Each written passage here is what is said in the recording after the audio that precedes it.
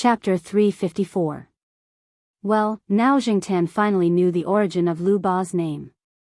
After Lu Ba finished writing, he looked at Jingtan and asked, "You really can't speak?" In Lu Ba's opinion, monsters in the legends could all speak.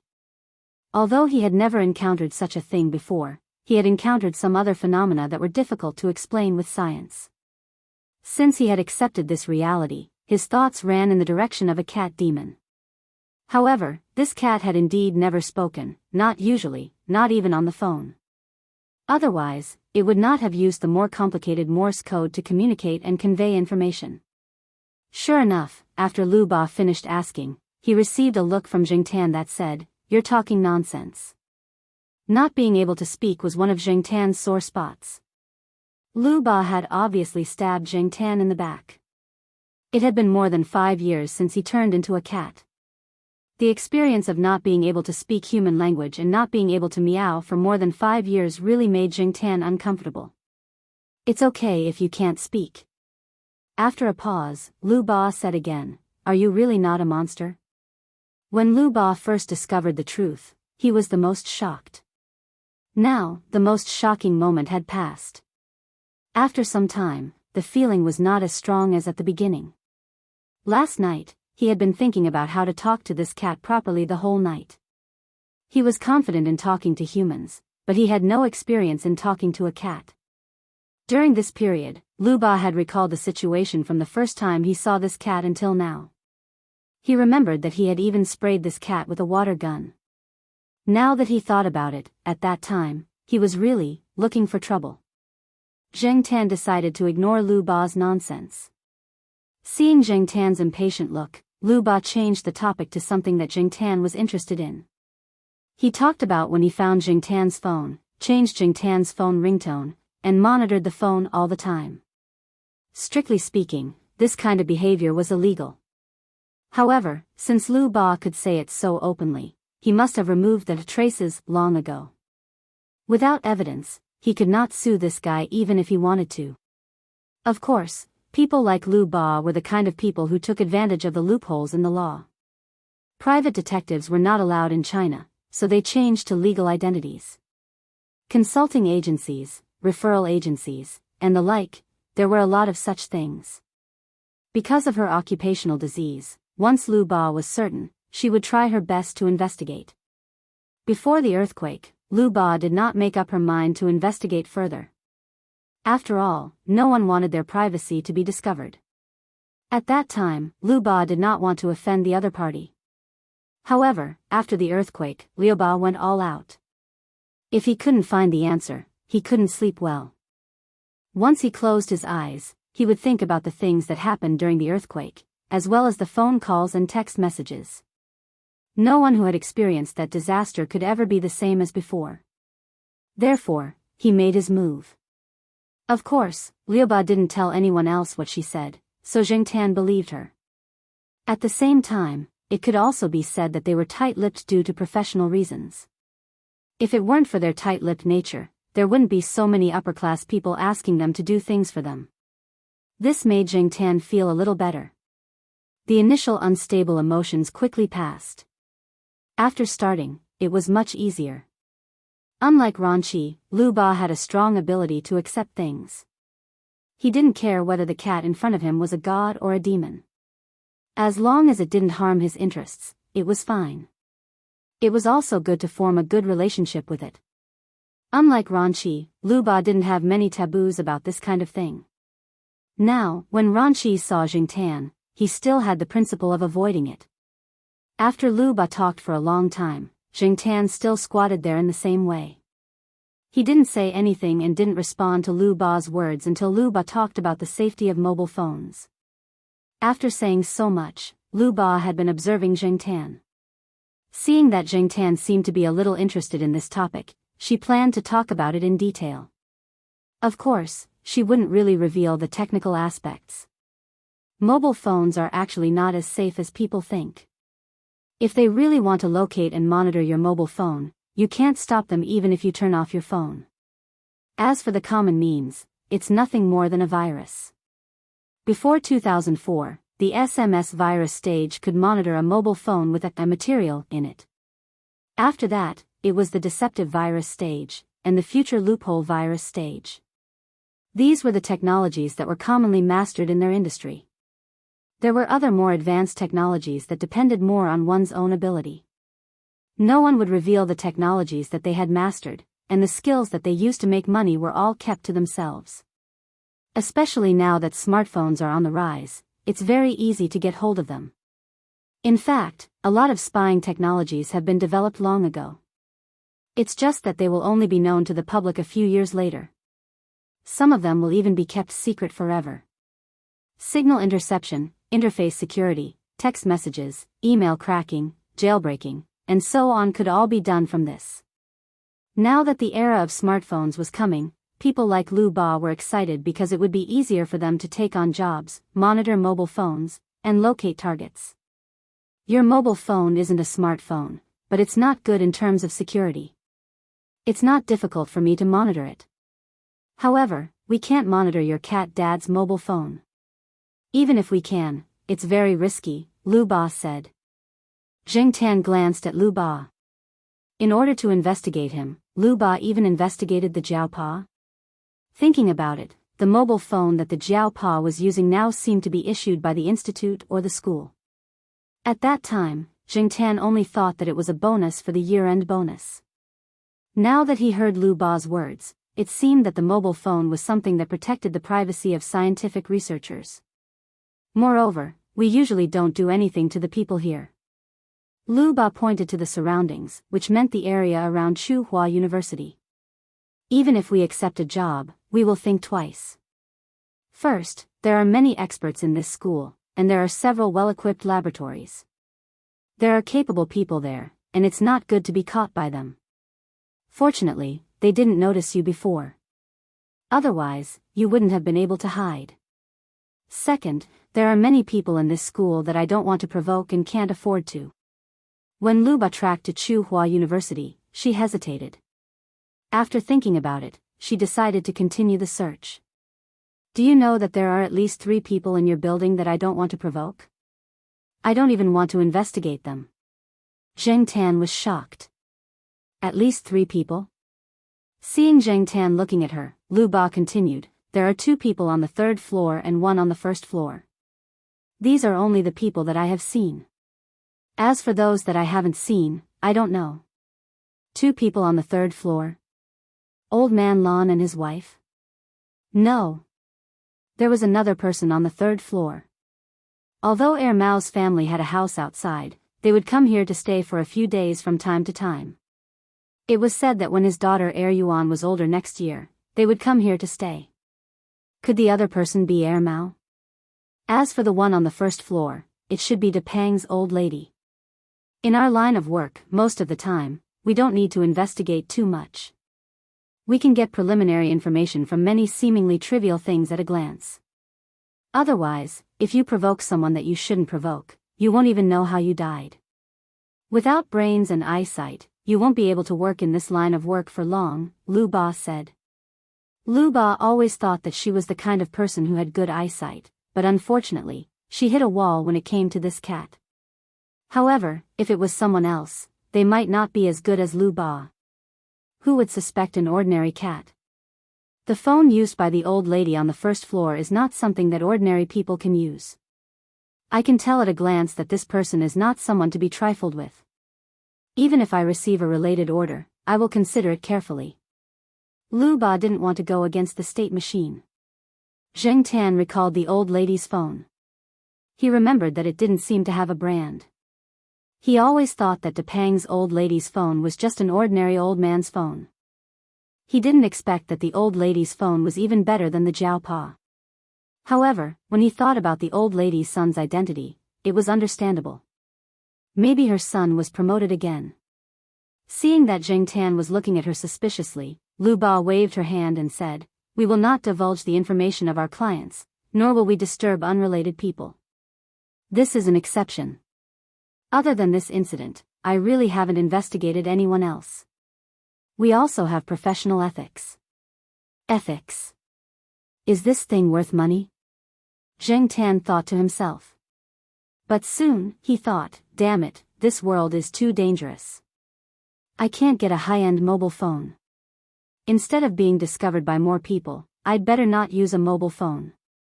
When he thought of Liu Ba's words that there were many capable people in the school, he felt scared.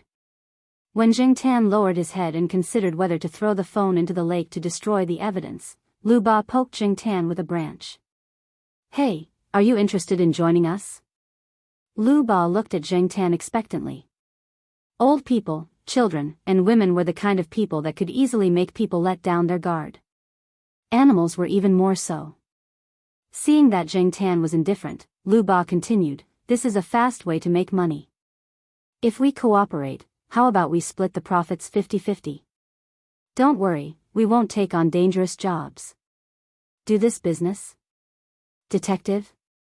This kind of thing seemed to have been done a long time ago. He was tired of walking around the school, and it was inconvenient to walk further away. Jing Tan didn't know if it was because he had become a cat, but he had inherited the cat's disease of pooping without curiosity and itching paws when he didn't move for a while. He always wanted to find some entertainment. However, Jing Tan was still hesitant to cooperate with Liu Ba.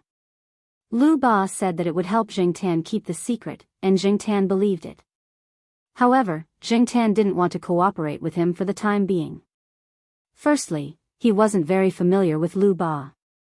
Secondly, he just came back and didn't want to run around until the Chinese New Year.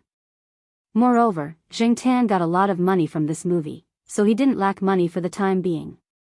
During the Chinese New Year, he could work overtime at Xiaoguo's place and get some cash so that he could give red packets during the Chinese New Year. Jing Tan didn't want to care about other things. Liu Ba had something to do later, and Jing Tan didn't want to listen to Liu Ba's nagging, so they left separately. Liu Ba asked Jing Tan to think about it. If he made a decision, he could call it directly. Jing Tan thought about it all night. He wasn't thinking about the cooperation, but whether to throw the phone into the lake. As for the exposure, it would be fine as long as Liu Ba kept it a secret. In fact, as the old woman in the lakeside villa area said, there were more than one people around Jing Tan who pretended to be ignorant. Even if they knew that Jing Tan was different, they didn't say anything. Instead, they provided a lot of help openly and secretly. If things were to take a turn for the worse, he would go and look for help. The next day, Jing Tan wandered to the old tiled house area where the phone was hidden. As soon as Jing Tan flipped into the house, he smelled the scent of someone who had been here. It was Liu Ba. On a table in the room, there was a flip phone that looked 70 to 80% new but didn't have any special features, and a new SIM card. Jing Tan hadn't seen the brand of the phone before. The buttons were a little bigger than the one Jing Tan used before, so it was quite easy to press. Next to the phone and the SIM card, there was a note. If you want to cooperate, call me. There was a smiley cat face drawn behind this sentence. Chapter 355. It was a winter afternoon and the sun was shining brightly. 4 cats were lying side by side on a wooden bench beside the withered lawn of the eastern courtyard. The 4 cats were all in the same position. They were lying on the wooden bench, basking in the sun with their paws tucked in and their eyes squinted. At first, Jing Tan would not keep his paws tucked in like this because he looked like a cat. Jing Tan felt a little uncomfortable. But when he saw the cats around him kicking their paws, he unconsciously followed suit. It was quite warm and not tiring to keep his paws tucked in like this. The weather was just right for him to keep his paws tucked in like this. Habit was a very scary thing. Once you got used to it, things would become natural. Now, Jing Tan often learned from them by folding his front paws and tucking them in properly. From time to time, people walked by the courtyard. They were not surprised to see the 4 cats on the wooden bench. They just smiled. Anyone who had lived in the courtyard for a long time knew about the 4 cats. For the old people here, they were already very familiar with the scenery. Perhaps when this scenery disappeared one day, people would still remember it. Although the 4 cats were all in the same position and looked like they were dozing off, the ears of the 4 cats on the bench twitched at the same time when they heard a little noise. Jing Tan did not know what the other 3 cats were thinking. He just felt that the sun was too bright and squinted his eyes to think about things. Tan had not turned on his mobile phone for a week. The mobile phone that Lu Ba gave him was locked in the drawer of the old wooden table in the tile-roofed house. He had not touched it since then. Moreover, he had decided not to touch these two mobile phones for a long time unless there was something special. Although he wanted to use his mobile phone to send messages to the Jiao family, it seemed that he should not do so now. The old tile-roofed house would not be demolished for a while. If it was going to be demolished, a notice would be posted in advance. Tan was not worried about this place being demolished. Even if he did not go there every day, as long as he went out for a walk, he would know that his mobile phone was still there. As for other things, Tan did not want to care about them. Cooperation? Let's talk about it when we want to work together. Tan had already deleted all the text messages and call records of the original old mobile phone. Although Tan knew that professionals could also get a lot of information from it, there was no other way. Fortunately, the probability of being discovered by professionals was very small. If it was discovered, he could only ask Liu Ba for help. As long as Liu Ba didn't say anything, who would know that the real owner of the mobile phone was actually a cat? The reason why Tan didn't reject Liu Ba's suggestion immediately and still kept the mobile phone was that he had a backup plan in case something really happened. He could use the mobile phone to ask for help. Tan believed in Liu Ba's capabilities. After a week, Liu Ba didn't appear again. It was unknown if she was busy with a new task. While he was thinking, Tan heard the owner of Sahara shouting again from the family building. Opening his eyes, Tan soon saw Sahara running out like a wild horse. The more the people behind him shouted, the faster he ran. Seeing that the dog had run out of the courtyard, Sahara's owner, Ning, panted and stopped running. Seeing the 4 cats lying on the wooden chair, he slowly walked over and complained as he walked. "Damn it, isn't it just a bath? It's like he's treating an enemy." Sahara didn't dislike bathing in the summer and sometimes liked to flush the pipes. However, in the winter, it had a different attitude. When it heard the word bath, it would run away. When it was locked up at home, Ning could still block it in a corner and drag it to the bathroom. However, today, he was unlucky and let it run away. Today, Ning happened to have nothing to do in the afternoon. When he came home, he saw that Sahara hadn't bathed in a long time, so he planned to give it a bath. At that time, Sahara was happily chewing on the dog food in its bowl and didn't notice Ying's actions of taking shower gel and bathing tools. Unfortunately, Ying's grandfather came back at that time. An old professor who had a good relationship with Ying's grandfather, academician Wan, came over. When he saw Ying's gloves and tools, he said, "Ying, are you going to give Sahara a bath?" Almost in the next moment, Sahara squeezed out like a gust of wind through the gap of the door that wasn't closed yet. It didn't even care about the unfinished dog food. There was also a teacher downstairs who had just come back from outside. He opened the door and let Sahara escape. Because he knew that Sahara hated bathing when it was cold, Ying's movements were very quiet. He was afraid that he would make a sound in advance and let Sahara know. Many cats and dogs would react to certain sounds and words. In the courtyard, there was a Pekingese that hated bathing regardless of whether it was winter or summer. When it heard the sound of its special bathtub, it would immediately hide in its nest with its tail between its legs. No matter how its owner threatened or tempted it, it wouldn't go over. Every time, it would be carried out of its nest and put into the bathtub to be washed.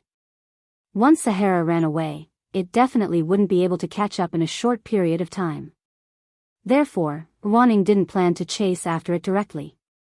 That would tire him to death. When that stupid dog was hungry, it would naturally come back.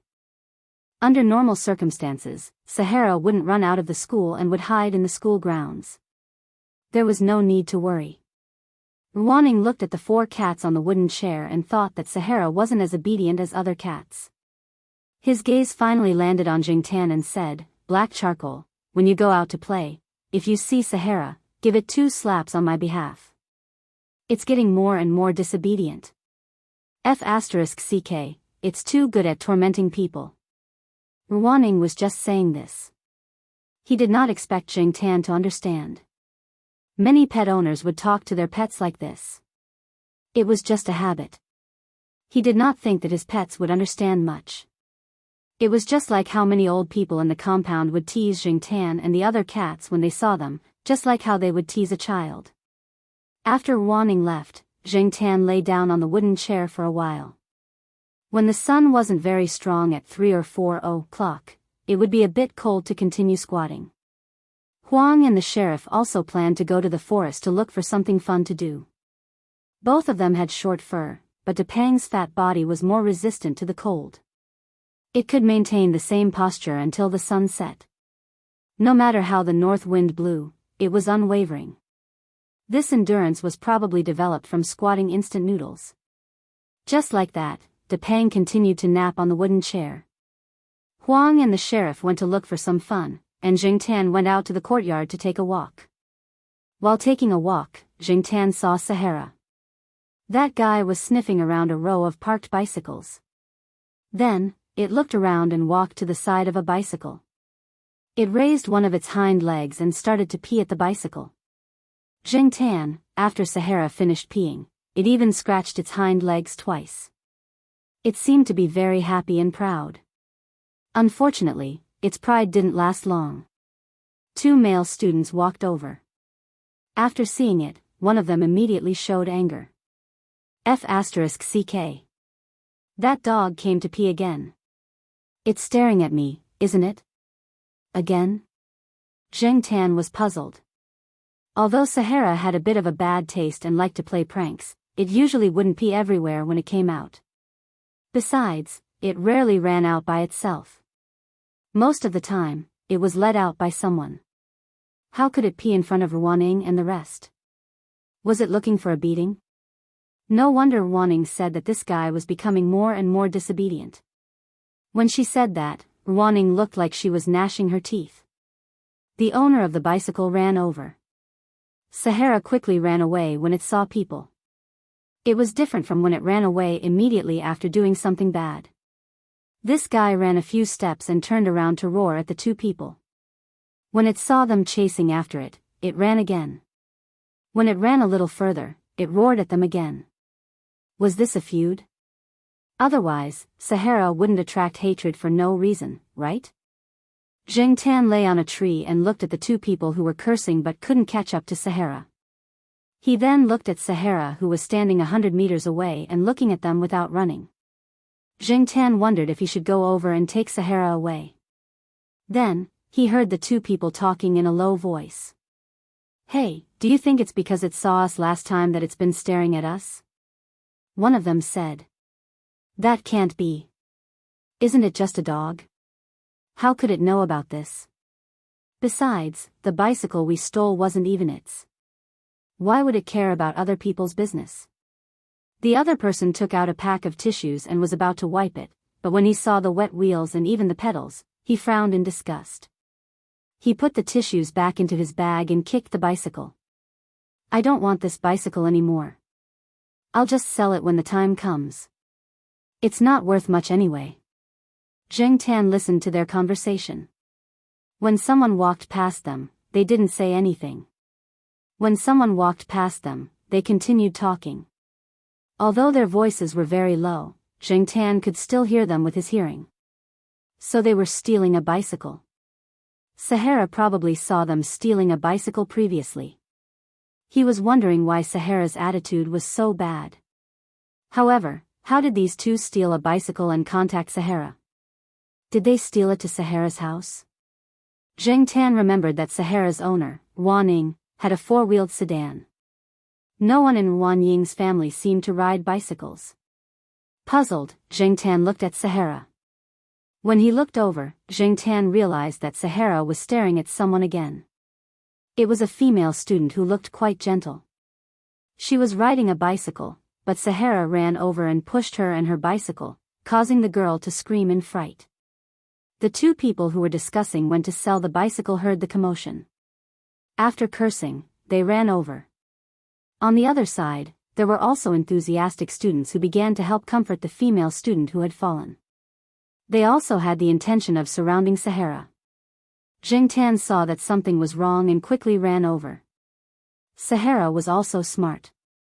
When it saw that there were more people, it turned around and ran. This time, it didn't even stop. The surrounding students were clamoring to find the dog's owner and hold him accountable. Many people agreed and even said that they would post this matter on the school forum, warning everyone to be careful of this dog in the future. Who knows, this dog might have contracted rabies or something. There were also people who seemed to recognize Sahara. After all, Sahara had been in school for more than 5 years. It was about the same time as Jingtan had been here. Some students who often walked here could also recognize it. They knew that it was raised by a teacher in school, but they couldn't tell whose family it was. However, there were also people who might know. When Jingtan left, those people were still discussing it. Jingtan chased after Sahara until he reached the corner of the courtyard. Sahara hid behind a few trees. When Jingtan chased over, that guy was still peeking his head out.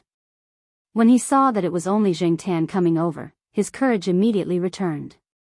He even wagged his tail happily. It was unknown whether he was happy to see Jingtan or proud of what he had just done. Jingtan wanted to slap that dog's face a few times when he saw it. What was the use of hiding there?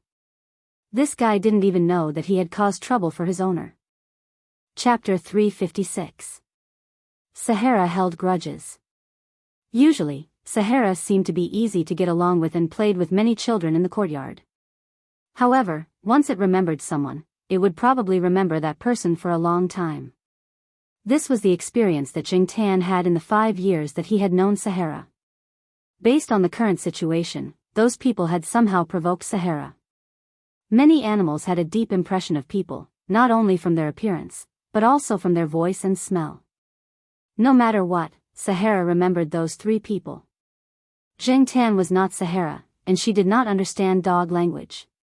She could only roughly decipher what they were trying to express based on her understanding of Sahara and the other dogs in the compound over the past few years. However, she did not know the cause of the matter. If she wanted to understand, she had to find out by herself. Thinking that there was nothing to do recently, and Xiaoguo's New Year's Day task had been completed, Jingtan had time to walk around the school. After digging in the Sahara for a while, it began to feel bored. In winter, there were no insects like grasshoppers to relieve its boredom, so it could only dig in the soil. Now that it was hungry, it planned to go home. It did not realize that it had caused trouble at all. It also did not know that it might bring trouble to its master and some people related to its master. When it was hungry, it had to eat. When it wanted to eat, it had to go home. When it went home, it began to bark to urge it to eat. This was the survival principle of every domestic pet in the city. After watching Sahara walk back to the courtyard, Jingtan did not follow it back. Instead, he returned to the place where Sahara had pushed the car. Now that there was no one around, the people walking around had no idea that a dog had just pushed a person over there. Jingtan looked around and did not see the 2 men and the woman. Seeing that it was almost time, he went back. If he went back late, he would be scolded. The next day, Jingtan turned on the computer when no one was at home and looked at the school forum of Tsinghua University. One only needed to look at the school forum to know whether the matter had blown up or not. Nowadays, the internet was becoming more and more advanced. Students would discuss anything on the forum. They would discuss buying a car, buying headphones, and even discussing what kind of medicine smelly feet should use. Even though it was the final exam period, the forum was still bustling with activity. It was even more lively than usual. There were people selling cheating devices, part-time scalpers selling train tickets, and groups trying to get people to go home together.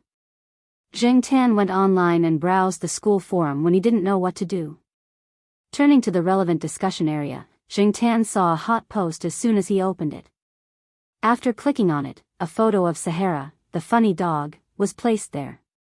It was taken by a student when Sahara was pushing someone yesterday. The photo was not good, but people who were familiar with it could easily recognize Sahara. After all, in the school, there was only one dog with 3 bloodlines that looked like this. Other huskies and Labradors were purer. The student who posted the post was one of the passers-by yesterday. He usually liked to hang out on the school forum.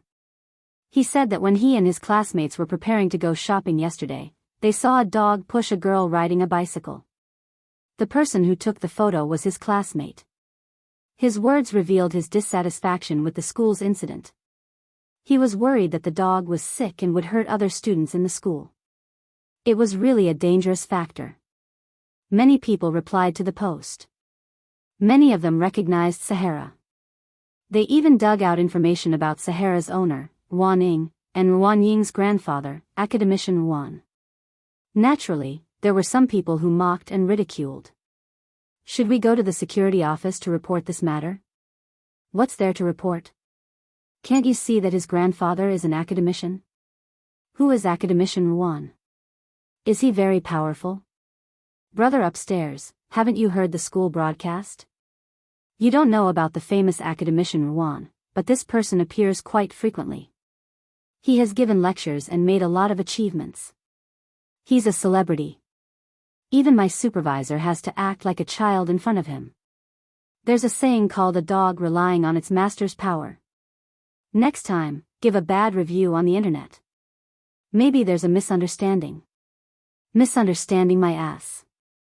I heard that the dog is usually quite crazy. Wanning is still teaching us. He's quite a good person. But I don't know about academician Wan. I've only heard of his name, but I've never seen him. Like dog, like master. My impression of academician Wan has dropped to negative values. A bunch of losers. If you have the guts, say it in front of him. If you have the time, why don't you go find a teacher to ask questions? Are you planning to go to class with your juniors next year if you fail? I don't know which bastard cancelled the makeup exam policy. F***CK. The big hot at the end of the post showed that many people were following it. From the first page to the last page, Jingtan realized that Sahara had probably gotten into trouble this time. Many of the students did not even know the cause of the incident and were just making a ruckus.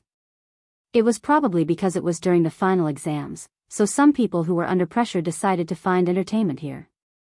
Although it was just a dog, sometimes, a small fuse was all that was needed to explode. Unfortunately, dogs could not speak. Even if Sahara was really wronged, it could not say anything. Wanning could only apologize to it. Now, academician Wan was involved. The upper class had their own game. Although Professor Wan was an academician, there was more than one academician in the school. There were also people who dared to go against academician Wan. Many of the people in the post were from other factions. If they could not do research, they would use strategy. This was a common phenomenon that made people feel helpless. After turning off the computer, Jingtan went to Sahara's building. Downstairs, he could still hear Sahara whining from its nose. It sounded like it had been wronged. Unfortunately, there was nothing he could do. Letting it out would only make things more troublesome. At noon, Jingtan heard people in the courtyard talking about Sahara being locked up by Wanning. It was estimated that it would not be released for a long time. Wanning was looking for someone to apologize.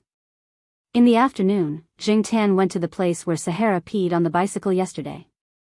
There was no smell of urine on the bicycle. It was probably sold by the two people. After waiting for a long time, he did not see the two people. For the next few days, Jingtan wandered around the school, looking for the three people. Finally, one day, Jingtan saw them. However, they were not in the school, but near the school gate. That day, Jingtan went to Jiao Wei's small restaurant for lunch. On his way back, he took a look at the Wutaro sesame cake shop. There were still many people. Although it was past lunchtime and the line was not very long, there were still 7 or 8 people in the line. A female student carrying a backpack rode her bike to the biscuit shop and stopped by a tree.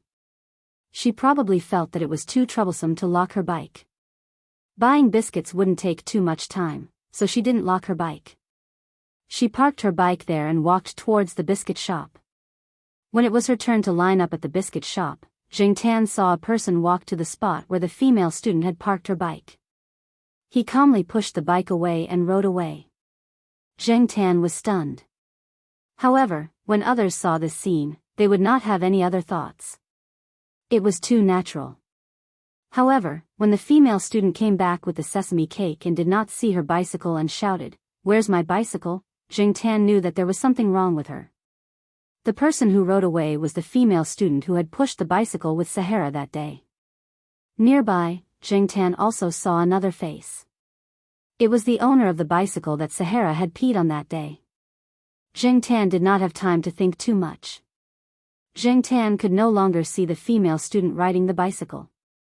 The pedestrians and cars blocked his view. However, Jingtan could still follow the other person. The man was riding an old bicycle that looked a little shabby. He was not fast, so Jingtan could follow him easily. The man did not ride into the school. Instead, he rode in the direction away from the school. Jingtan hesitated for a moment. After all, he did not know where the two people were going. However, Jingtan did not think too much about it and continued to follow. Riding a bicycle would not take them far. Besides, if it was really too far, Jingtan would not continue to chase. Fortunately, the man did not ride far. After following for about 2 or 3 minutes, they arrived at a bicycle shop. This shop repaired bicycles and sold new and used bicycles. The shop was estimated to be about 50 square meters. It was filled with bicycles. The repair shop had a simple shed built outside. 2 students were there to pump air, and another student was pushing a bicycle to repair the chain. Inside the shop, a man in his 40s was sitting on a velvet chair and playing with his phone. When he saw the person who came, he did not say anything. He just tilted his head slightly. One look, one small movement. They both understood each other.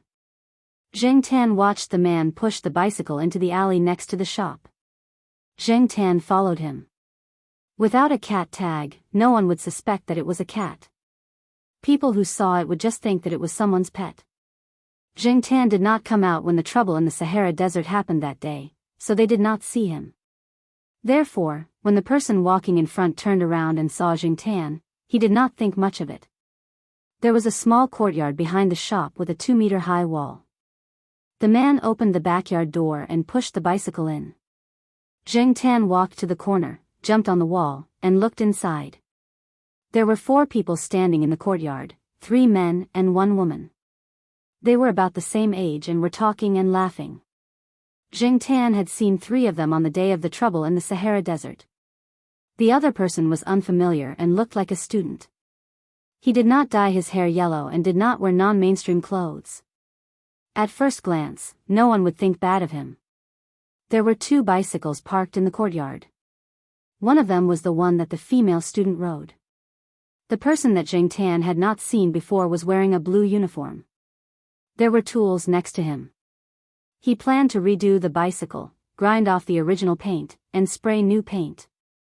Looking at the posture of these people, he knew that they had been doing this for more than a month or 2. They were familiar with it.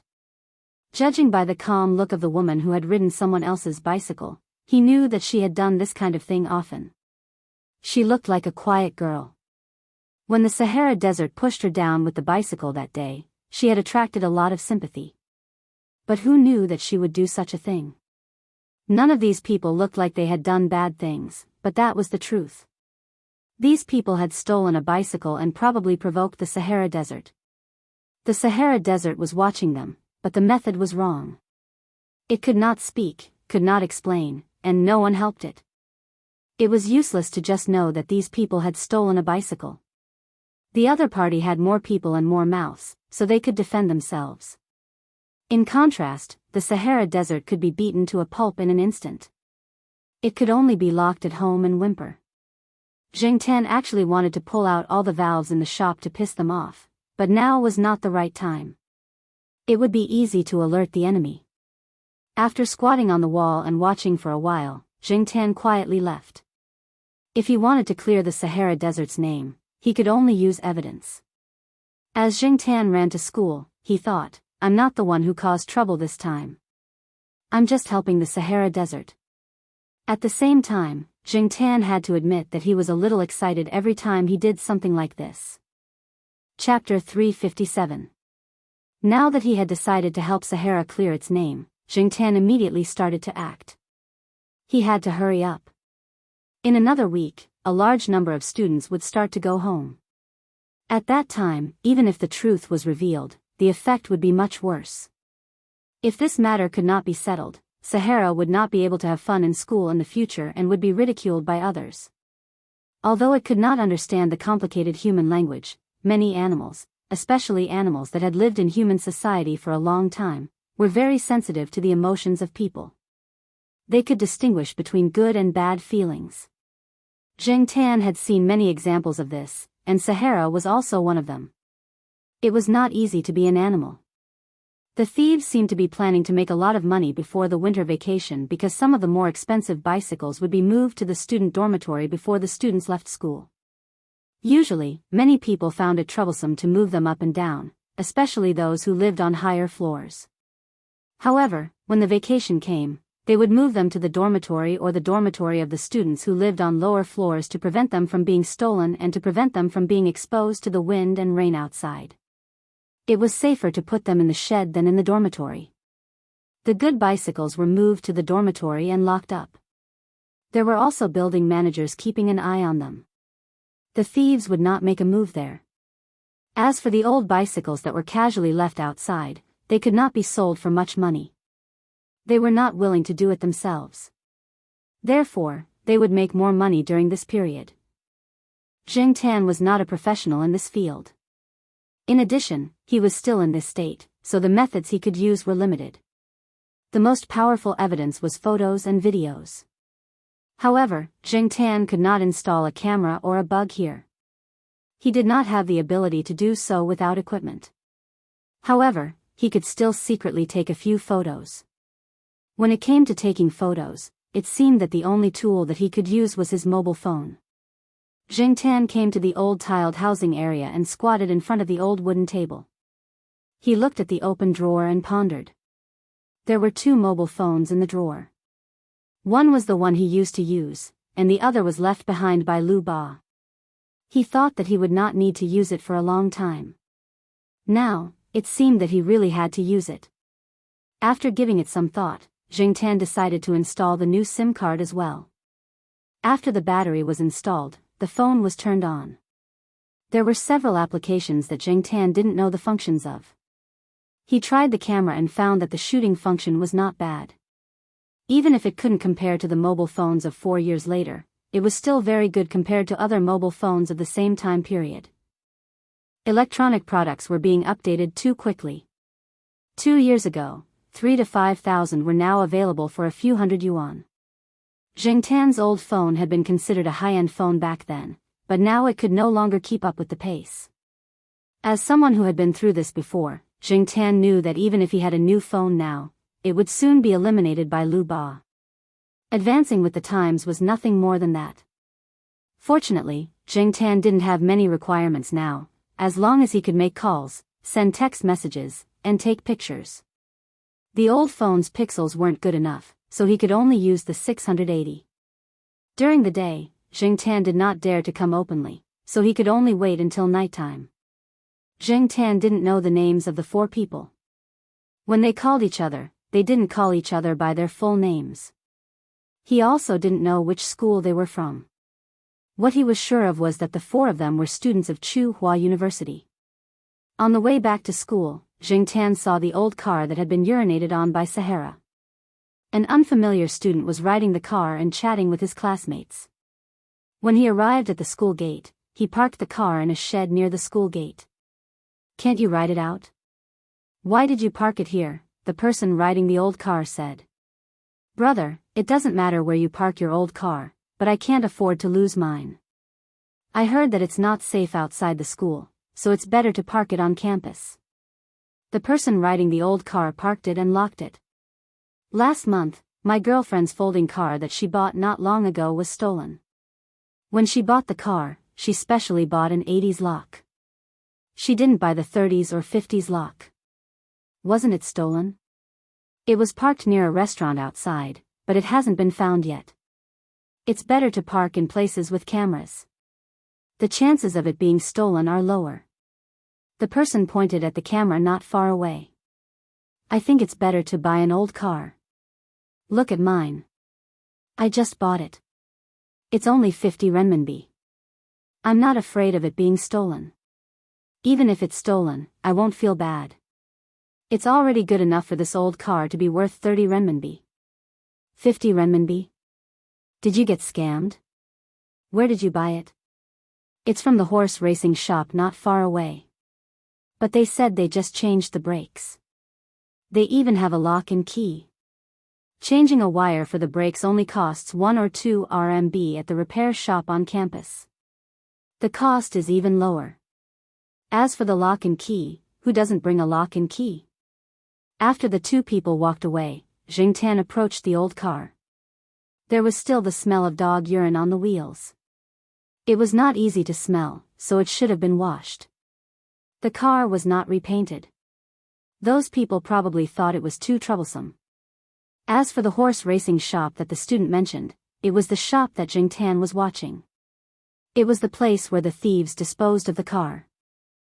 After dinner, Jingtan put on his vest and went out. He went to the old tile-roofed housing area to install his phone.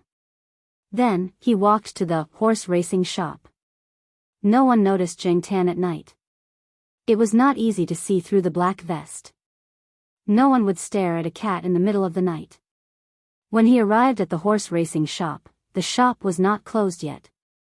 There were a few people sitting in the shop. Other than the shop owner that he saw during the day, Jingtan did not recognize the others. The 4 students who stole the car were not there.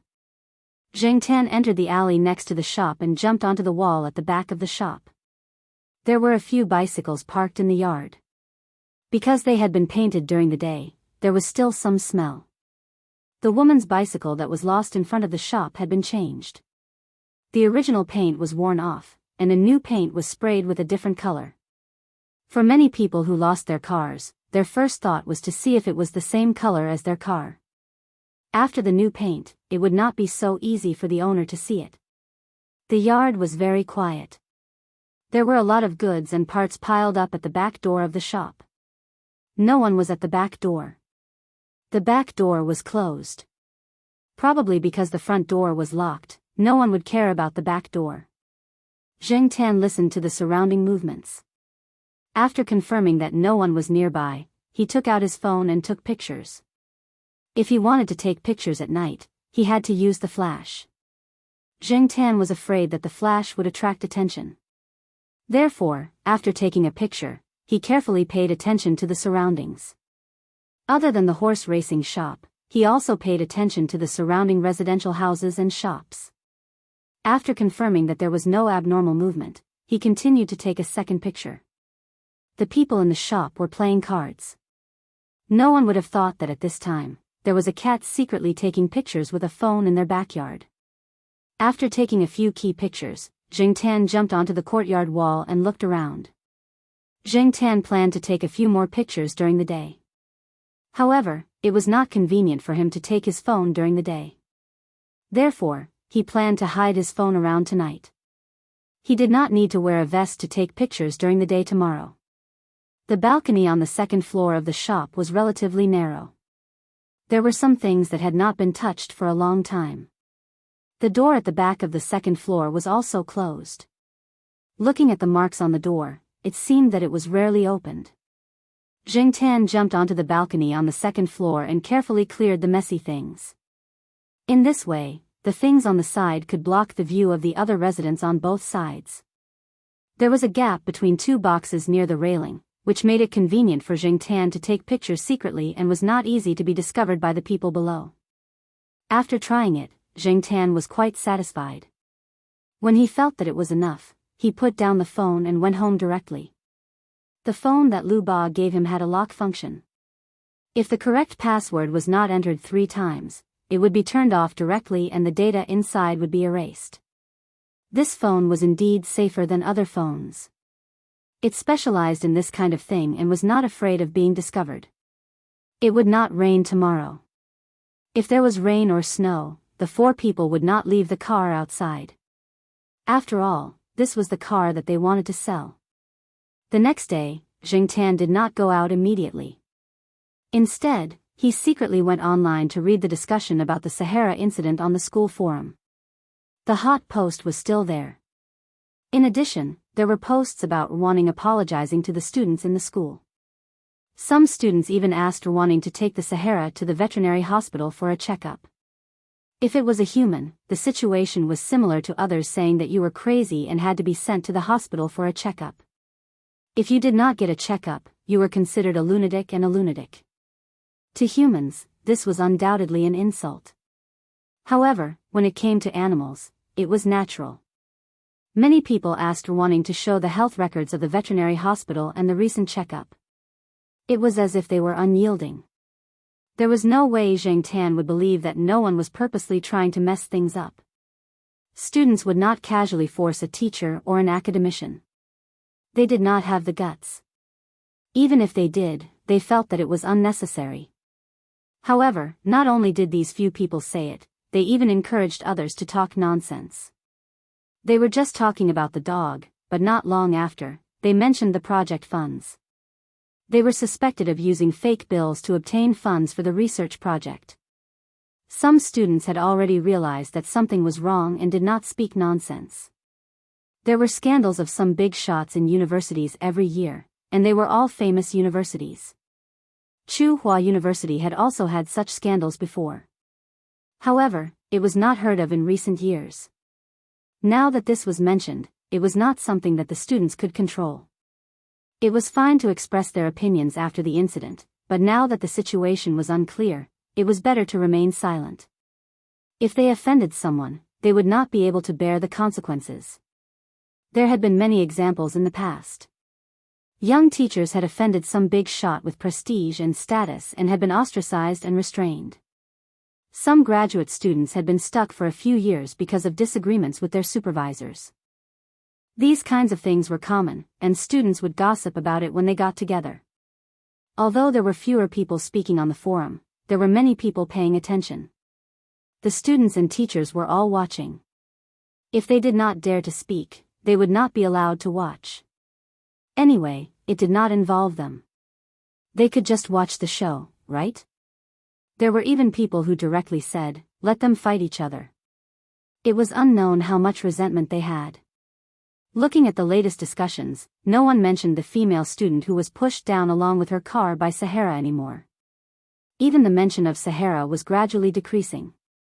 This could be considered to have entered the main topic of the battle, and no one knew when the school would delete the post. Jingtan looked for a while and was about to turn off his computer and go out. However, he saw a post that was posted yesterday. It was about a stolen car. He clicked on it to take a look. The person who posted it was a girl. She said roughly when she lost her car and where she lost it. She also posted a picture of the car and asked the students who saw it to inform her. The picture proved that it was the car that Jingtan saw. Jingtan noticed that one of the pictures that the girl posted was of the car seat. There was a string of English letters printed on the back of the car seat. It was the pinyin of the girl's name. It was written in cursive. People who did not know would probably think that it was the car's brand. This was good evidence. Chapter 358. It was not easy for Jingtan to find the 4 students who stole the car, and it was also not convenient to take pictures of them in broad daylight. She could only wait in the backyard of the carriage racing firm. After all, they would come back here after stealing the car. Every time they came here, they would do it together. Because every time they committed a crime, there would be accomplices around to deal with possible situations. For example, when stealing a woman's car, there would be at least one man around. If they were caught stealing a car and quarreled with each other, the 2 girls would quarrel with each other. However, the relatively weaker girls would definitely size up the situation and rarely continue to quarrel. When the man's car was stolen, the girl must have been around as well. If the car thief and the owner got into a fight, the gentle-looking girl student might be able to stop the fight. After all, most men wouldn't hit a girl. Moreover, the people here were all students, and their temperament was relatively simple. Many of them were not so bold. Most of them had the attitude of keeping the peace, which encouraged the arrogance of these people. Zheng Tan came to the back of the shop, jumped over the courtyard wall, and climbed over the second-floor balcony. The gray and inconspicuous mobile phone was lying there. After turning on the phone, Zheng Tan looked around to make sure there was no one around. Then he took the phone and went downstairs to find the car stolen by the girl who posted the post. The body of the car was newly painted, but the seat was still there. Zheng Tan hurriedly took a few more photos, and then went back to the second-floor balcony to wait there. He didn't even go to lunch. The group of people would take advantage of the opportunity when there were many students eating outside the school at noon. If Zheng Tan left now, it would be easy for him to miss them. When it was about 1:00, the door of the backyard opened. It was the same 4 people who pushed the stolen car in. Zheng Tan hurriedly turned on the camera function of the phone and began to shoot. He breathed softly so that the phone could better record their voices. They were talking about how they stole the car at noon and how they were almost discovered. This car was a good one and could be sold for hundreds of yuan after being refurbished. After that, they changed the basket and seat of the bicycle with the new paint. It seemed that they did this on a daily basis. Zheng Tan was glad that he took a few more photos just now. These people were very cautious. Zheng Tan didn't know how long Lu Ba's mobile phone could record continuously. Generally, mobile phones didn't take too long to record a video. However, Zheng Tan recorded continuously for half an hour before the notification ended and he needed to start recording again. Zheng Tan was very satisfied. The clarity was good, and the shooting effect was good. In the yard, a few people were laughing and talking about how much money they would get from selling the stolen cars. They would never have thought that at this moment, a cat was hiding on the balcony on the second floor, behind the pile of junk, secretly taking pictures of their every word and action. At around 2:00, 3 of them left. The remaining one continued to search for new cars. Zheng Tan slipped away while the man was in the toilet. The phone was still in the same place. He couldn't take it away in broad daylight. There was nothing else to take, so he just had to come back at night to take the phone back. After leaving the car shop, Zheng Tan went straight to Jiao Wei's small restaurant. He didn't eat at noon, so he was hungry now. At this time, the peak period had expired, and there were not many students eating. When Zheng Tan arrived at the small restaurant, the last 2 students had finished eating and left. Jiao Wei's parents were cleaning up. After seeing Zheng Tan, Jiao Wei's father helped to heat up the food for Zheng Tan. Jiao Wei's mother called Jiao Pa, black charcoal just came. It seems that it didn't eat. It must have been playing around at noon. I'm heating up the food for it. Zheng Tan was speechless. Auntie, can you make up a better reason? If you say that, you'll be scolded when you go back. After eating, Zheng Tan went to the racetrack to see if there were any other evidence that could be taken. He went home at around 5:00 to wait for dinner. At 7:30 in the evening, he put on his vest and went to the racetrack to get his phone back. He put his phone in his vest and returned to the old tiled housing area on campus. Zheng Tan lowered the volume and looked at the videos and recordings on the phone. He felt a sense of accomplishment. With these videos and an analysis of Sahara's behavior that day, he should be able to tell the truth. But soon, Zheng Tan's happy mood slowly cooled down. Then, his beard trembled. He suddenly thought of a very important problem. There was no data cable on this phone. Lu Ba didn't give him a data cable. Where was the memory card? If there was a memory card, Jiao Pa seemed to have a card reader. Zheng Tan looked through the phone. After studying for a long time, he only found the place to put the calling card. He didn't see the memory card. Looking at the data interface, he knew that it wasn't an ordinary data cable. If he couldn't find the card or the data cable, how could he release the evidence he had? There was a Bluetooth function on the phone, but the Jiao family's desktop didn't have it. Zheng Tan was vexed. However, after thinking about it carefully, using the Jiao family's desktop to release these things was a little too eye-catching. After all, it was the campus's internet. If they wanted to find out who posted these things, they could easily find out. Zheng Tan wasn't a computer expert, so he couldn't deal with those professionals. It wouldn't be good if these things caused trouble for the Jiao family. Although the Jiao Pa was doing well now, he was still a far cry from people like academician Ruan. Now, the higher-ups were fighting silently. If the Jiao Pa was targeted, it wouldn't take much effort. During the selection or other small issues, the Jiao Pa would be very busy. It would be good if academician Ruan was behind the scenes. Unfortunately, some trouble was inevitable. The Jiao Pa had his own plans and pace. Zheng Tan couldn't interfere with the Jiao Pa's plans. This matter was handled by Zheng Tan himself. It had nothing to do with the Jiao Pa. What should he do? Zheng Tan stared at the mobile phone that was playing the video in a low voice. He thought about it and decided to let Lu Ba handle this kind of thing. Did Lu Ba expect today's problem when she left the mobile phone to him? It was too tiring to deal with people with high IQ and flexible minds like them. Zheng Tan sighed in his heart. No matter what, since he had been busy for so long, there was no reason to give up now. Zheng Tan sent a text message to Lu Ba. Lu Ba replied very quickly. He was not in the city and was busy with an order. However, he asked Zheng Tan to send the video directly to him using a software installed on his mobile phone. Lu Ba, who was out of the province, could download the video sent by Zheng Tan and post it on Tsinghua University's campus forum according to Zheng Tan's expectations. Zheng Tan had never seen that software before. Even before he turned into a cat, he had never seen or heard of it. However, since Lu Ba said that it was okay and that it was safe, Zheng Tan had no other choice but to send it directly. While sending the video, Zheng Tan was thinking about how much it would cost based on the amount of data.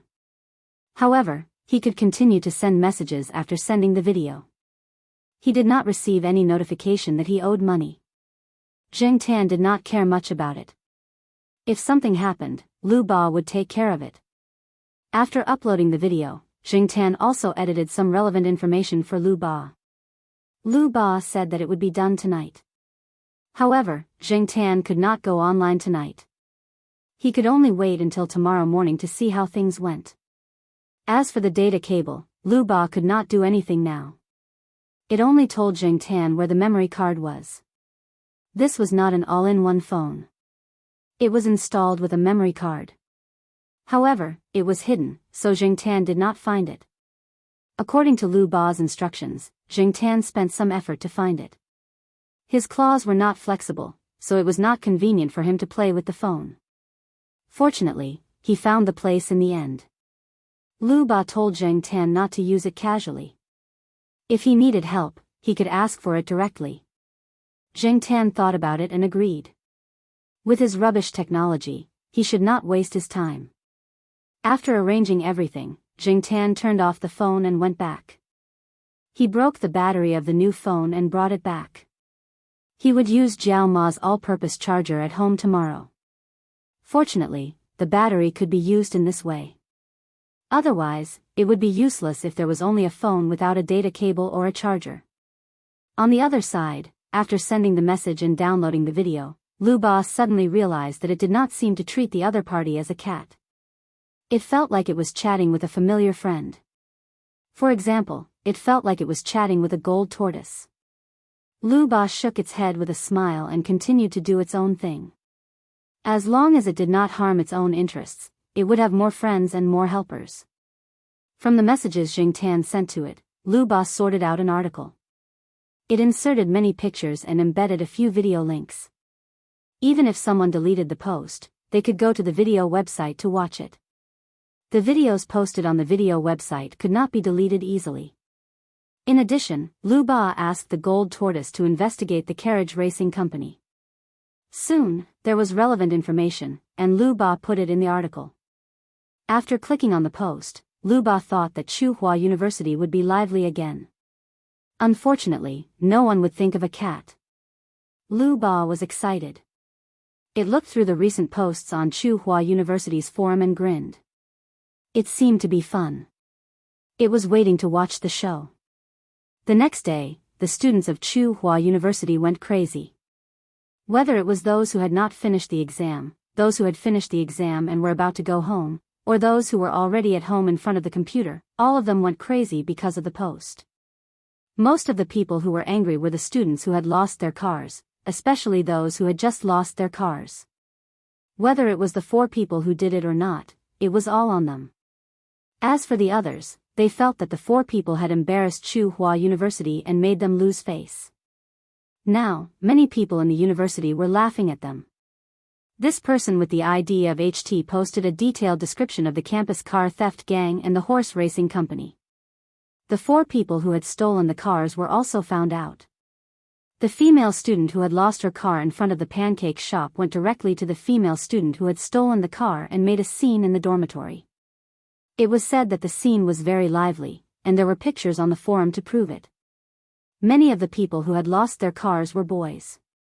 Boys could not be calculative with girls.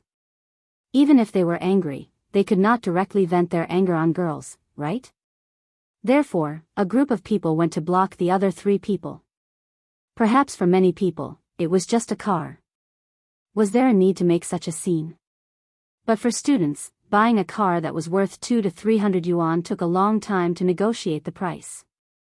Not long after they bought it, it was stolen. Others could not understand this feeling. When the resentment accumulated to a certain extent, once there was a vent, it would be difficult to control it. It had to be said that these 4 people had not restrained themselves during this period of time. According to the post, these 4 people had stolen nearly 300 cars. A good car could be stolen and sold for 200 to 300 yuan or even more. There was once when they sold a car that was more than 1,000 yuan. A substandard car, even if it was only a few dozen yuan, was still a lot of money. Especially for these students who had not entered society and did not have much income, it was even more unacceptable. You want to use my car to fill your pockets? I'll beat you up no matter what. Students should understand each other. Understand your sister. Acting pitiful? Bah. You know you're wrong. I'll spit again. Take the initiative to admit your mistakes and resolutely not do it again. Who are you trying to fool? On the new post, there was a photoshopped picture and a caption. Chapter 359.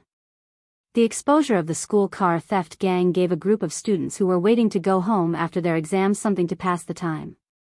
In a certain male dormitory, a person sat in front of a computer, eating a piece of fried chicken delivered by takeout. There was a bottle of beer next to him. His legs were on the table, and his fingers were typing on the keyboard. His roommate behind him walked over and stared at the screen. Your words are sharp. Who are you talking about? From the pure hearts of kindergarten children to the great harmony of social development? Someone stole cars from our school. There are more than 300 cars. Why are you so agitated? It's not like they stole your car. Watch your words, young man. A gentleman does not speak ill of a friend. Have you heard of that? Brother, have your sneakers been taken by someone before?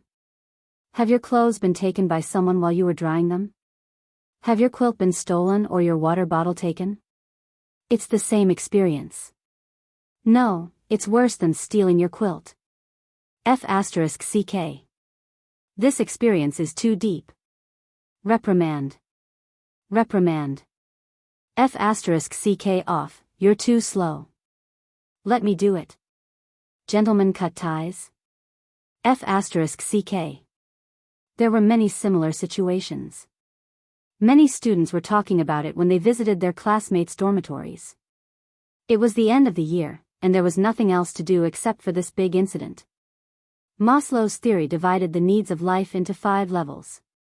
From low to high, they were physiological needs, safety needs, belonging and love needs, respect needs, and self-actualization needs. College students were at the 2nd and 3rd levels of life needs, and were gradually moving towards the 4th and 5th levels. They were also a group of people who were easily affected by emotions. Many times, the first thing they thought of was not how to cover up the scandal, but how to look at the big picture. Their parents had let go, and they were semi-exposed to society. Their edges had not been smoothed out, and they boldly expressed their opinions based on their likes and dislikes to vent their emotions. Just like now, many people were thinking about how to reduce the bad influence of the school, but more people would directly express their thoughts. They would scold when they needed to and had no intention of hiding it at all. The racing car store was splashed with smelly water, thrown things, and written with paint many unsuitable words for children. Don't think that the students of famous schools were a bunch of obedient children. There were many who could cause trouble. Some people said that the people of the racing car store were from the underworld, but so what? Not everyone was afraid of them. After that, the police got involved in the investigation. The school took this matter very seriously. They had no choice but to take it seriously. 2 days later, when Jiangtan went out again, he found out that the shop had been closed. He heard that the shop owner had been taken away by the police.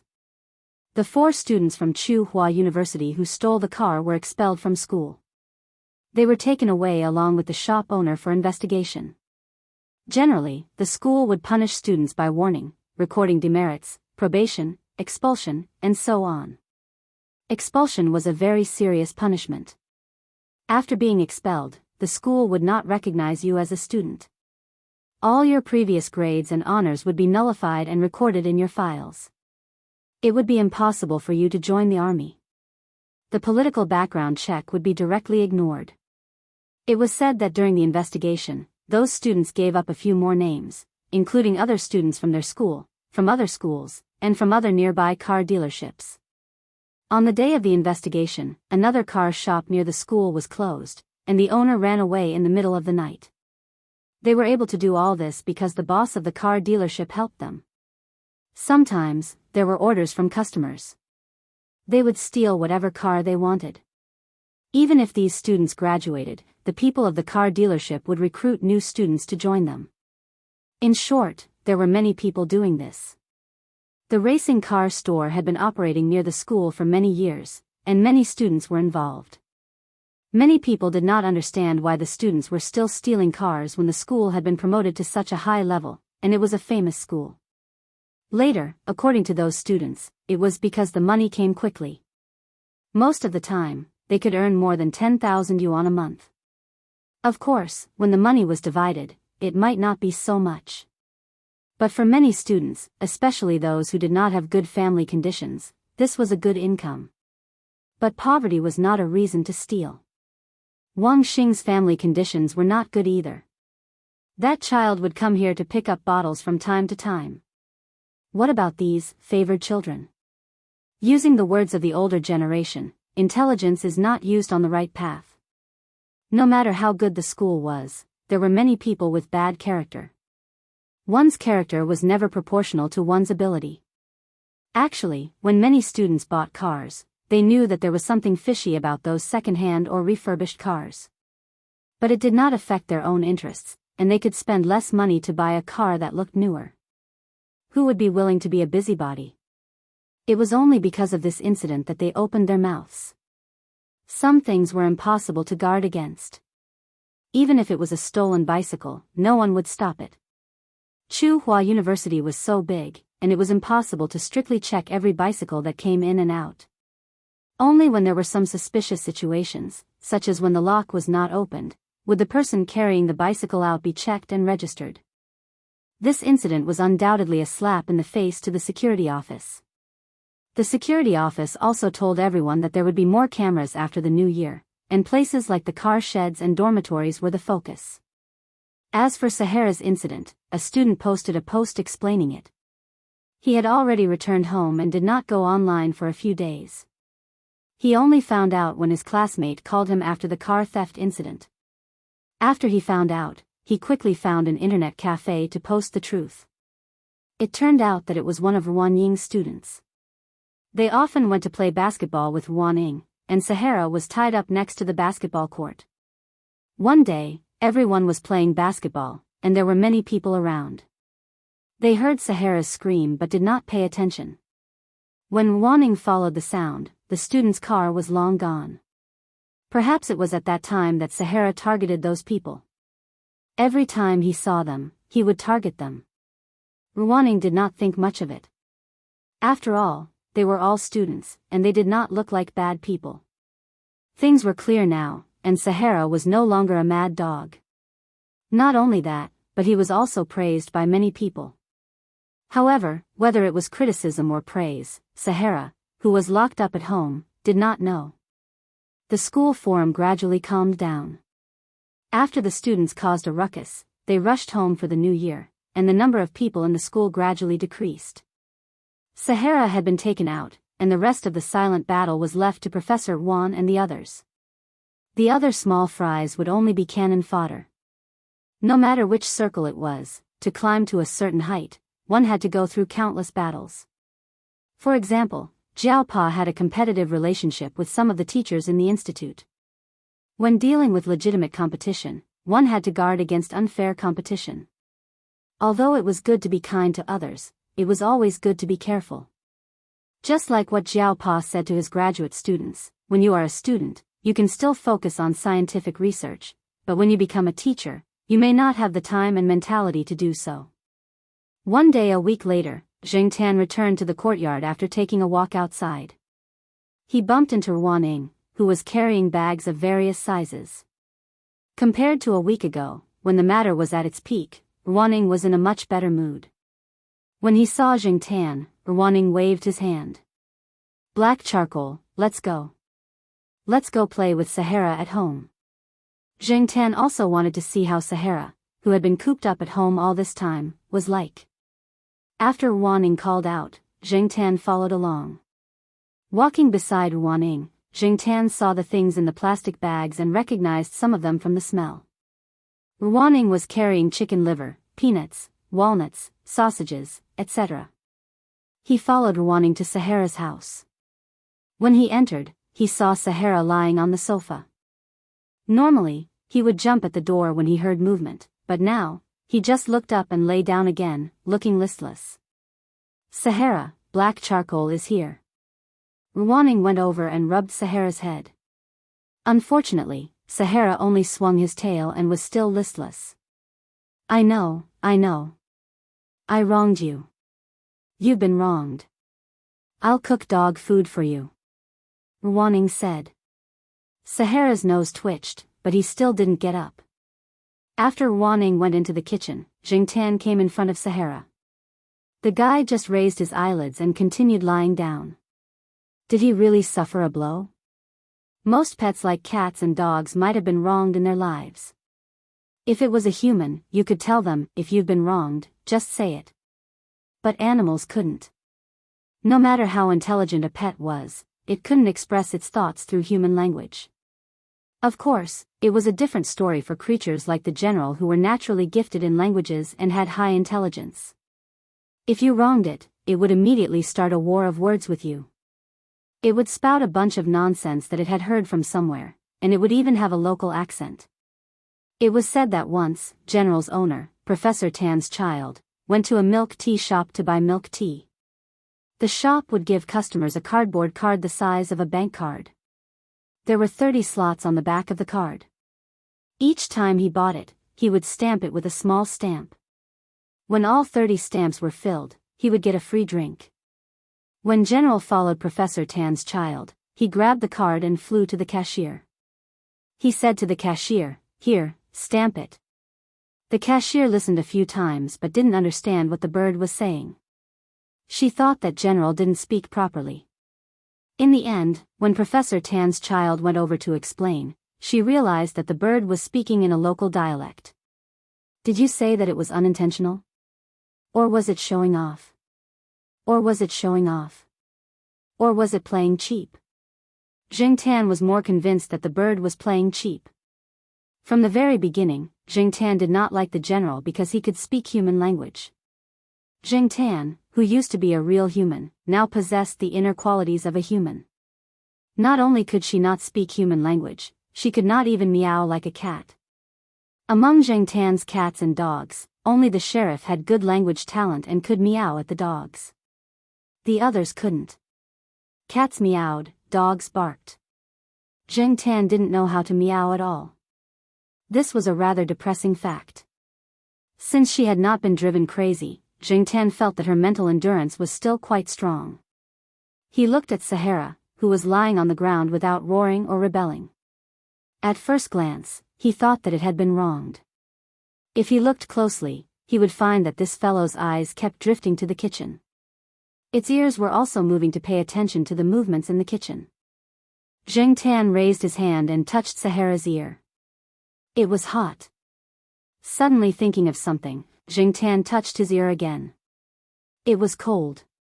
As he pondered the question of why a dog's ear was hot while a cat's ear was cold, Zheng Tan noticed that Ruaning had come out with a bowl of rice. Sahara, who had been listless just now, stood up and wagged its tail happily. Its mouth was moving. Not feeling wronged anymore? Ruaning asked. Woof. Sahara jumped up and barked. Ruaning placed the bowl in front of Sahara. Sahara didn't care about anything else and started eating. From the way its tail wagged, it was obvious that this fellow was in a good mood. A bowl of food, 2 sentences, a few pats, and a few strokes of its fur. It was immediately revived. Perhaps this was why many people liked dogs. Feeling wronged? Chapter 360. Just like the past few years, they went back to Jiao Pa's hometown for Chinese New Year. Compared to last year, Zheng Tan finally gave out the highest red packet this year. Jiao Yuan still felt awkward when he received the red packet. Little Pomelo didn't say anything, but when Zheng Tan returned home, he saw little Pomelo putting the red packet with the money into her piggy bank. There was still the red packet from last year in there. Only Jiao Yuan, little Pomelo, and Jiao Pa knew about Zheng Tan's red packet. Jiao Ma didn't know about it, or she would scold her for a long time.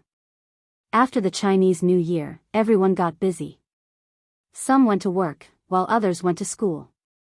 Zheng Tan was also busy because someone came to him. Yang Yi was the middleman.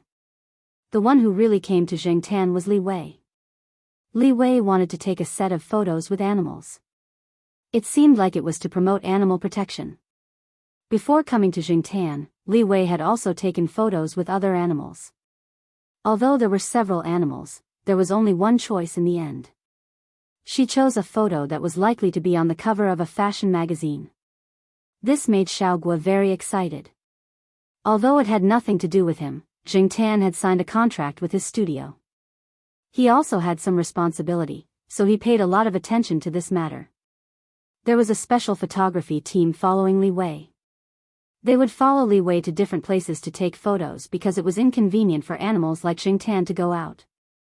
Zheng Tan was sent by Xiaoguo to Li Wei's studio in Chuhua City. There were several foreigners in the photography team, and they had to go through a few days of training before taking photos. Zheng Tan didn't know if the animals that he had taken photos with Li Wei had also gone through this training. He only knew that Li Wei's company paid a lot of money this time, and there was also free training. Zheng Tan didn't care. After all, to him, it was just a little boring. When he received the task, Zheng Tan was wondering if he had to walk on the catwalk. However, when he arrived, he realized that he was just following the instructions of those people and making a few poses with Li Wei. It had to be said that a supermodel was indeed a supermodel. Just by standing there, she had an imposing aura. In order not to be outdone by Li Wei, Zheng Tan restrained her indifference. Since she had accepted this assignment, she had to take it seriously. After all, this was related to the prize money. After the photo shoot, Li Wei gave Zheng Tan a red envelope. The money in the red envelope was enough to make up for the red envelopes that Zheng Tan had given out during the New Year. This made Zheng Tan very happy. Li Wei and her company's staff didn't stay in Chuhua City for long. They were in a hurry as Li Wei had a show in the near future. Xiaoguo said that if Zheng Tan and Li Wei's photos were selected, Zheng Tan would be rich. There would be other unimaginable opportunities. Zheng Tan didn't really care. As for the opportunities that Xiaoguo mentioned, if it was to shoot a movie again, Zheng Tan didn't want to go again. This kind of experience was enough. He didn't want to specialize in this field. Unlike Qi de Li Wei's appearance didn't make much difference to Zheng Tan's life. Zheng Tan was still Zheng Tan, a cat in the courtyard that looked like an ordinary house cat. In the warm spring season, the campus was always more lively, whether it was people or animals. Zheng Tan went out for a walk and came back. He walked downstairs to Depang's balcony and took out his access card and key. He was about to enter the building when he heard a voice from the 4th floor.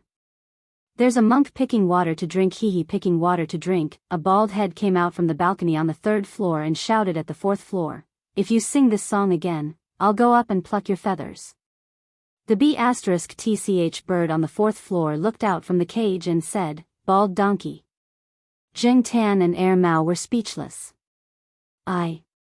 Mao wanted to curse, but considering that his daughter was at home, he swallowed the F***ck that jumped out and said to the 4th floor, "Just you wait. F***ck, why hasn't my hair grown out yet?" Mao thought angrily. Mao brought his wife and child to live in the courtyard when the weather turned warm in March. It was still the 3-floor apartment that he rented before. The original owner of the apartment had already taken away many things and cleared out a room. The study was changed into a baby's room. The nanny hired for the 2nd bedroom, Black Rice, was also brought over. Because it had lived here before, it was familiar with the smell.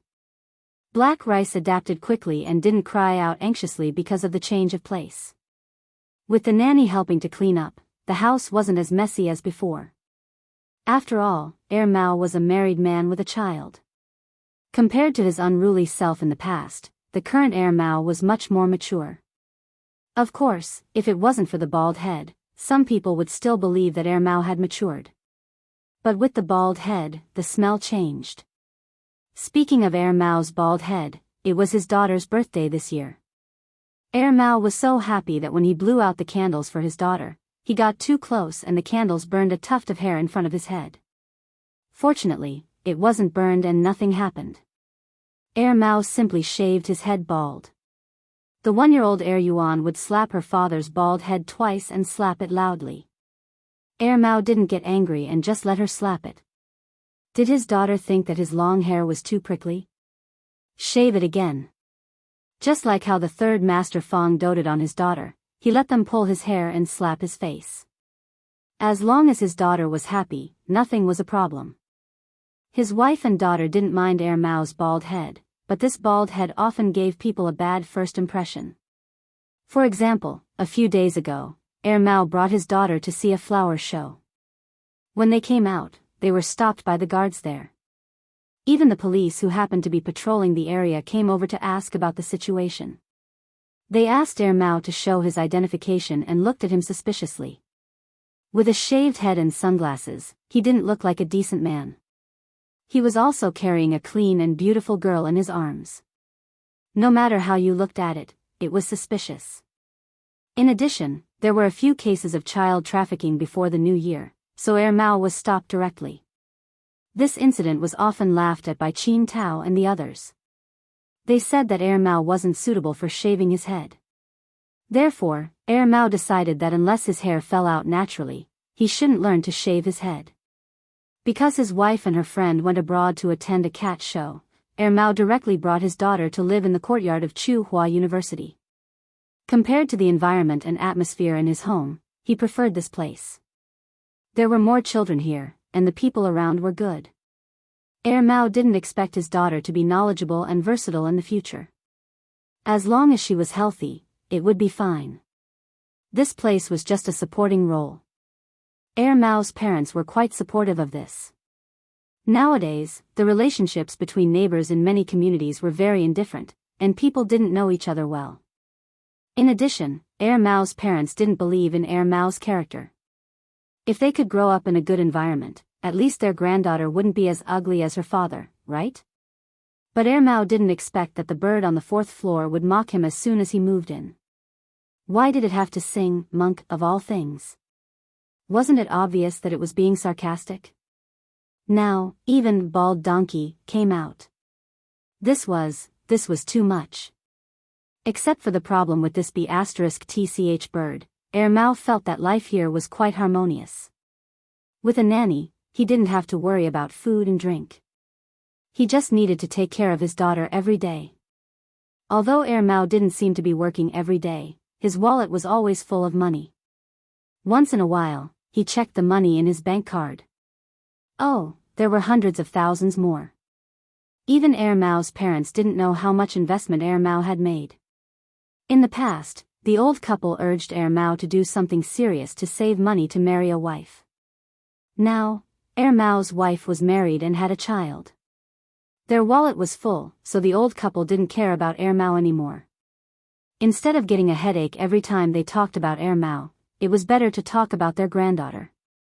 Every afternoon, Air Mao would bring his daughter downstairs to exchange experiences with other people in the courtyard who brought their children out for walks. The old people in the courtyard were very enthusiastic about these children. Air Mao even put Air Yuan on the back of Little Blossom a few times. Many children in the courtyard liked Little Blossom very much. Compared to the bull-headed terrier Zhuangzhuang, who was small in size, deformed, and fierce in many people's eyes, Little Blossom was a gentle big fellow and was very popular among the children. Of course, not many parents would let their children interact with bull-headed terriers. Everyone knew that this kind of dog wasn't easy to get along with. Moreover, bull-headed terriers did bite people more than once. This morning, Jingtan planned to go out for a walk. When he went downstairs, he saw Air Mao moving a four-wheeled children's princess car downstairs. After moving it, Air Mao went upstairs to pick up his daughter. Was he going to walk the child again? Zheng Tan had tried to lift the car before. It was about 30 kilograms. Because it didn't look conspicuous, he thought it would be the same as the plastic cars the children in the courtyard used. He didn't expect that it would be heavier. Air Mao didn't find it troublesome to move it up and down several times a day. If one looked closely, they would find that there was something special in the baby car. Many protective measures were well done. It was definitely sturdier and safer than it looked. After Air Mao carried Air Yuan downstairs, he let Air Yuan open the door and climb into the car. Air Yuan was a little over a year old, not even a year and a half. She could walk, but she couldn't run. It was a little strenuous for her to get into the car. However, probably because she had done this before, she was familiar with the series of movements. Air Mao helped her when she couldn't climb in. After Air Yuan got into the car and sat down, Air Mao asked her to fasten her seatbelt. Zheng Tan looked. There was indeed a seatbelt. The equipment was quite complete.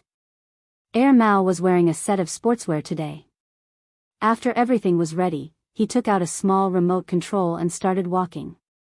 At the same time, the princess car that Air Yuan was sitting in started moving. Using a car to walk children seemed to be more common now. It wasn't as rare as when little kittens were used to be. This method was also liked by many young parents. When Air Mao ran faster than the car, he would slow down and change from running to walking. When the car came over, he would start jogging again. No matter what, Air Mao wouldn't let the children's car get away from him. Air Yuan seemed very excited. She wasn't afraid at all and kept smiling.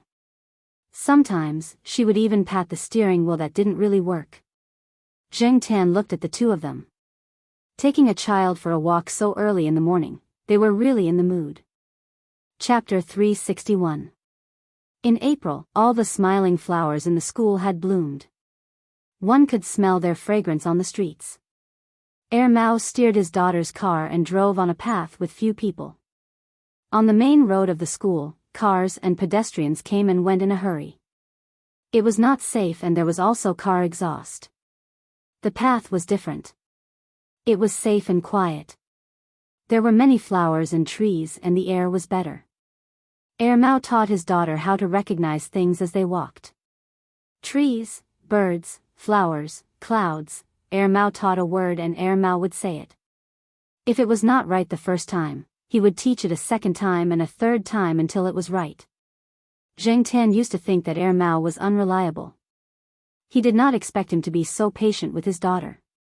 When he was raising black rice, he seemed to be quite patient too. He taught her as they walked and even took a few photos with his camera. Air Mao had taken many photos of black rice's daily life when he was raising black rice. Now, his pleasure was to take photos of Air Mao and black rice. To Air Mao, repeating the same thing every day was a pleasure. As they walked, Air Mao paused. He stopped Air Mao's car and looked ahead with a frown. Zheng Tan's ears twitched. He also heard something unusual in front of him. Ouch! A person rolled down the slope at the fork in front. His face was bruised and his body was in a mess. It was obvious that he had just been beaten up. Zheng Tan could smell alcohol and some other unpleasant smells from the wind blowing over. After that person, another 3 people jumped down from the slope and kicked the person who was rolling on the ground a few more times. They were also cursing him. Before the people in front started to punch and kick, Mao put his hand into the children's car to cover Mao's eyes. He tried to talk to Mao to distract him. At the same time, he used his other hand to control the children's car and was about to leave. He did not care about this kind of thing. Unexpectedly, the person in front saw Mao and walked over. He looked angry. His long sleeves were rolled up, revealing the tattoo on his arm. Mao frowned even harder.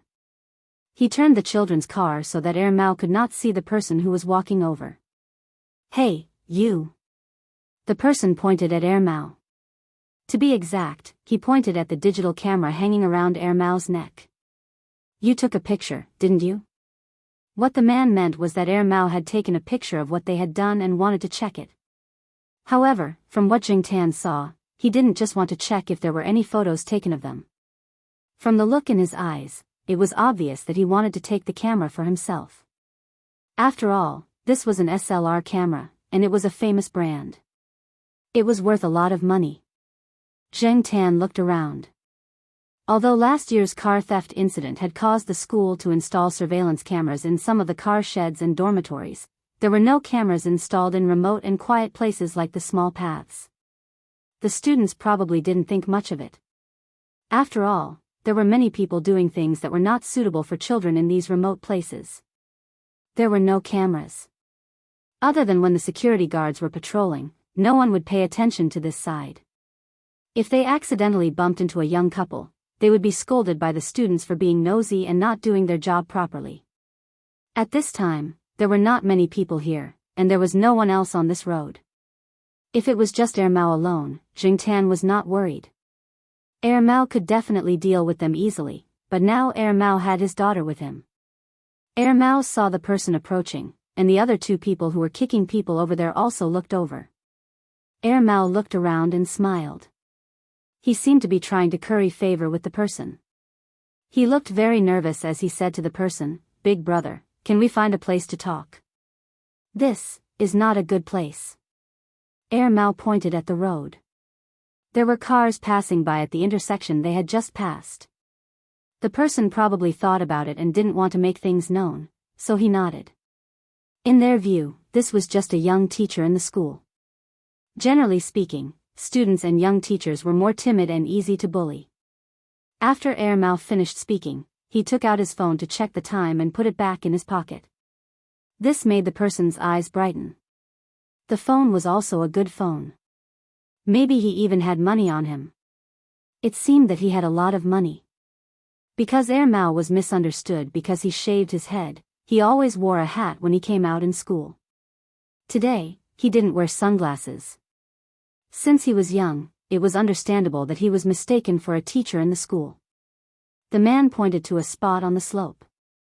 There were also some stone tables and benches. Usually, there would be some students sitting there for their morning reading. But today, probably because of these few people, there was not a single student there.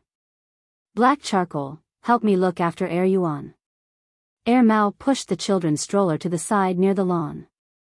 This way, it would not be easy for the stroller to slip.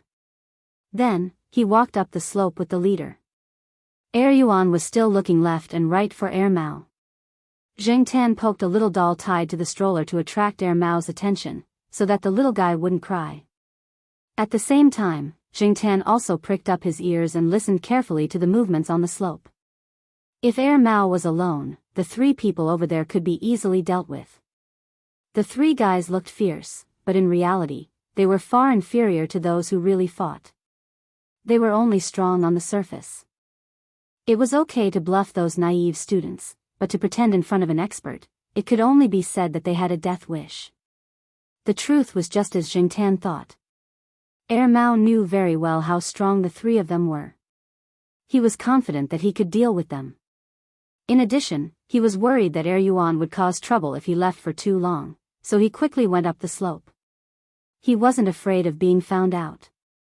He just didn't want Yuan to see such a violent scene. Looking at the three guys who were curled up like shrimps on the ground, Mao picked up a business card on the ground. It had fallen from the leader, and there were the words, XX Guarantee Investment Company, on it. Pfft, I thought it was a loan shark, Mao said disdainfully. No, we are just helping, debt collectors. The man said with some difficulty. He wanted to defend himself, but Mao quickly interrupted him. It's none of my business if you're a loan shark or a debt collector. Mao raised his hand and patted the man's face. You don't even know what to do. You're blind. When I came out, you were still in some corner. You're not even older than me. The leader cursed in his heart, but he didn't dare to show it on his face. Otherwise, he would be greeted with more than just 2 punches. He thought that this person was a young teacher who was easy to deal with. Now that he took off his hat and revealed his short hair, which looked like he had just been released from prison. Coupled with his bandit aura, the leader was about to vomit blood in his heart. *CK, he shouldn't have come out today. Why did he come here so early in the morning to collect debts? Mao didn't want to bother with these 3 small fries anymore. He quickly put on his hat and punched again. If it was before he got married, he wouldn't have punched so lightly. At least there would be blood. Now, he didn't want his hands to be stained with blood. He still had to push his daughter's stroller. He flicked the leaves and invisible dust off his body and walked quickly to the children's stroller. As for the person lying in the middle of the path, Mao didn't even look at him. There were too many temptations in this society. Many people found it hard to resist and gradually became addicted to it, especially those students who had weak resistance to temptation but wanted to enter the world of sensual pleasures. It was acceptable for people who borrowed money because of their family's financial situation. However, Mao wouldn't even look at people who loitered around sensual places and borrowed money because of some bad habits. In order to avoid the sensitive words, usury, many private usury companies would put up signboards such as, investment company, or guarantee company. However, private usury companies had developed to this point, and it was difficult to find loopholes in them. Whether it was the IOU or the mortgage procedures, they were very complete. Moreover, these companies avoided all risks when dealing with loan sharks. It was difficult to win a lawsuit. Private loan sharks were not under the supervision of the Banking Regulatory Bureau. Loan companies under the supervision of the Provincial Finance Office needed to obtain a business license, and the examination and approval were very strict. Private loan sharks were obviously illegal, but it was difficult to forcibly stop them.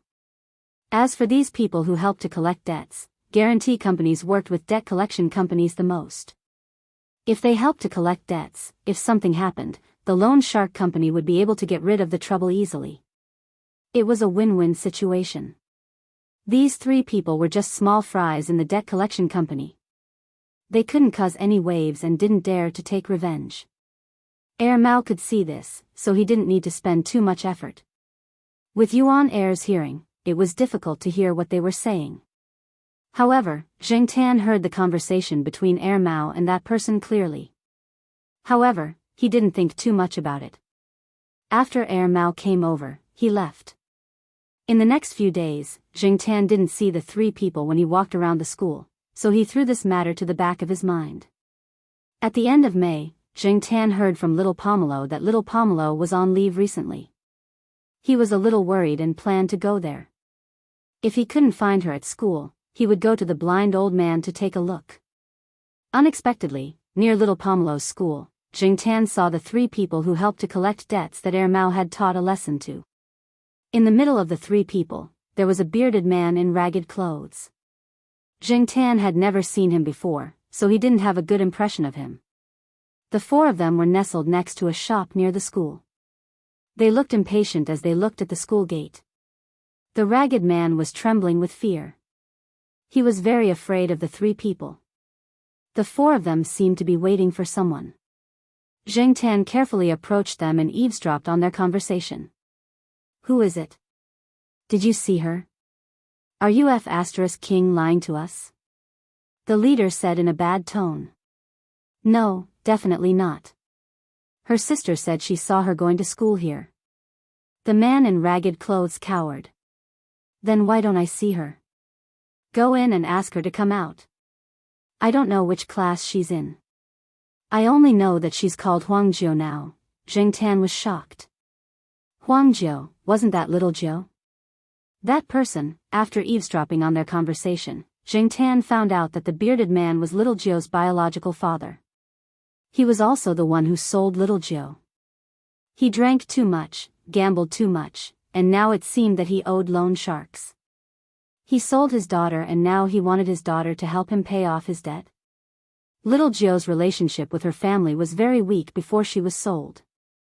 After she was sold, little Jiu had probably given up on her family. Little Jiu was clearly living well now, so why did this person still come looking for her? Was this the reason why little Jiu took leave these few days? Hey, that. One of the three people who helped collect debts pointed at a girl standing not far away. Chapter 362. She was standing outside during school hours, not even carrying her school bag. She was only holding a file and looking over coldly. This was very different from the little Nine that Jingtan usually saw. Little Nine, this child, if she was good to others, she would be very considerate of others. Conversely, when she did not like anyone, even if it was her biological father, not to mention that this biological father had sold her. If it was not for Jingtan helping her at that time, perhaps little Nine would have been long gone. She repaid kindness with kindness and revenge with hatred. She was decisive and ruthless. Perhaps, this was the reason why blind Lord Kun allowed little Nine to stay. With little Nine's current background, there was no need to be afraid of these people. Therefore, Jingtan was not worried that little Nine would be bullied by them. He was only worried that with little Nine's age, it would be hard for her to make a decision. When these people saw little Nine, they were very excited. Little Nine's father wanted to shout and scold a few habitual words, but little Nine just waved her hand, indicating for them to change places to talk. Hey, you made me look for you, you. Little Nine's father wanted to make a move after going over, but when he met little Nine's eyes, he stopped abruptly. He was afraid. Without taking another look at this blood-related father, little Nine brought the four of them to a restaurant that wasn't too big. There was a "closed for business" sign hanging at the door. Little Nine ignored it and pushed the door open and went in. The boss and employees were doing their own things as usual. They were not curious about the 5 people who came in, as if they already knew. They did not look and were doing their own things. The 5 of them sat around a table. The waiter handed them a cup of water. Yes, only 1 cup of water, and it was only placed in front of little Nine. As for the other 4, they were treated as air. Hey, what's going on here? Don't you know that the customer is God? If you don't even know this, how can you do business? The leader shouted. As soon as he said that, the 3 waiters and the boss in the restaurant rolled up their sleeves and looked over, their eyes extremely unfriendly. Why don't I send you to meet God? The boss said with a faint smile. The leader choked and turned back resentfully, not wanting to argue anymore. He just wanted to collect his debt and go back. Little Nine drank some water, put down the cup and was about to say something when he saw a black cat standing outside the window. A smile flashed across his originally complicated eyes, and he quickly got up to open the door. Black charcoal. The leader's face twitched. Black cat again?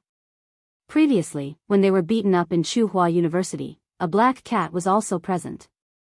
As expected, nothing good ever came out of running into a black cat. However, why did this cat's name sound like the black cat from that day? Could it be the same one? However, this place wasn't very close to Tsinghua University. After Jingtan entered the room, he squatted down on a chair at the side, watching the development of the situation and helping little Nine. One of the employees in the shop pointed at the boss with his mouth. Boss, there's a cat. Another employee whispered to the boss, that cat is very calm. Does it know little Nine? You're quite brave, not afraid of strangers at all. The restaurant owner's mouth twitched. He had heard that this cat even dared to play with Lord Kuen's beard. What else would it not dare to do? Others might not know, but he had heard of the rumors about this cat. Because of Jing Tan's participation in the shop, the atmosphere in the shop changed slightly. Little Nine took a deep breath and took out something from the document bag. It was a thin piece of paper that looked like it had just been printed. There were no wrinkles or stains on the paper, and it was pale white. Little Nine pushed the paper in front of her father and said, "After signing this agreement, we'll go our separate ways and have nothing to do with each other." Little Nine's father was illiterate, but he could still understand most of the words. On the paper, it was very clear that Little Nine would help him pay off his debt, and then they would not owe each other anything. Seeing that he could pay off the debt, Little Nine's father did not think much about it. He picked up a pen and signed his name on the paper, and even pressed his thumbprint. Little Nine lowered her eyelids so that the people around them could not see what she was thinking. She looked very calm, but Jing Tan could tell from Little Nine's clenched fists that this child was not as calm as she appeared. No matter what, they were blood relatives. When the man signed the agreement, he did not hesitate. Jing Tan did not know what to say. Mao and the man in front of him were both fathers, but why was there such a big difference? Was it because of poverty? Or was it because of other reasons? This agreement was just a test by Little Jiu. When Elder Kuen decided to let Little Jiu stay, the various procedures had already been completed. Little Jiu no longer had anything to do with this family. Even if they were to meet in court, there was enough evidence to prove that they had an overwhelming victory. From the moment the man signed the agreement, Little Nine had really cut off all ties with the past. She crumpled the paper into a ball and threw it into the trash bin. Just as the man in front of her was about to shout, Little Nine took out a card and placed it in front of the debt collector. "The password is 6 nines." As Little Nine spoke, he took out $300 bills from his pocket and pointed at the blood-related people sitting across from him. However, he looked at the leader and said, "Send this person back to where he came from. I don't want to see him again. If he appears here again, he, and all of you, will not be able to leave." "Are you threatening me?" The leader stood up. However, before he could stand up straight, a kitchen knife chopped at the side of his arm. It almost cut into the table. His sleeve was already cut. If it had been just a little bit more, a piece of flesh would have been cut off from his arm. Good knife skills, Zheng Tan thought. Regardless of whether it was the 3 debt collectors or Little Nine's father, their faces were all pale. The leader's face twitched a few times as he looked in the direction where the knife came from. On the other side, the restaurant owner was sitting at the cashier counter. His fingers were rhythmically tapping on the table. He had the same smile on his face as usual, as if he had just done something very normal. "Oh, sorry, my hand slipped. I was going to chop the fly." A waiter sitting at the door looked at the people on the table and laughed. On his finger, a table knife spun quickly. It was as natural as spinning a pen. His finger was unharmed. F***ck, I definitely can't come to this restaurant to eat in the future. I won't come even if I starve to death. This was the thought shared by the 3 debt collectors. If they still didn't understand the situation now, they would be retarded. Fortunately, the 3 debt collectors weren't that retarded. They knew how to judge the situation. Since they couldn't be strong here, and they had already gotten the money, it was right to leave as soon as possible. Forcing themselves to be calm, the leader put away the card and the 300 yuan. He grabbed the bearded man and hurried out. After walking a distance, the 3 debt collectors let out a long breath. After the shock, they were furious. The leader raised his hand and slapped Little Nine's father. "It's all because of you. F***ck." The bearded man didn't dare to defend himself. He continued to cower. "What do we do now?" Another person asked. "What else can we do?" "Of course, we have to find an ATM and see if there's money in the card. If there's no money, should we go back and ask for more?" The 3 of them fell silent. The atmosphere in the restaurant suddenly became harmonious. The waiter and boss comforted Little Nine. They knew Little Nine, and Little Nine often came here to eat. Sometimes, Little Nine even took an afternoon nap here. The boss put down a plate of rice in front of Little Nine. Eat. After eating, hurry back to class. Little Nine took a spoon and ate spoonful by spoonful.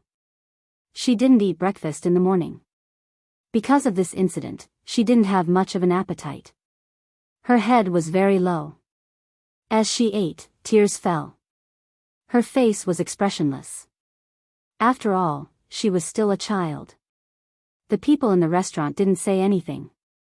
The boss patted her head gently and put a bowl of warm red bean paste beside her. After eating and drinking the red bean paste, Little Nine turned back into the lively Little Nine. Zheng Tan sent Little Nine to school. He was worried that Little Nine would be scolded for being late for 2 classes. Who knew that when she entered the school, Little Nine would take out a sick leave slip and a hospital certificate from her bag. Seeing Little Nine's red eyes, the person in charge at the school gate didn't say anything and let her in. Zheng Tan, after seeing Little Nine enter class, Zheng Tan went back. Whether it was Little Nine or Little Pomelo, their classes went up along with their grades. Zheng Tan couldn't go up. In the restaurant that Little Nine had stayed in, the "closed for business" sign had been removed. "Hey, boss, who are those 3 cowards from just now? Why are they so arrogant?" the staff asked. The boss waved his hand casually. "They aren't anything presentable. Just throw them out of the underworld another day." The 3 people who were labeled as not presentable looked at the numbers on the ATM and were immersed in the world of how much money they could get.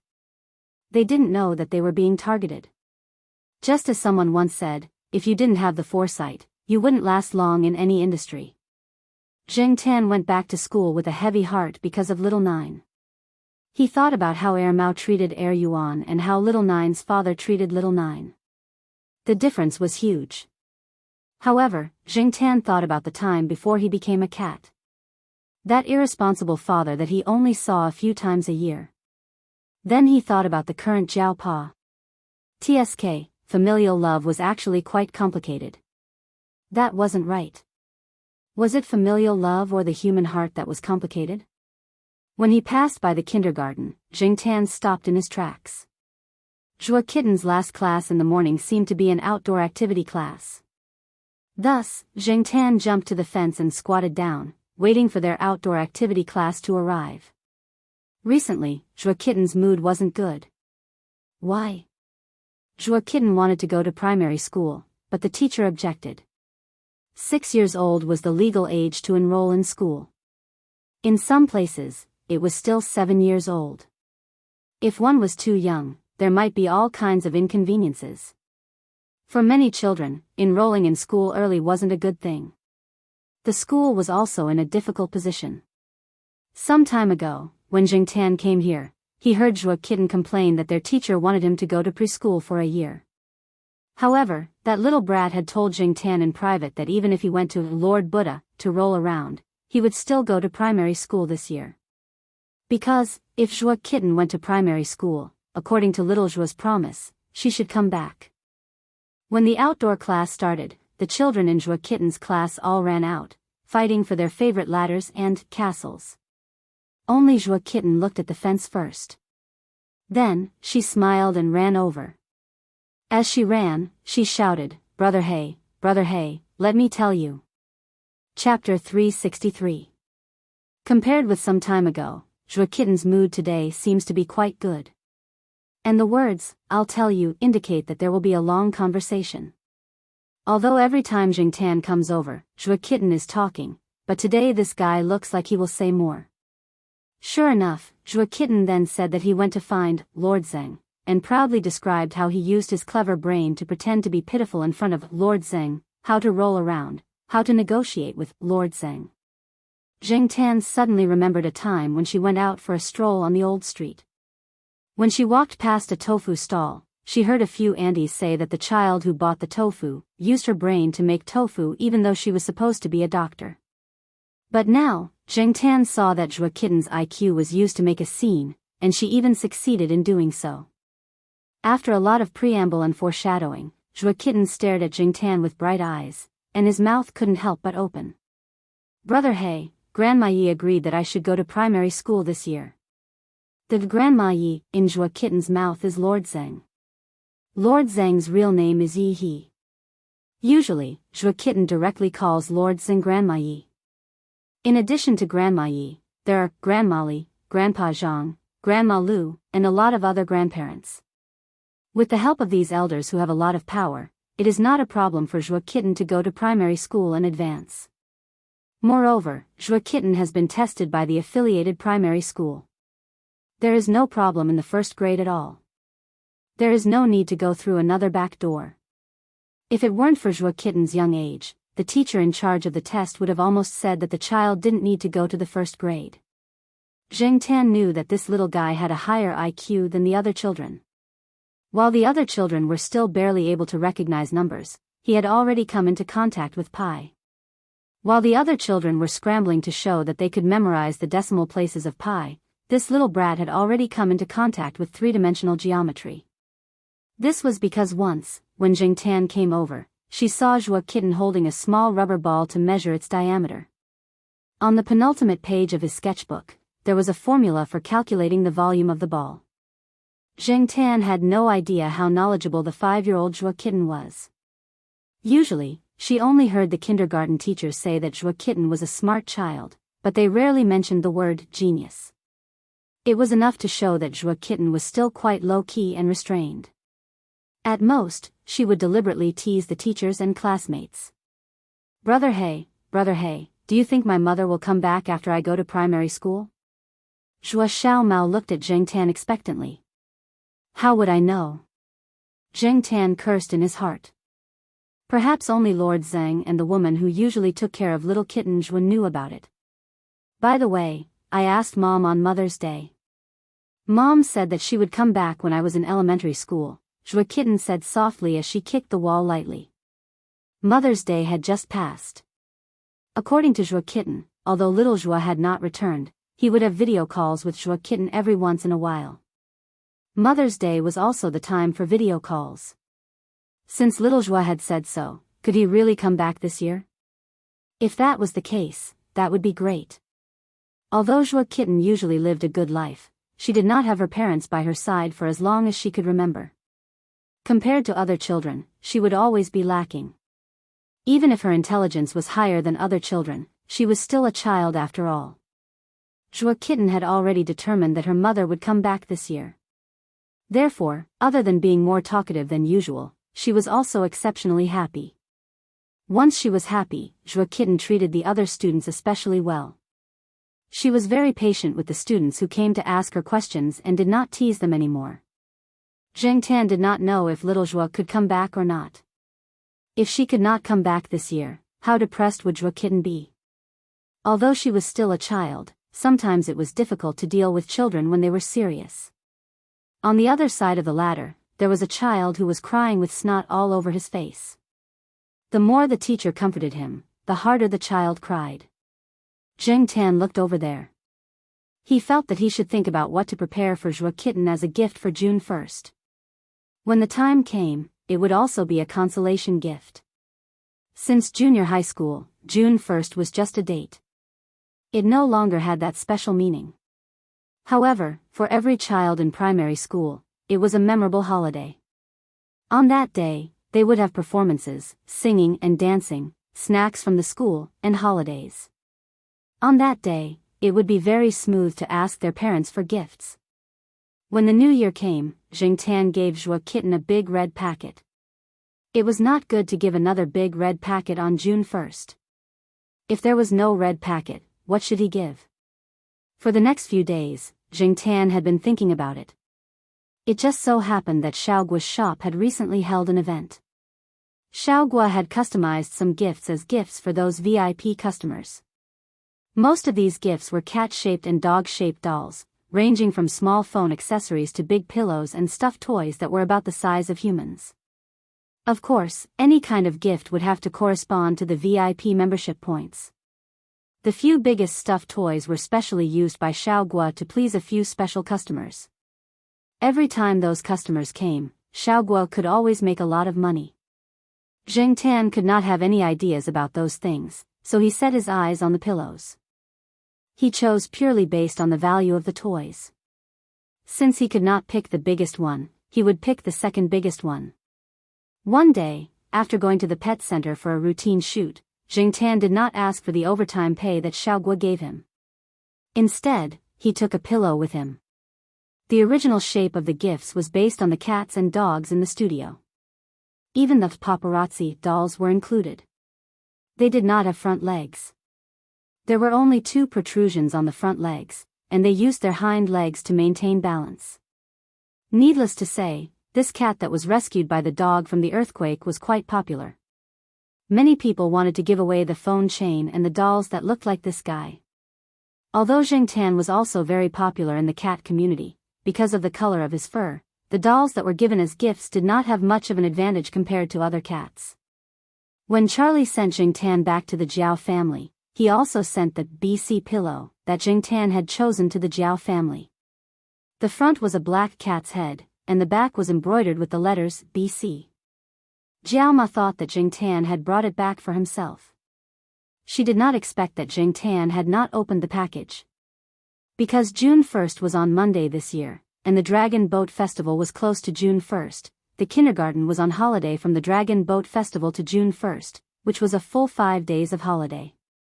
If Jingtan wanted to give a gift, he could only choose the day before the holiday to bring the person to the courtyard. Otherwise, how could he give away such a big pillow? It was too inconvenient. Jingtan ran to the entrance of the kindergarten 10 minutes before school ended. He knew that the person in charge of taking care of Zhuo Xiaowan, who was called Little Wan by Lord Zeng, would be waiting 10 meters to the left of the school entrance, so he walked over there. Generally speaking, Little Wan would arrive 5 to 10 minutes early. After all, sometimes the kindergarten's end time was not so strict, and there was a certain amount of flexibility. But today, after Jingtan arrived, he waited for a few minutes and did not see Little One arrive. Just as he was wondering why Little One had not arrived yet, Jingtan heard someone call his cat name. Black Charcoal? Hearing this voice, Jingtan's first reaction was to find it familiar. His second reaction was to turn his head and look. After seeing the person's face clearly, Jingtan was a little absent-minded. It was not until the person called out, Black Charcoal, that Jingtan reacted. Little Zhuo. It was Little Zhuo. Jingtan felt that his eyes were a little sore. The person in front of him was Little Zhuo, but he looked different from before. In Jingtan's memory, Little Zhuo's deepest impression was the image of Little Zhuo holding a book and sitting on a bench by the artificial lake. That young and gentle person was one of the 3 trump cards of the famous Lord Zeng, with unlimited potential. Because of Zhuo Xiaowan, Jingtan often saw some of the students under Lord Zeng. Some stayed in school, some went abroad to further their studies and came back. They did not look much different from when they left. At most, they became a little more radiant. After all, they were all going to higher places. Little Zhuo, who was the same age as them, looked younger than those people back then. Only 4 or 5 years had passed, but Little Zhuo looked like he had experienced more than 10 years. Not only that, but he also had a thin and sickly feeling. Even the clothes he used to wear now looked like they were 1 size bigger. Jingtan recalled some things that Jiao Pa had said. Some projects were more harmful to people. Even if there were protective measures, they could not be completely avoided. It was as if he had overdrawn his life. No wonder Jiao Pa said that the project was very dangerous. No wonder so many people could not come back. No wonder Lord Zeng opposed her participation in the project. When Jingtan looked at Little Zhuo had already walked in front of Jingtan. Squatting and reaching out to touch Jingtan's forehead, Little Zhuo smiled and said, "Are you scared? Don't worry, you'll get better after a period of rest." Little Zhuo knew that he was not in good shape now. Generally speaking, after the completion of the project, he could apply to leave and recuperate there for a period of time. There would be specialized treatment staff to help treat him. Little Zhuo's original plan was to recuperate there and come back when he looked better. However, the conversation with Zhuo Xiaowan on Mother's Day made Little Zhuo change his mind. Zhuo Xiaowan video chatted with little Zhuo every year, so little Zhuo could be recognized by Zhuo Xiaowan even if he did not do any recuperation treatment. When she saw the black cat squatting in front of the kindergarten just now, she was actually a little nervous. She was worried that the cat would not recognize her if she left for too long. But in fact, from the black cat's eyes, she knew that the cat still remembered her. It was just that it was a little frightened by her current appearance. After all, she now looked like she had aged more than 10 years. In addition to wrinkles, there were some spots. Her face was far less radiant than before. Even if her former classmates saw her current appearance, they might not be able to recognize her. When little Zhuo came back yesterday, Lord Zheng also recognized little Zhuo immediately. When he saw little Zhuo's appearance, Lord Zheng, who usually had a straight face and did not have much expression, directly reddened his eyes. However, he did not say much. He only said, "It's good that you're back." When she was young, she was more willful. She was always unwilling to listen to others' advice. She also did a lot of wrong things and made decisions impulsively. In the past few years, she had thought things through and understood a lot. The person she was most sorry to was Zhuo Xiaowan. Now that she was back, she would not leave again. In the rest of her life, she would always be with Zhuo Xiaowan and watch him grow up. Little Zhuo was still about to talk to Jingtan when a child came out of the kindergarten over there. Zhuo Xiaowan ran out. Usually, she did not see this kid so impatient. "Mommy, mommy." Zhuo Xiaowan, who ran out, looked over. After seeing little Zhuo, her anxious and worried face immediately turned into a smile. Zhuo Xiaowan threw herself into little Zhuo's arms. Then, she lowered her head and called Jingtan, "Brother Black." She said to little Zhuo, "Mommy, mommy, let's invite Brother Black to eat together. Black Charcoal, do you want to join us?" Little Zhuo looked at Jingtan. Jingtan turned his head. "Forget it today. Let the mother and son spend more time together." Seeing Zhuo Xiaowan's joy, it would not cool down for a while. Zhuo Xiaowan called twice, but Jingtan did not follow. After little Zhuo led Zhuo Xiaowan away, Jingtan went back to the courtyard. After taking 2 steps, he stopped, turned a corner, and followed not far behind the mother and son. It was still early now. Jiaoma had not returned home yet. Jingtan could still stay outside for a while and listen to what little Zhuo and Zhuo Xiaowan were talking about. However, it was Zhuo Xiaowan who was talking all the way. Little Zhuo just smiled and listened. From time to time, he would respond to Zhuo Xiaowan and let her perform. When they passed by the International Academic Hall, a group of people came out of the hall. They were surrounded by a few famous young returnees. Most of them were around 30 years old. They were about the same age as little Zhuo now. Even if they were older, they were only a few years older. It was just that they looked younger than little Zhuo and were much more glorious. The crowd surrounded them. There were also some experts and scholars accompanying them. Words such as young and promising, unlimited potential, pillars of the country, kept appearing. If little Zhuo had not participated in that project back then, he might be among these people now. He might even be higher than them. A group of figures with halos brushed past little Zhuo and Zhuo Xiaowan. They did not pay much attention to the mother and son. They talked about their own ideals, ambitions, achievements, and glorious future amidst the compliments of a group of people. Little Zhuo, who had already walked past, looked back at the group of people. There was not much envy. Everyone had their own choices and their own paths. Although, in terms of contributions, she might have more achievements than those people combined, her achievements could not be exposed. At least not now. After taking a look, little Zhuo turned back and continued to lead Zhuo Xiaowan home. When little Zhuo turned back to look, he did not pay attention to Zhuo Xiaowan's movements. However, Jingtan, who was following behind, saw it. Zhuo Xiaowan also glanced at those people. When little Zhuo turned back, Zhuo Xiaowan also turned back. There were other parents who had picked up their children from kindergarten. A child was sitting behind his mother's scooter. He was showing off a poem he had learned today. Luo Binwang's Singing the Goose. He had memorized a few words wrongly. However, it was not easy for a child at this age to memorize a poem. Even if they could not understand the meaning of the poem, the parents were still very happy. Zhuo Xiaowan glanced at the child. Then, she shook little Zhuo's hand and said to little Zhuo, Mommy, let's memorize a poem too. Okay, what poem does Xiaowan want to memorize? Little Zhuo asked. Let's compare poems. Okay, compare poems. Xiaowan first.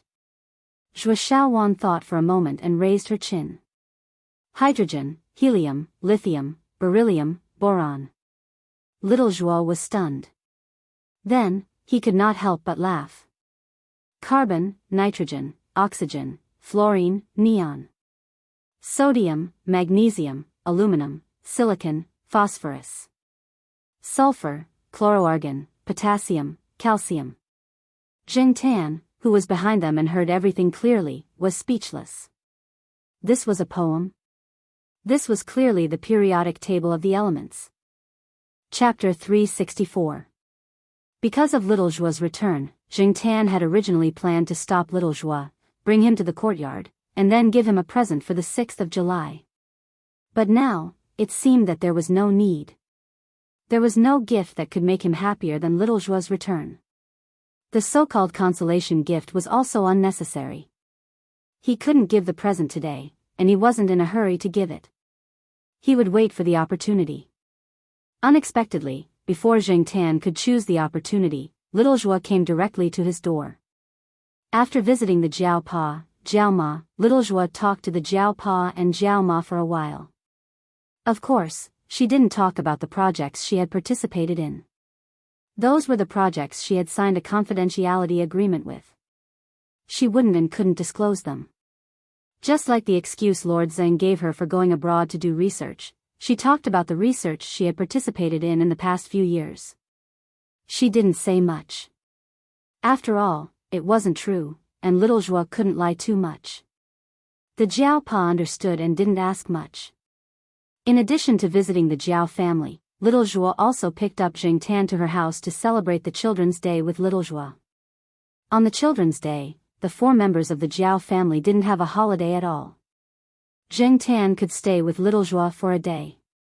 After the Dragon Boat Festival, on Monday, Saturday, Jing Tan went out with the Jiao family. Little Pomelo went to junior high school, Jiao Pa went to college, Jiao Ma went to affiliated to Renmin University of China, and Jiao Yuan went back to school on Sunday. So that morning, only Jiao Ma went to affiliated to Renmin University of China. Jing Tan directly stayed in the courtyard after going downstairs, lying on a wooden chair and waiting. Next to the chair was a pillow that Father Jiao had brought down for him. It was placed in a bag and was used as a gift. Little Pomelo had tied the bag with a ribbon and tied it with a bow. According to Little Zhuo, she would go out to buy groceries this morning and then come directly to pick up Jing Tan. They were still living in the elevator room in the west courtyard. Jing Tan couldn't go there alone. The building's security was troublesome, and he had to bring a present. In the morning, De Peng followed the old lady to buy groceries. Huang was still sleeping at home. The sheriff came out for a walk. He heard that the sheriff ate 3 dumplings at once during the Dragon Boat Festival. After his owner found out, he immediately sent to the pet center. Usually, the sheriff's owner was upset when he saw that 3 dumplings were gone.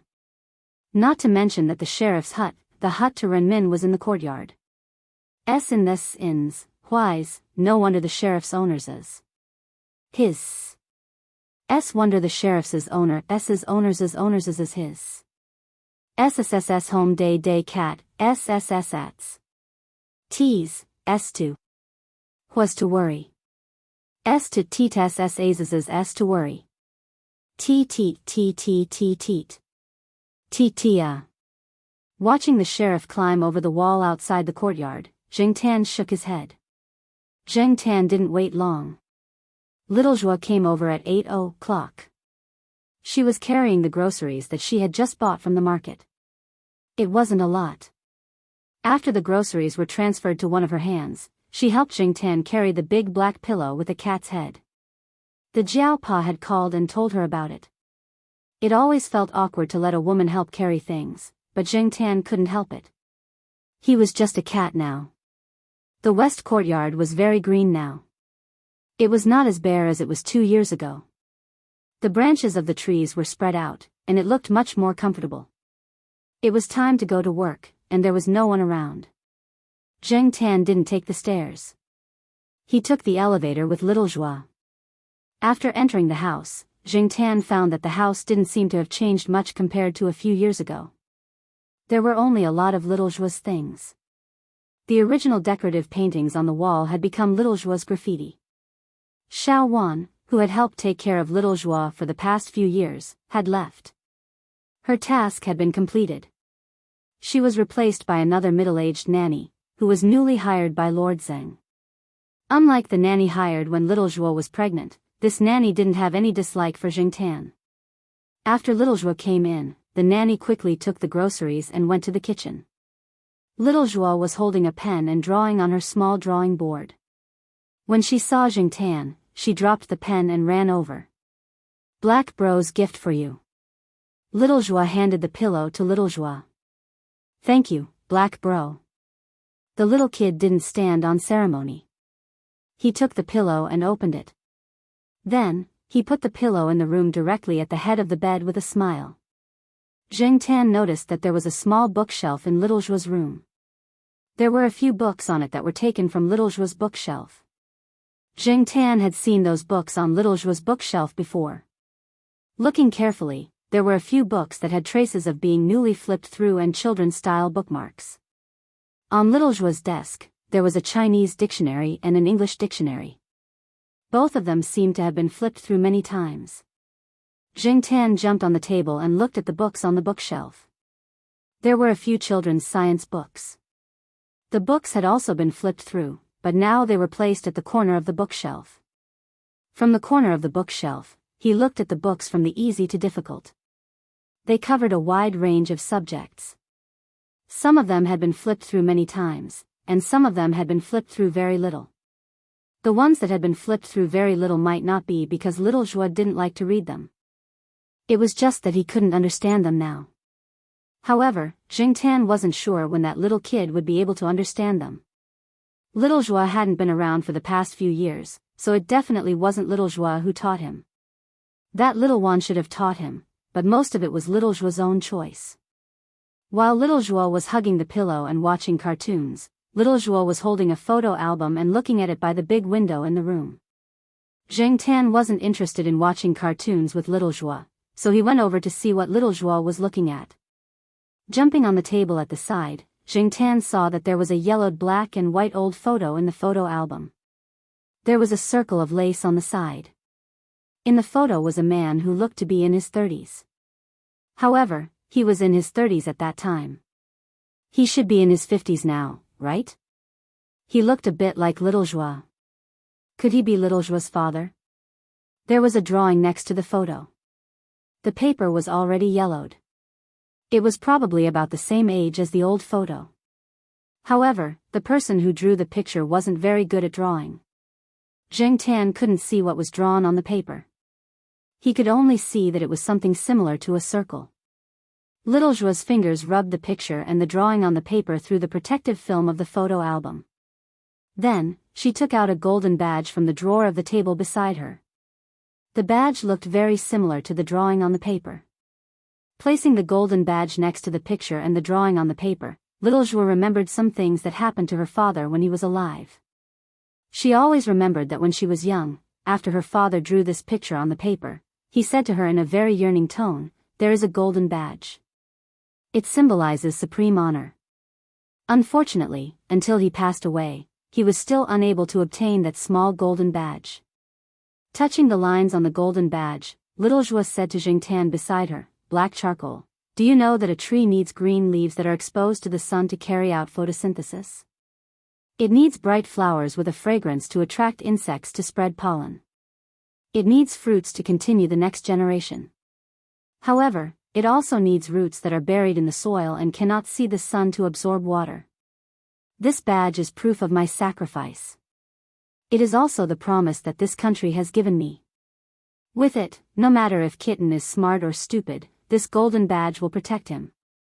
Zheng Tan knew that Zhuo Kitten's father on the household register was not his biological father. However, all the official documents were the same as the ones on the household register. All the files might not be true, but they were definitely authentic. They couldn't be more authentic. No one knew Zhuo Kitten's real background. She wouldn't be criticized and wouldn't have those strange looks. The values of the people of this era and the people of the past may be somewhat different. However, there are really many nameless heroes in this country. There were many people who couldn't come back after going there. No one remembered them. Only some files that wouldn't be made public recorded their achievements. Perhaps 1 or 2 medals that symbolized their achievements accompanied them to the ground. The world needed people to be praised. However, most of these people would never be known by people. Brother Hey! Zhuo Kitten, who was watching TV, suddenly shouted. Hearing Zhuo Kitten's shout, Jing Tan and little Zhuo both came back to their senses and looked over. They originally thought that Zhuo Kitten was calling them for something. However, Zhuo Kitten was only watching TV and didn't look over at Jing Tan. Because of the angle, Jing Tan couldn't see what was on TV. He didn't plan to pay attention to it. However, he didn't expect Zhuo Kitten to shout again. Brother Hey! Mommy, Brother Hey is on TV. Zhuo Kitten said to little Zhuo. Little Zhuo quickly wiped her tears and took a few deep breaths to adjust her mood. Then, she smiled and walked over. Zheng Tan was also curious. When did he go on TV? He went over to take a look. Zhuo Kitten was watching an entertainment program. There were several movie previews. Among them, there was the movie that Zheng Tan acted in last year. It was a very short clip. When Zheng Tan came over to watch, he only saw one scene and the ending, just this summer. Then, the trailer ended. Little Zhuo didn't notice. She only saw a few short scenes in a hurry. She saw the black cat in the movie, but she didn't connect the black cat in the movie with Zheng Tan. However, Zhuo Kitten said it with certainty and little Zhuo didn't refute. Zheng Tan observed little Zhuo's expression and found that she didn't recognize him. He was secretly relieved. As long as it wasn't easy to recognize him, he was still free to go out for a walk. The movie wasn't so similar to reality. When Zheng Tan was shooting, he also chose a lot of angles that were beneficial to him. He let the camera take pictures of him to make him look more handsome. In addition to the post-production and some small special effects, no one should be able to directly match the cat in the movie with a cheap cat like him who was wandering around all day. However, how did Zhuo Kitten recognize him? Looking at the child, she was quite sure. Speaking of black cats, there were also people in the Western District compound who raised black cats. When he came over in the morning, he saw one that looked quite similar to him. Little Zhuo didn't intend to argue with Zhuo Kitten about this topic. She looked at the screening time and said to Zhuo Kitten, Kitten, Mommy will take you to see this movie. Okay. At the same time, in Air Mao's house on the 3rd floor of the Eastern District compound, Air Mao, who was also watching this channel, was testing milk for his daughter. Every time he mixed milk, he would taste it himself to see if there was any strange smell and how the temperature was. Although the little girl could eat now, he didn't forget to drink milk. Chapter 365. Air Yuan saw that her father was wasting her milk and called out, "Ah! Ah!" She was a little anxious, but she couldn't express anything too complicated. Seeing that Air Mao was still staring at the TV, Air Yuan was unhappy. She patted the chair and used her voice to express her dissatisfaction. Dad! Dad! Hearing Air Yuan's call, Air Mao finally turned around and passed the milk to Air Yuan. Daughter, that black coal actually acted in a movie. Brother Black? Air Yuan didn't understand what a movie was, but she knew that the black coal her father was talking about was Brother Black. Like Zhuo Xiao Mao, she and Wei Xiaopeng also called Zheng Tan Brother Black. Yes, yes, yes. It must be that guy. I knew it with one look. Other than the black coal, no other cat can act like that. That look in its eyes is so naughty, Air Mao said. Yuan held the cup and drank the milk. She thought about what her father meant by naughty, naughty, naughty. She thought for a long time but couldn't understand. Forget it, she didn't want to think about it. Drinking milk was more important. When she saw Brother Black, she would learn from her father and say, naughty, naughty, naughty. Mao didn't know what his daughter was thinking. He was still shocked by the movie trailer just now. He was busy taking care of his wife and child last year and didn't pay much attention to the black coal. He didn't expect that it had already acted in a movie. What a simple life. After thinking for a while, Mao still couldn't calm down the curiosity and surprise in its heart, but it couldn't just go upstairs and ask. At this time, the cat must be hanging around outside, and it might even be flirting with a female cat. If Zheng Tan knew what Mao was thinking, he would definitely rush over and beat him up. Seeing the phone on the table, Mao picked it up and saw that Yuan was drinking milk seriously. He told her to put the cup aside and play by herself for a while. If she needed anything, she could call him. He would go next door to make a call. The nanny was hanging the clothes. Mao went to the next room after informing her. He closed the door, flipped through the address book, and called Celestine. Celestine was at the company checking a few shipping orders and stamping them. He was a little tired from looking at the orders, so he went outside to get some fresh air. When he heard Mao's call, Celestine wondered why Mao was calling him at this time.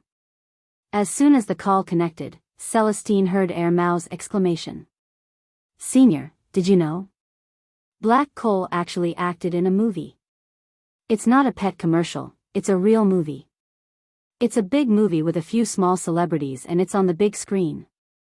Wei Ling choked on the word, create. It took him a while to realize what he was talking about. "Speak properly," Celestine said. Mao, ever since his daughter, Yuan, could speak, he often talked to her. Although he influenced Yuan and let her learn a lot of words, Mao also learned some vague pronunciations and some habits when speaking to children. For example, he said eat as eat and sleep as sleep. If he only said this to children, it would be fine. Many parents did this, but Mao also said this when everyone gathered together. He even mixed in some baby language, which gave everyone goosebumps. A group of grown-ups talking like this when they were together. Celestine wanted to punch him. However, black charcoal acted in a movie? He seemed to have heard similar news last year. He thought it was just like the advertisement at the pet center, so he didn't take it seriously. Now that he looked at it, it was true. What's the name?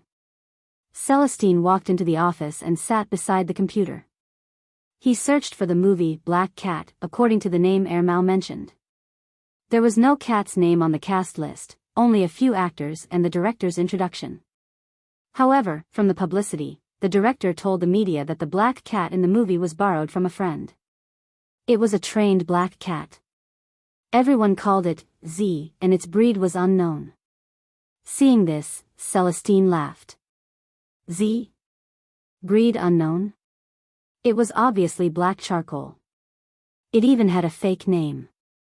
One stage name wasn't enough, so it came up with a second one. While he was looking, Mao called again. "Did you see it? It's that black charcoal, right?" Although it was a question, it showed a very certain meaning. Mao didn't doubt its eyesight at all. Yes. Celestine was on the phone while browsing the web. He had just finished watching the trailer posted on the internet. Anyway, he had nothing else to do. Since he happened to come across this matter, his interest was piqued and he read more. "Hey, senior, it's not long before the release date. Why don't we go watch the movie together? Let's give black charcoal more box office." Mao said expectantly. He didn't go to the cinema often. In fact, there weren't many movies that attracted him.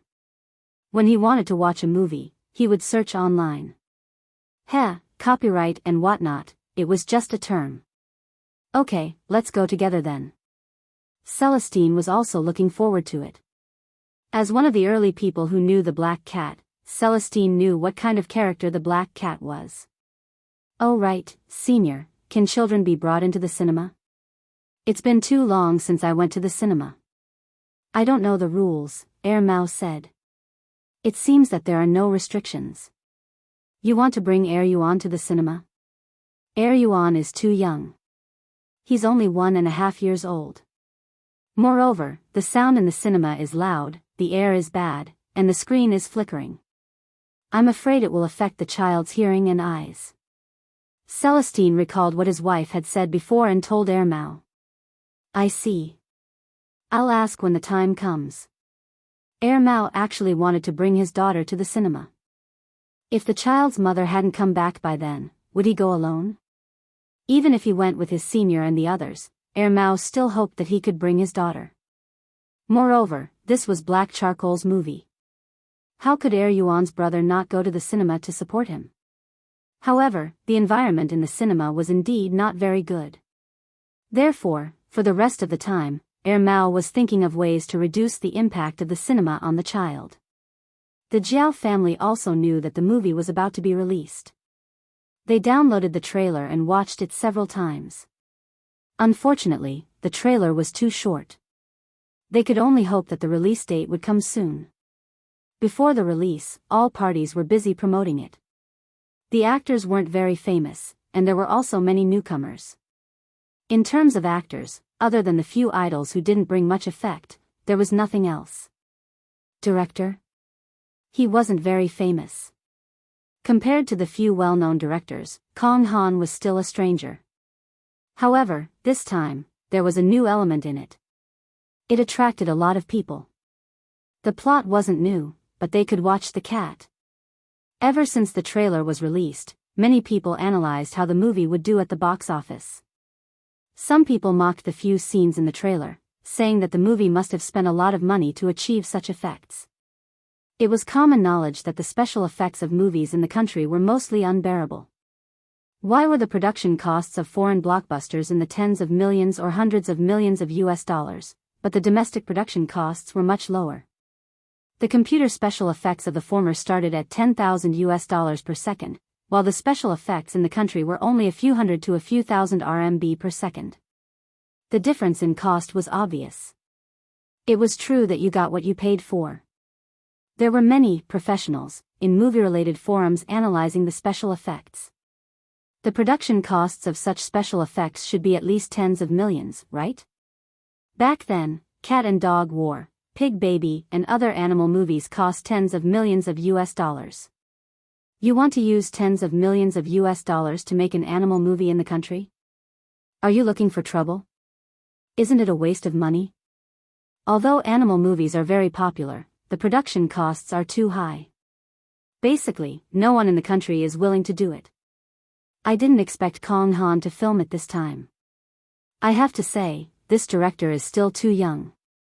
A production cost of tens of millions of US dollars, I must go and take a look. The cat in the movie looks quite real, especially the scene in the trailer where the cat stood up and walked. It looks so natural. How much did the optical computer special effects cost? This was someone who loved to watch big-budget movies. They felt that small-budget movies were too crude. They belonged to the category of people who only bought the expensive ones and not the right ones. Some people went for the production costs and the computer special effects, while others went for the cat element. I don't know any Wei Wen, nor have I heard of any Shi Xiaotian. I just want to see the cat in the movie. Anyway, there aren't many movies to watch. It's rare to see a cat movie in the country. Let's support the domestic production. It won't cost much. Hey, that cat looks a lot like my dust ball. Behind the post was a large picture. The picture revealed the truth. Needless to say, the cat in the picture did look like Xing Tan. However, there were many stray cats in the country that looked similar. Other than this netizen, there were also pictures of other netizens who had black cats. Before the movie was released, all kinds of computer special effects professionals were criticizing each other on the internet. They were waiting to see the overall effect after the movie was released. Then, they would do a follow-up analysis and see who was right and who was wrong. Zheng Tan didn't believe that there was no one behind the scenes. However, it was a movie. Before it was released, it had to be promoted and promoted. What made Jing Tan laugh the most was that some people used Yang Yi to ridicule him. I heard that Yixing Culture invested tens of millions of US dollars to film this movie. Does anyone know the details? Tens of millions of US dollars? Nonsense, tens of millions of US dollars can be used to film so many movies in the country. Only you would believe those rumors. It's all hype, definitely hype. Who knows? I saw that the computer special effects were done well.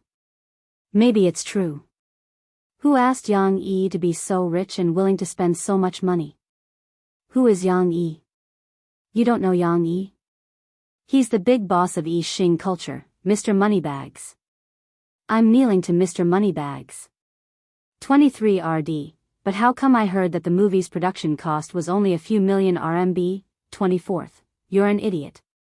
Don't tell me you're on the same technology forum as me, 25th, 23rd, idiot, 26th, 23rd, idiot +1. Jing Tan was amused by the posts. He didn't know much about the production cost, but he had heard from Kong Han that the movie's production cost wasn't high. It could be considered a small production. If Kong Han's words were true, then the people on the technology forum were all monkeys. No one would believe that Jing Tan had acted in the movie himself, especially the movements, eyes, and micro-expressions. There were no computer special effects, nor were there any stunt robots. The stunt cats that Kong Han had found were not used at all. Instead, they were fattened up. However, no matter what, the movie Black Cat had been hyped up before it was released because of the production cost. Everyone, from Yang Yi and Kong Han to the actors and post-production team, were exposed. Yixing Culture was also known by many people. Chapter 366. The movie would be released in mid-July. Jing Tan went with the Jiao family. Although pets couldn't enter the cinema, there was a connection in the world. In fact, it wasn't the Jiao family who contacted him. It was Fang Xiaokong who called. Fang Xiaokong had connections. Moreover, Jing Tan's participation in the movie couldn't be hidden from the third master Fang. He already knew about it. 2 days before the movie was released, the third master Fang, who was in Beijing, directly called the Jiao Pa and settled it. Fang Xiaokong also said that he would bring Fang Mengmeng to watch the movie together to support her. Air Mao and Celestine had Yihao's help. The group went together. Air Mao and Celestine took the children with them. They also prepared eye masks, earmuffs, and masks. If they found that they were affected too much, they would carry them out. The Jiao family's 4 families and 1 cat moved separately. They weren't in the same cinema as Celestine's group. As for Xiaozhua's group, Xiaozhua and some of Lord Zhang's students were watching the movie in a cinema near the school. How did it feel to watch your own movie? Jing Tan expressed that he was nervous and a little embarrassed. After all, this was a movie. With so many people watching it, it was very different from watching a documentary at home. The atmosphere was something that could easily affect one's mood. Although he had Fang Xiaokong's phone call, the necessary measures still needed to be taken. Jing Tan went into his backpack again. When the movie started, he came out. Little Pomelo sat beside him. Jiao Yuan sat on the right. Jiao Pa and Jiao Ma sat on the left and right. There were people blocking the left and right, so he wasn't afraid of being seen. As for the people in front, they didn't look back. Even if they saw Jing Tan, it didn't matter. The people in front of him were known by the school. Jing Tan didn't know how many people were sitting in the theater and whether it was full or not. If not many people came to watch, he would definitely be disappointed. This movie was not only Jing Tan's achievement, but also directly related to the size of his red packet. If the box office wasn't good, he probably wouldn't get many red packets from Yang Yi. However, from the sound of it, it seemed to be quite full. Black Cat was a comedy film with a funny style. Coupled with the elements of Jing Tan, the movie theater was filled with laughter. Jiao Ma and the others also laughed, but they were more interested in Jing Tan's performance. The audience behind him was discussing in low voices. Is that cat a real cat? They must have used a real cat, but the scenes just now were all computer effects. Haven't you heard? Tens of millions of US dollars were invested in this movie. If converted to RMB, it would be over 100 million. When Zheng Tan heard this, he said in his heart, *T, I personally went into battle. He even deliberately NG'd a few more times. However, even if there were a few NGs, Kong Han was still quite happy. The laughter around him calmed down Zheng Tan's nervous mood. At the same time, he thought to himself, this movie should do well. When the time comes, Yang Yi should give me a big red packet. It was cool, cute, good at acting, and knew how to cooperate. Where else could Yang Yi find such a good cat actor? While the Jiao family was bringing Zheng Tan to watch the movie, Mao and Celestine were also discussing on the other side. They were watching from different angles. Senior, Black Coal's acting is not bad now. It's better than 2 years ago when he was shooting commercials. After all, he has years of experience. Didn't he shoot documentaries before? He improved quite a lot back then. But Senior, how much attention do you think he'll attract with his actions? Mao and Celestine knew Zheng Tan well. Even if they were not proficient in special effects, they knew something about it. If this movie became popular and the real production cost was exposed, how much attention would the jumping black cat on the big screen attract? When that time comes, going out for a walk would probably be impossible. Celestine paused and said, there's someone behind it. Mao thought about it and agreed. Although they did not know how many people were behind it, it could be seen from the online debate before the movie was released that there were very few people who had their eyes on Z. There must be someone who was deliberately guiding them. At the same time, they also restrained the insiders and limited the exposure of the media. Just like Mao and Celestine, when they were arguing about the production cost, only the insiders knew the real situation of the movie. However, no one dared to say it. Yang Yi had already warned them. However, even if they signed a confidentiality agreement, there were still people who could not resist the temptation of the outside world and leaked the news. There were indeed people who leaked the news. However, that person did not appear in the company the next day. The circle did not see that person again. It was said that he resigned and went back to his hometown. No matter what the truth was, everyone only knew that it would be fine as long as they kept their mouths shut and listened to the instructions. As for Little Joie and the rest, everyone was happy because of the jokes in the movie. When Ronald was drinking the paw-washing water, Little Joie laughed out loud and kept laughing. Mommy, he drank Brother Hay's paw-washing water. Haha. Little Joie's laughter was filled with schadenfreude. Little Joie did not refute and only laughed in response. Little Joie and the rest did not think that the paw-washing water Ronald drank was real. Who would let a celebrity drink cat paw water? They must have changed it during the filming. Little Joie always believed that Ronald drank Zheng Tan's paw-washing water and kept laughing. Little Joie's juniors thought that children were indeed children. They took everything seriously. In fact, everyone who knew the inside story would be happy for a long time when they saw this scene. Little Joie did not know the inside story, but she believed that this scene was real. After Black Cat was released, all kinds of comments and reviews appeared on the internet. There were good comments and bad comments. Some people said that the movie was good. It was worthy of being made with tens of millions of USD. The computer made the cat look like a real cat. It was not as if there were no animal special effects movies of this level in the country. They liked it. Of course, there were also people who said that the plot did not have much meaning. The newcomers' acting skills were too bad, such as a certain Luo. When it came to meaning, there were not many commercial blockbusters that had any. Some people despised fast food culture, but it was reasonable that it existed. After a hard day of work, looking for something relaxing to watch was also a kind of adjustment. We are not cultured people. We watch movies for fun. If it was a literary blockbuster, I might not even go. The children at home are happy watching it. As long as they are happy, everything else is secondary. Some netizens said. Yixing Culture also took the opportunity to continue promoting the movie. They made full use of the internet and attracted a lot of viewers. Zheng Tan did not pay much attention to those. There were people at home these days, so it was not convenient for him to go online. However, according to Jiao Yuan and the others, the movie's box office was good after a week of release.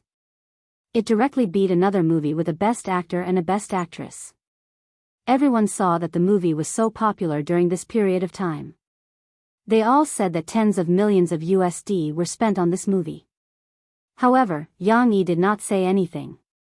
He put on airs. However, everyone took Yang Yi and Kong Han's silence as tacit agreement. All kinds of speculations were reported, and they were all very sure.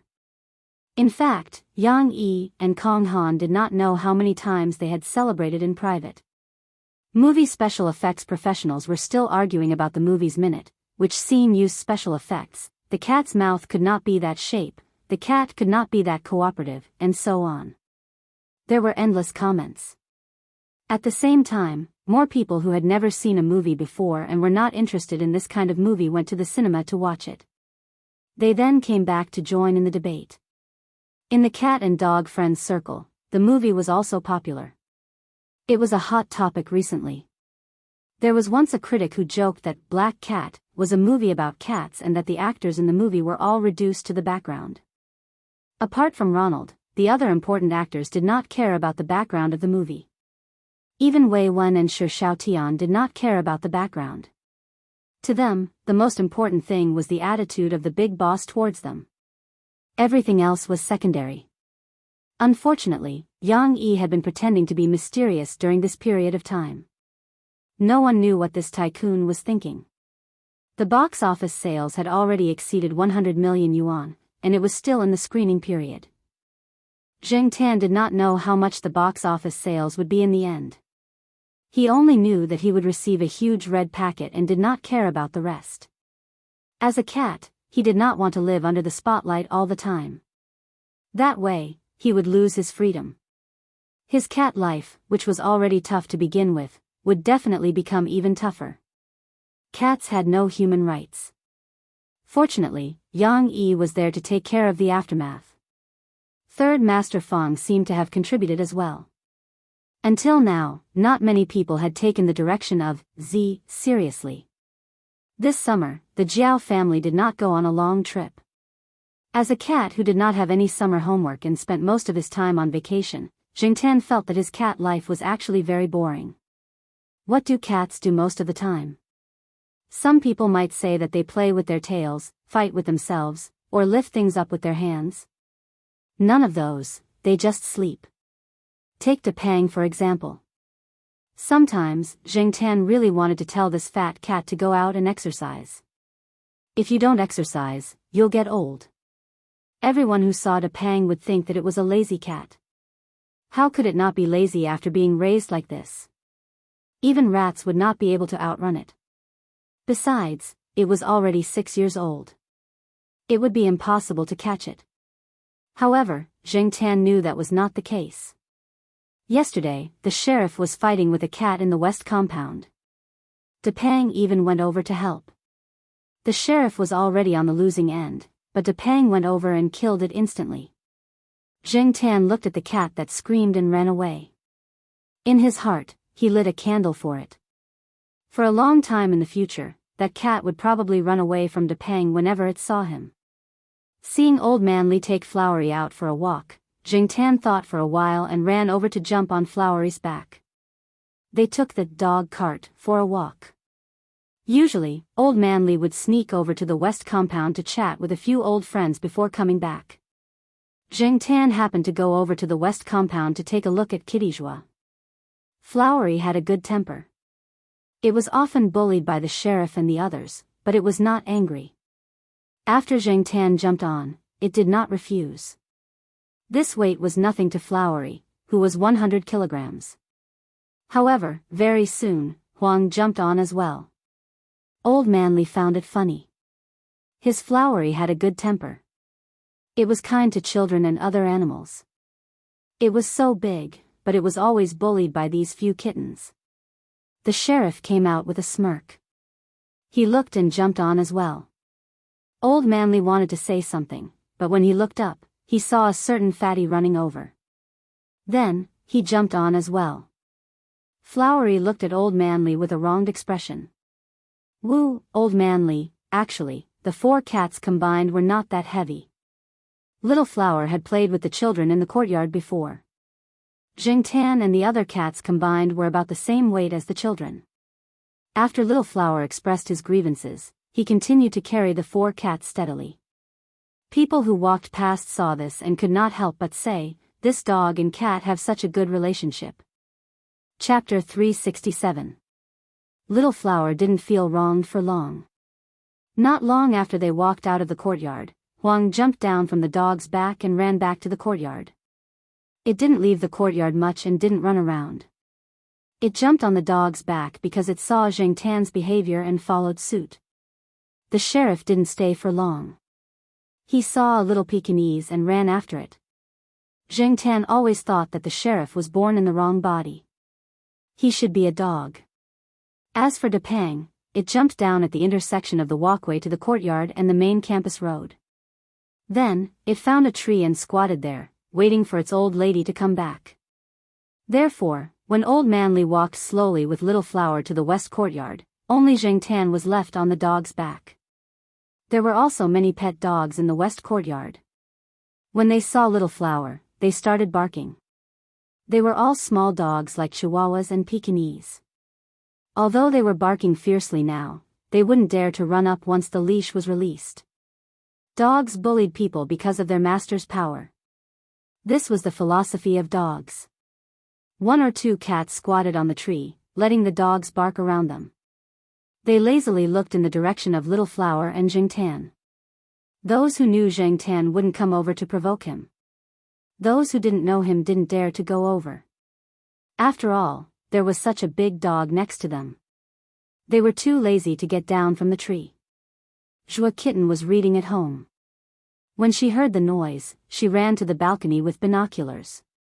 Then, she said to Xiao Zhua, "Mommy. Brother He and Little Flower are here. I'll go down and play." Because Old Manly often brought the dog here, some people in the west courtyard had a deep impression of Little Flower, whose size didn't match its name at all. However, everyone knew that this dog had a good personality. It didn't fight with other dogs and was good to children. Zhua Kitten even wrote it. Therefore, sometimes when she saw Little Flower come over, Zhua Kitten would go over to play. Now that Jingtan was here, Zhua Kitten wanted to go down even more. Xiao Zhua was worried about him going down alone. After informing the nanny, she followed him downstairs. The children in the courtyard loved to play with Little Blossom because Little Blossom would not bite their balls. Someone in the courtyard even had a German Shepherd. That dog also loved to play with balls. However, the children in the courtyard did not play with it because many of the children in the west courtyard knew that if they threw their balls at the dog, their balls would not return. It was not that the blackback wanted to monopolize the ball, but it often used its teeth to bite the ball. With one bite, the ball would go through. Once, Jingtan saw a middle school student who was playing basketball in the Western District courtyard throw the ball over.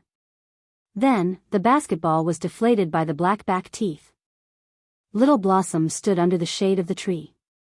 Some children came out to play with Little Blossom. Some children even climbed onto Little Blossom's body and treated him like a large plush toy. After Zhua Kitten came down, she didn't go with them. She went to sit beside Jingtan and talked about the movie they watched a few days ago. When the little brat talked about Ronald drinking Jingtan's paw washing water, she couldn't help but laugh. Xiao Zhua stood under a tree not far away. He smiled and looked over.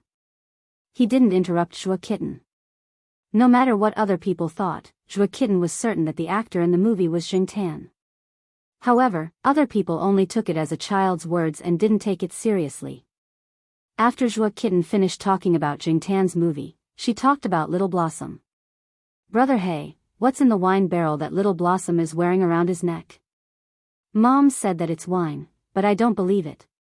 Zhua Kitten moved closer to Jingtan's ear and whispered, "I touched it once, but Little Blossom pushed it away before I could open it. But there's definitely no wine in it. According to the weight, it's not empty, and there's no liquid in it. Many people knew that in some pictures, Saint Bernard dogs always had an oval-shaped wooden barrel hanging around their necks. This was also their classic image. Some people said that the barrel was filled with wine. It was used to warm up the bodies of people who were in danger in the snow. It was said that Saint Bernard dogs used to rescue travelers in the snow. The wine in the barrel could warm up people trapped by avalanches and inspire their courage to survive. Of course, there were also people who said that the barrel was just a special decoration. Old Man Li had made a small barrel for Little Blossom to wear on a whim. Usually, other than some people that Old Man Li and Little Blossom were very close to, Little Blossom didn't like other people to touch the barrel. The barrel contained some of Old Man Li's medicine. Old people always had this kind of problem. Sometimes, they would forget to bring medicine with them, or some emergency items. Old Man Li would then use this small wine barrel. Such a big dog didn't feel tired carrying a small barrel filled with medicine. After wearing it for a few years, Little Blossom had already gotten used to it. The children who liked to play with Little Blossom were all told not to touch the barrel. If they touched it, Little Blossom would get angry. Although it wouldn't bite, it would push people away with its mouth. Because of this, when Old Man Li bragged with others in the East Courtyard, he was very proud when he talked about his dog. Seeing that Zhuo Kitten was very curious about the barrel that Little Blossom wore, Jing Tan wanted to open the barrel on Little Blossom's neck one day and show it to Zhuo Kitten. While Zhuo Kitten and Jing Tan were chatting about Little Blossom had already been taken away by Old Man Li. There were 2 other old men following them. They were heading towards the entrance of the courtyard. They were probably going to do something outside the school. Some children hadn't had enough fun yet. When they were pulled back by their parents, they even negotiated with their parents, saying that they wanted to raise Little Blossom. There was a place to walk in the school. If they could apply for a permit and the dog was obedient, the people in the neighborhood wouldn't say anything. Saint Bernard wasn't considered a dog breed that liked to bark. However, the problem was that Little Blossom was so big. It was obvious that it was a foodie.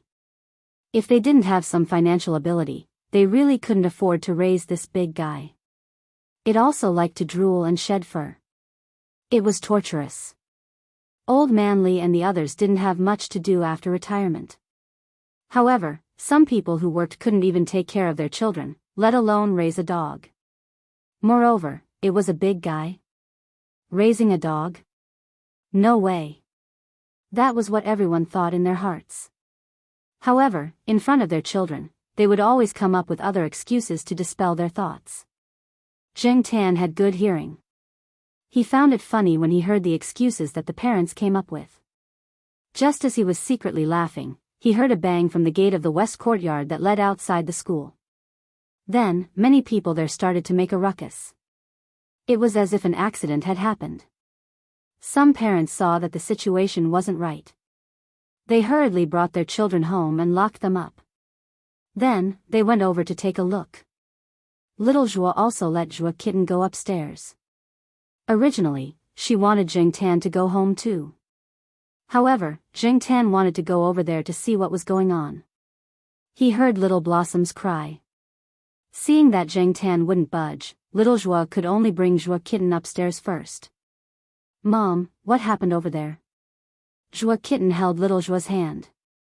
Although she was curious, she still went back obediently. "I don't know. Children shouldn't care about that." Zhuo Kitten turned her head and saw Jing Tan running over there. After going upstairs and returning home, Zhuo Kitten stood on the balcony and looked over there. From upstairs, she could see some of the scenes outside the courtyard. Because of the angle, she couldn't see what was going on even with binoculars. She could only see that many people were gathering in one direction. Since she couldn't see, Zhuo Kitten looked at Little Zhuo. Seeing that Little Zhuo had gone into the kitchen, she took the phone and dialed a number. The phone didn't ring for long before someone picked it up. "Hello, this is Zhu Yang's house." A very childish voice sounded from the other side. The words were unclear. It sounded as if he was eating something. At the same time, there were some crunching sounds. "Little pig, I'm Kitten. Do you know what's going on outside the courtyard?" Zhuo Kitten asked. I don't know. I'm watching TV. Little Zhu, put down your popsicle. Then, pick up your binoculars and go straight to the balcony. Then, look in the direction of 2:00. Where is the direction of 2:00? My alarm clock is on the bed. I can't see it. Little Zhuo stood at the door of the room and looked helplessly at Zhuo Kitten, who was holding the phone and directing the person on the other end of the phone to see what was going on outside. On the other side, when Jingtan arrived outside the courtyard, he found that many people had already gathered around. Little Blossom was still screaming. However, there were too many people around. Jingtan couldn't see what was going on. But he could guess that it wasn't anything good. This gate was outside the school. The gate was on a wide road. The western courtyard's cars often came in and out of this gate, so there were more guards here. The inspection was stricter. Now, when Jingtan came over, there was no one in the guard room. The security guards in charge of this side didn't see him either. They all ran to the scene of the incident. Just when Jingtan wanted to climb higher to see the situation, 3 people in security uniforms pulled Little Blossom out. Little Blossom was still growling. He was very dissatisfied with the people who pulled him out. He struggled and looked at the crowd from time to time. There were bloodstains on Little Blossom. He didn't know if it was his or someone else's. The 3 security guards tied Little Blossom's dog leash to an iron hook on the wall next to the guard room. Then, one of them immediately went to the crowd. The other 2 stood at the side to rest. They also dispersed the people who ran over to see what was going on. After listening to them, Jingtan found out that a person who wasn't very clear-headed just drove over and hit a motorcycle. The motorcycle and the people on it were all knocked out. The people and the motorcycle that were knocked out happened to be in the direction of Old Man Li and the others. Little Blossom blocked the motorcycle, but he didn't block the people. The people on the motorcycle hit Old Man Li and the others. The few old men were all lying down. It shouldn't be life-threatening, right? One of them said. It should be fine. The owner of the car slowed down. The force of hitting the motorcycle wasn't very strong. The motorcycle owner shouldn't be in life-threatening danger. It's just that the injuries look a little scary. But those old men don't know. A person who jumped off a building can kill another person. A person who was knocked out can also injure another person. If it was a young person, it definitely wouldn't be dangerous. But after all, he's so old. Even a fall could be a big problem. If he was hit. Someone there said that Old Man Li and the others were sent to the hospital. It was the school's special ambulance. Little Blossom was tied to the side. He squatted there and looked in the direction of the crowd. He made a whining sound from his nose. His usually well-groomed fur was messy. There were many bloodstains and stains. There was also blood dripping down from his fur to the ground. Dripping blood? Jingtan went over to take a closer look. Little Blossom was injured. There were a few cuts, but they shouldn't be deep. He just didn't know if there were other problems. After all, some injuries weren't easy to see. Now, the people there were busy saving people and clearing the way. The police cars had also arrived. No one cared about Little Blossom here. Jingtan couldn't help with saving people. The school's ambulance had already sent them to the affiliated hospital. As for Little Blossom, this place wasn't far from the pet center. Jingtan untied Little Blossom's leash from the metal hook. Little Blossom went 1 round in that direction. He didn't find Old Man Li and was even chased away by a few policemen. Little Blossom turned around and ran towards Jingtan. Jingtan jumped on the dog's back and pulled the leash. He let Little Blossom go in the direction of the pet center. Chapter 368. The reason why Little Blossom could cooperate with Jingtan and run in the right direction was because Little Blossom was still a puppy. Saint Bernard was originally a big dog. Even when it was a puppy, it was still bigger than other small dogs. Naturally, it was bigger than Jingtan and the other cats. However, Little Flower's personality meant that it was destined to be bullied by the 4 cats in the courtyard. From then on, Jingtan began to train Little Blossom. However, other people thought that it was just a game between cats and dogs. No one thought that Jingtan was training a dog. Therefore, now, Jingtan only needed to gently pull the collar on Little Blossom's neck, and Little Blossom would run in the direction of the pull. If he pulled the collar back, Little Blossom would stop.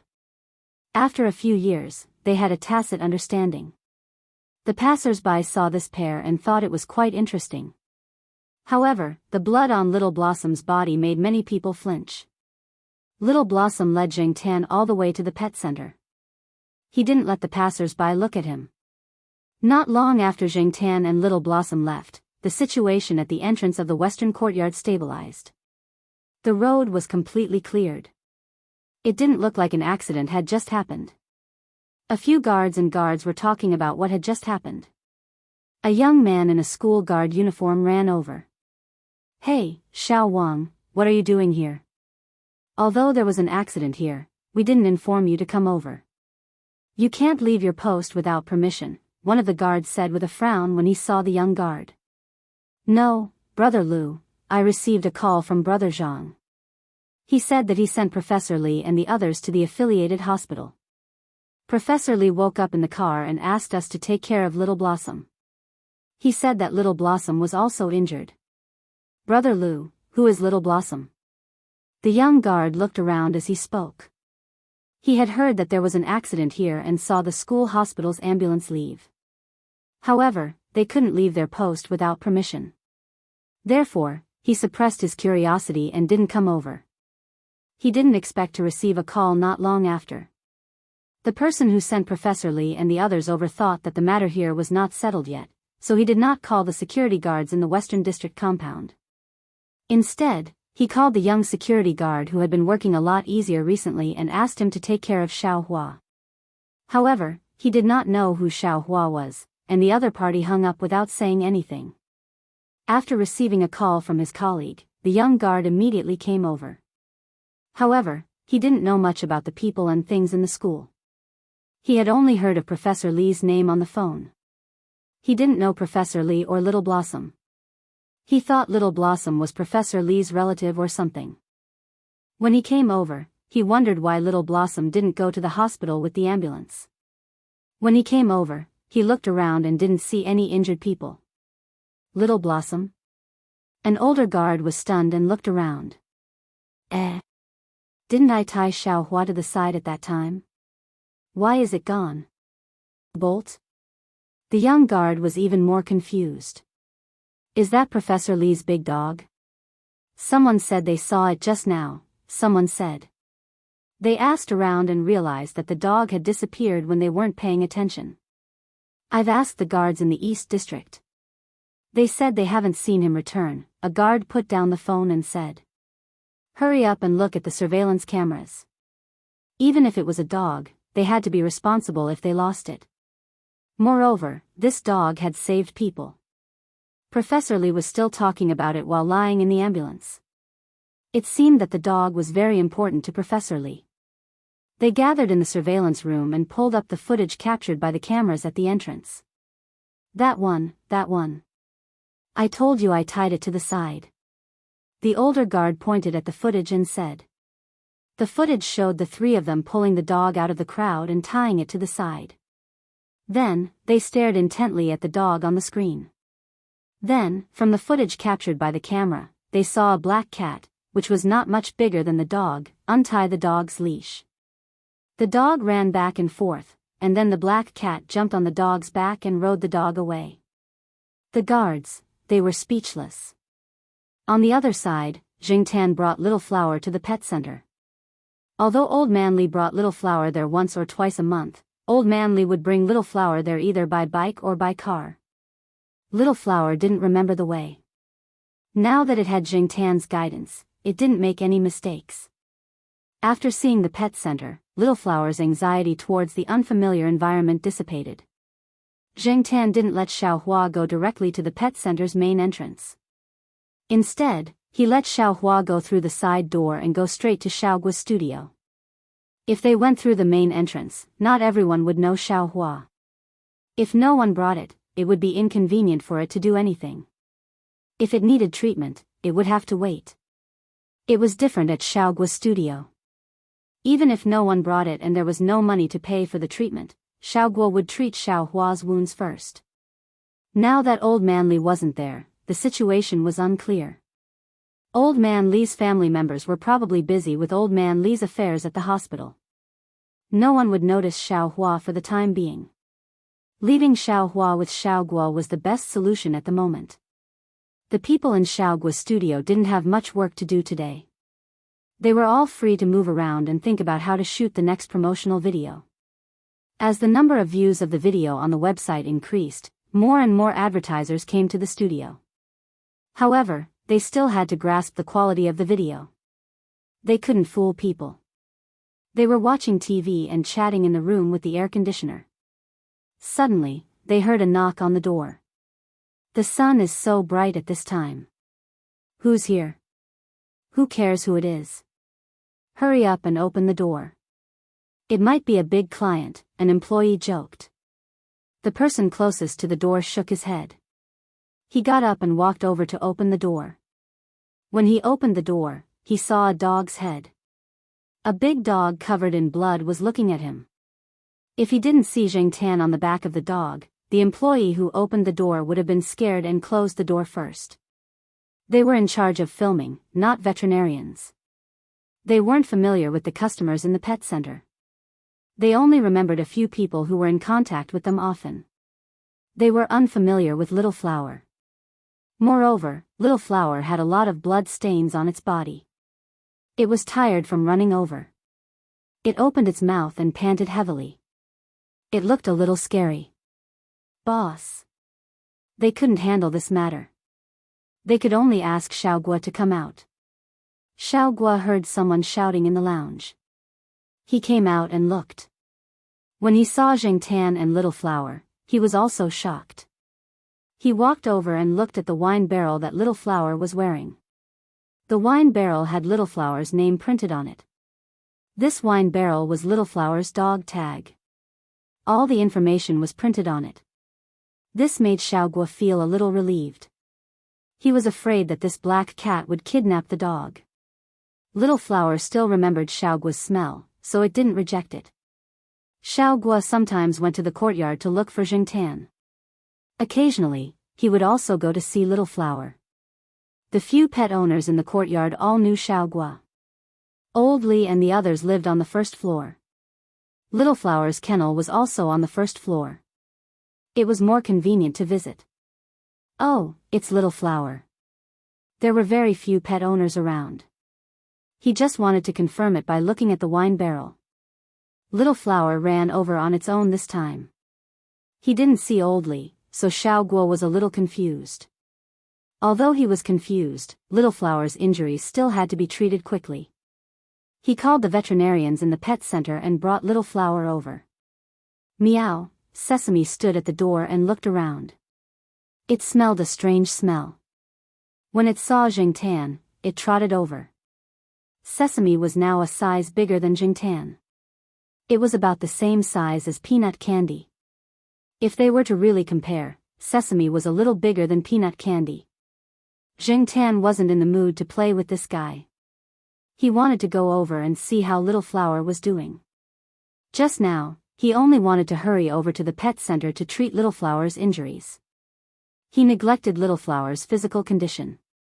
Previously, when he saw Little Flower being dragged away by the guards, he didn't see anything wrong with it.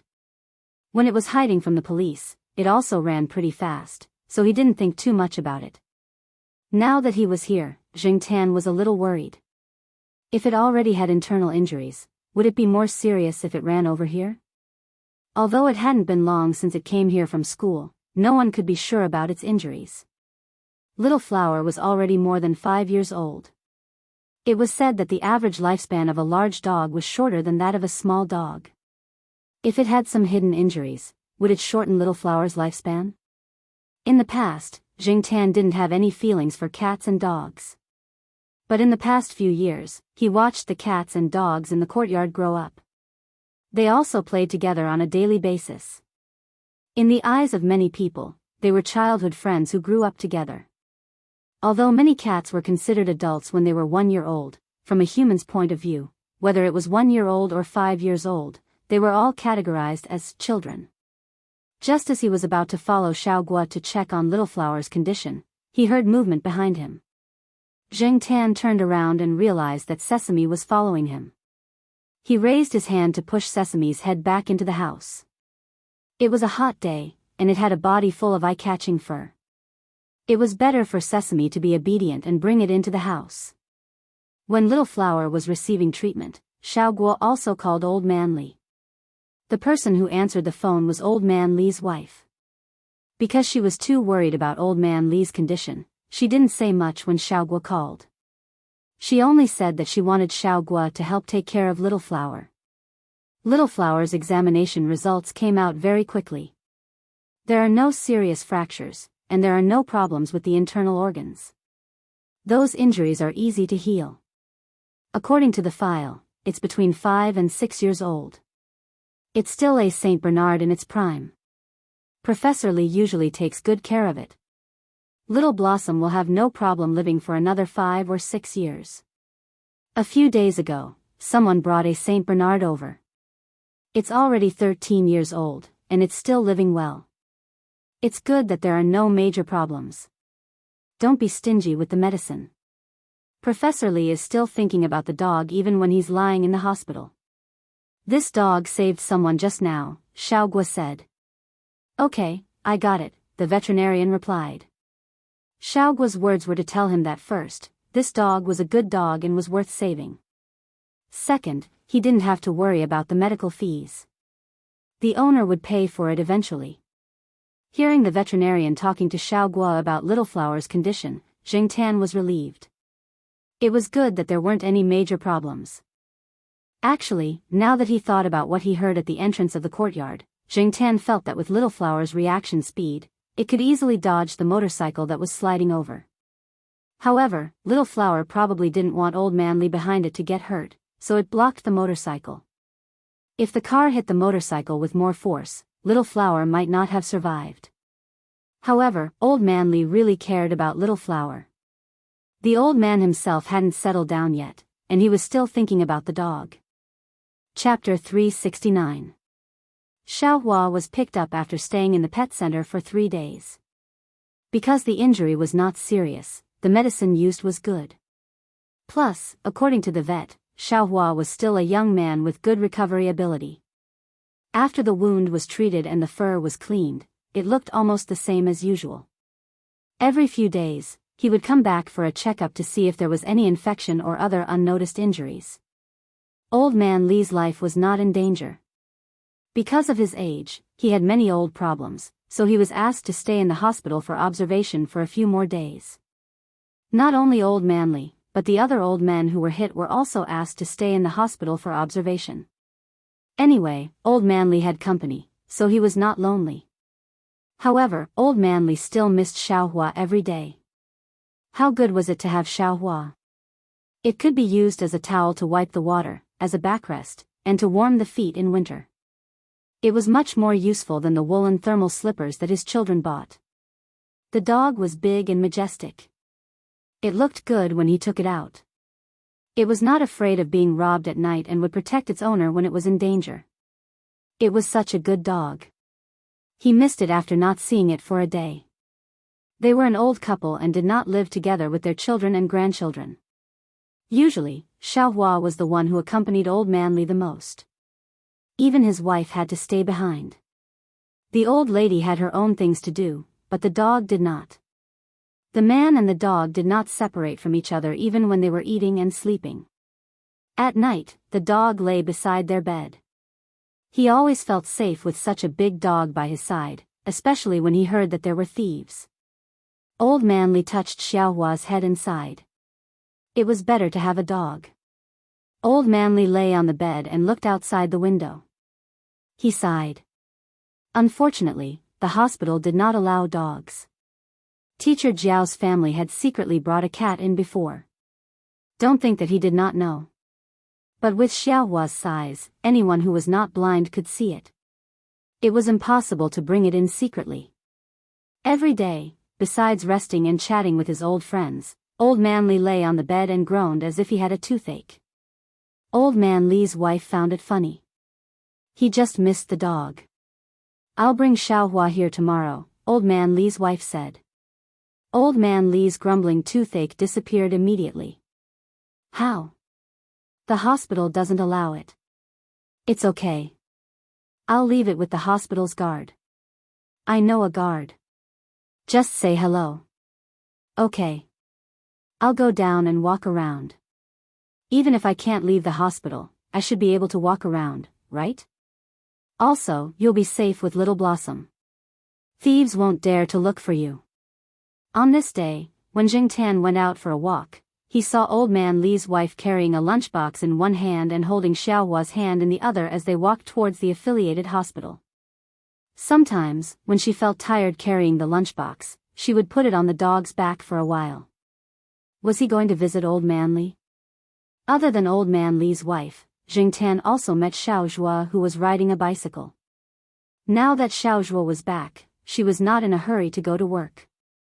With Lord Xing around, it was not a problem whether she wanted to stay in school or do other things. The most important thing for Xiaozhua now was to recuperate. She did not receive the late-stage recuperation treatment in the project team.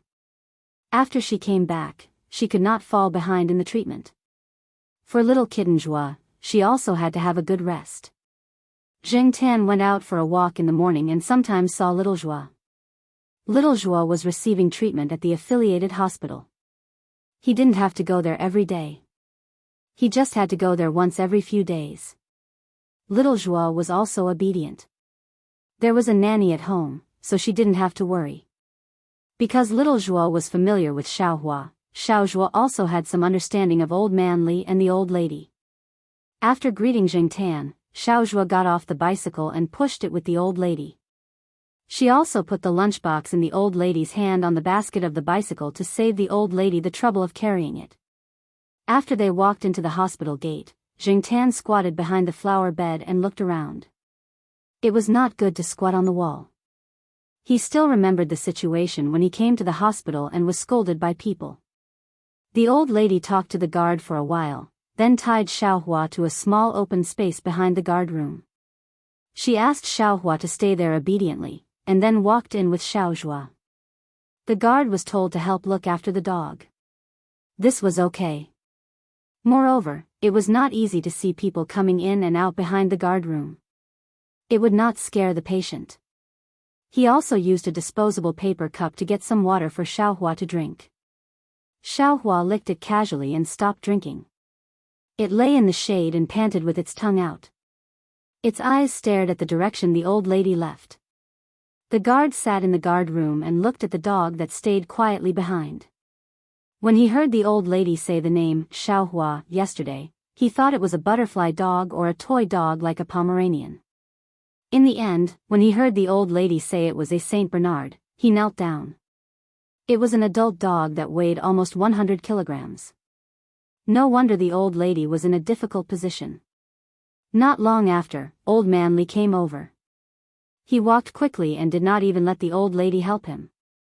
It looked like Old Man Li really did not have any major problems. He would probably be able to go back after a few days of observation. Old Man Li could not help but cry when he saw Xiaohua.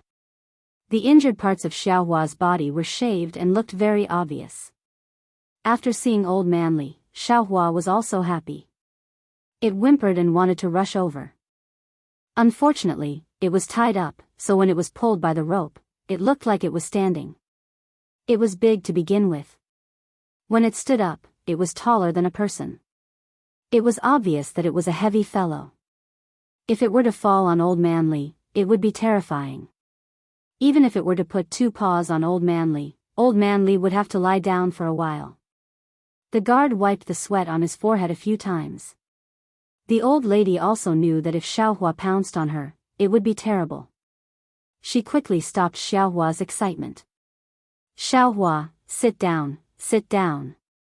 The old lady quickly comforted Xiaohua.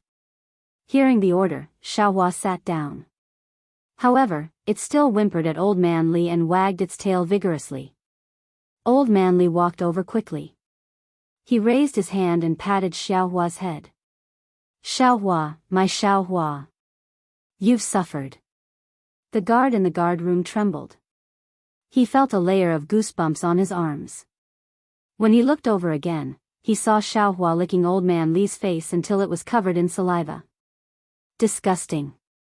This kind of big dog, especially with its mouth shape, was the most disgusting. After thinking about it, the guard decided not to look over there. Old Man Li cuddled with Xiaohua for a while. He thought of something and went to look for the guard.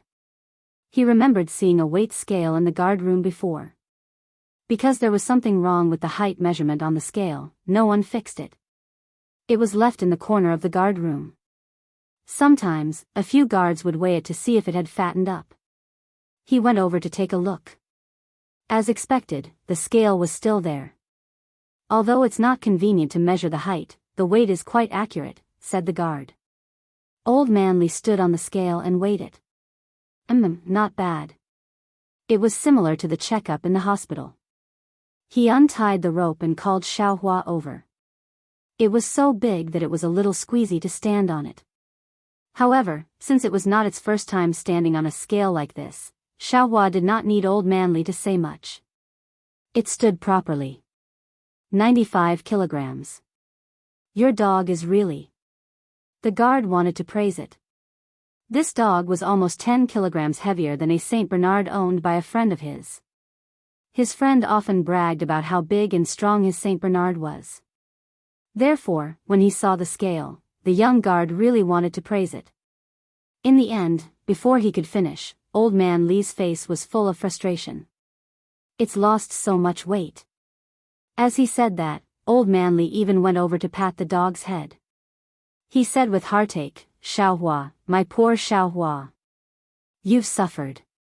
Zheng Tan and the guard, this time, it was not just the guard. Even Zheng Tan trembled a few times. Before the guard could say the word okay, he swallowed it back. Old Man Li could not stay outside all the time. There was a routine checkup later and he had to take medicine.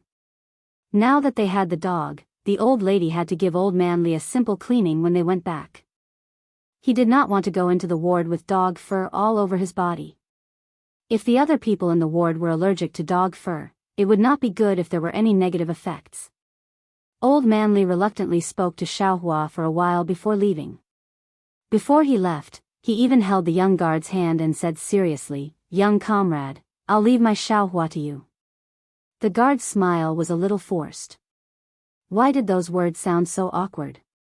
After thinking for a while, he remembered that when his elder brother went to his girlfriend's house to discuss the wedding last week, his elder brother's father-in-law held his elder brother's hand and said seriously, June, I'll leave my Liz hen to you. After Old Man Li left, Xiaohua lay behind the guard's room. This time, she looked much better. Xiaohua was a little anxious when she did not see Old Man Li previously. Now, she finally calmed down. For the next few days, whenever the old lady came to visit Old Man Li with a lunchbox, she would bring Xiaohua along. Today, the weather forecast said there would be a strong wind, but it was not obvious in the morning. There was no sun, and there was a little wind, but it was not considered a strong wind. Even so, it was enough to disperse the scorching heat. Some children even ran to the pond to play. Old Man Li's wife carried a thermal lunchbox as usual. She held Xiaohua's hand and walked towards the affiliated hospital. This little bit of wind was nothing to her. However, she still wore a mask. The wind was strong. Sometimes, there would be dust in some places. It was better to wear a mask. Zheng Tan went with them. However, today, Zheng Tan did not go to the hospital. Instead, he went to the lakeside villa to see what Feng Baijin and Hu Zi were doing. Then, he could get a free meal there. Recently, there were more cats in the lakeside villa area. Every time Zheng Tan went there, he could see cats chasing each other and playing around. Usually, in the afternoon, 3 to 5 cats could be seen lying under the willow tree. Occasionally, when fish jumped out of the water, they would move their ears and open their eyes to look in that direction. However, even if it was a scene of collective laziness, the style could change in the next moment. Did you know what would happen if you threw a lively grasshopper into a group of cats? Zheng Tan had tried it before. That day, he happened to catch a grasshopper that jumped in front of him. It was probably caught by a cat. One of its legs was broken, and there were traces of cat claws on its body. However, this grasshopper was still quite happy. It jumped boldly and directly in front of Zheng Tan. It even planned to jump over Zheng Tan and jump into the bushes. After Zheng Tan caught it, he threw it to the place where the cats were lying under the willow tree. Then, the cats that were lying there lazily a moment ago suddenly became alert. Their pupils dilated. Looking at the grasshopper that was being fought over by the 5 cats, Zheng Tan silently lit a candle in his heart. When Zheng Tan came over, Feng Baijin was playing a game. It was probably a new game that he had created. Zheng Tan had never seen that game before. Hu Zi was lying on Feng Baijin's lap. When Feng Baijin moved, it snorted twice unhappily, indicating that it was disturbed and that Feng Baijin should not move. Chapter 370. After eating lunch at Feng Baijin's house, Zheng Tan planned to stay for a while and watch Hu Zi fight other cats in the neighborhood. However, after seeing the chat history between Feng Baijin and his classmate, Zheng Tan decided to leave quickly and go home. Feng Baijin had a classmate's house in the neighboring city. When the two of them were chatting, Zheng Tan saw that Feng Baijin said that there was a hailstorm and a strong wind. The wind outside Chuhua City seemed to be getting stronger too, but there was no rain or hailstorm. Zheng Tan had been in Chuhua City for a few years, but he had never seen hailstorms here. He had heard of hailstorms in the suburbs, but he had never seen hailstorms in the city. It usually only rained in the city. Looking at the sky, Zheng Tan decided to leave quickly. The weather was getting worse. After leaving the lakeside villa area, Zheng Tan ran back. A strong wind blew, and some bicycles that were parked on the side fell in a row. The trees on both sides of the road were bent by the wind, and the leaves rustled. Something was blown up by the wind and hit some of the parked electric cars and cars, making a sharp alarm sound. Zheng Tan didn't look at it for long. He just wanted to go back quickly so that he wouldn't be afraid of the wind or rain outside. When he passed by the affiliated hospital, Zheng Tan thought of Xiao Hua, who was tied up there. He jumped on the wall and looked inside. Xiao Hua was still lying there. Its eyes were squinted because of the wind, and its fur was messy. The guard was helping a patient in and didn't care about Xiao Hua. At this moment, another gust of wind blew. Caw. A tree near the guard room was blown down.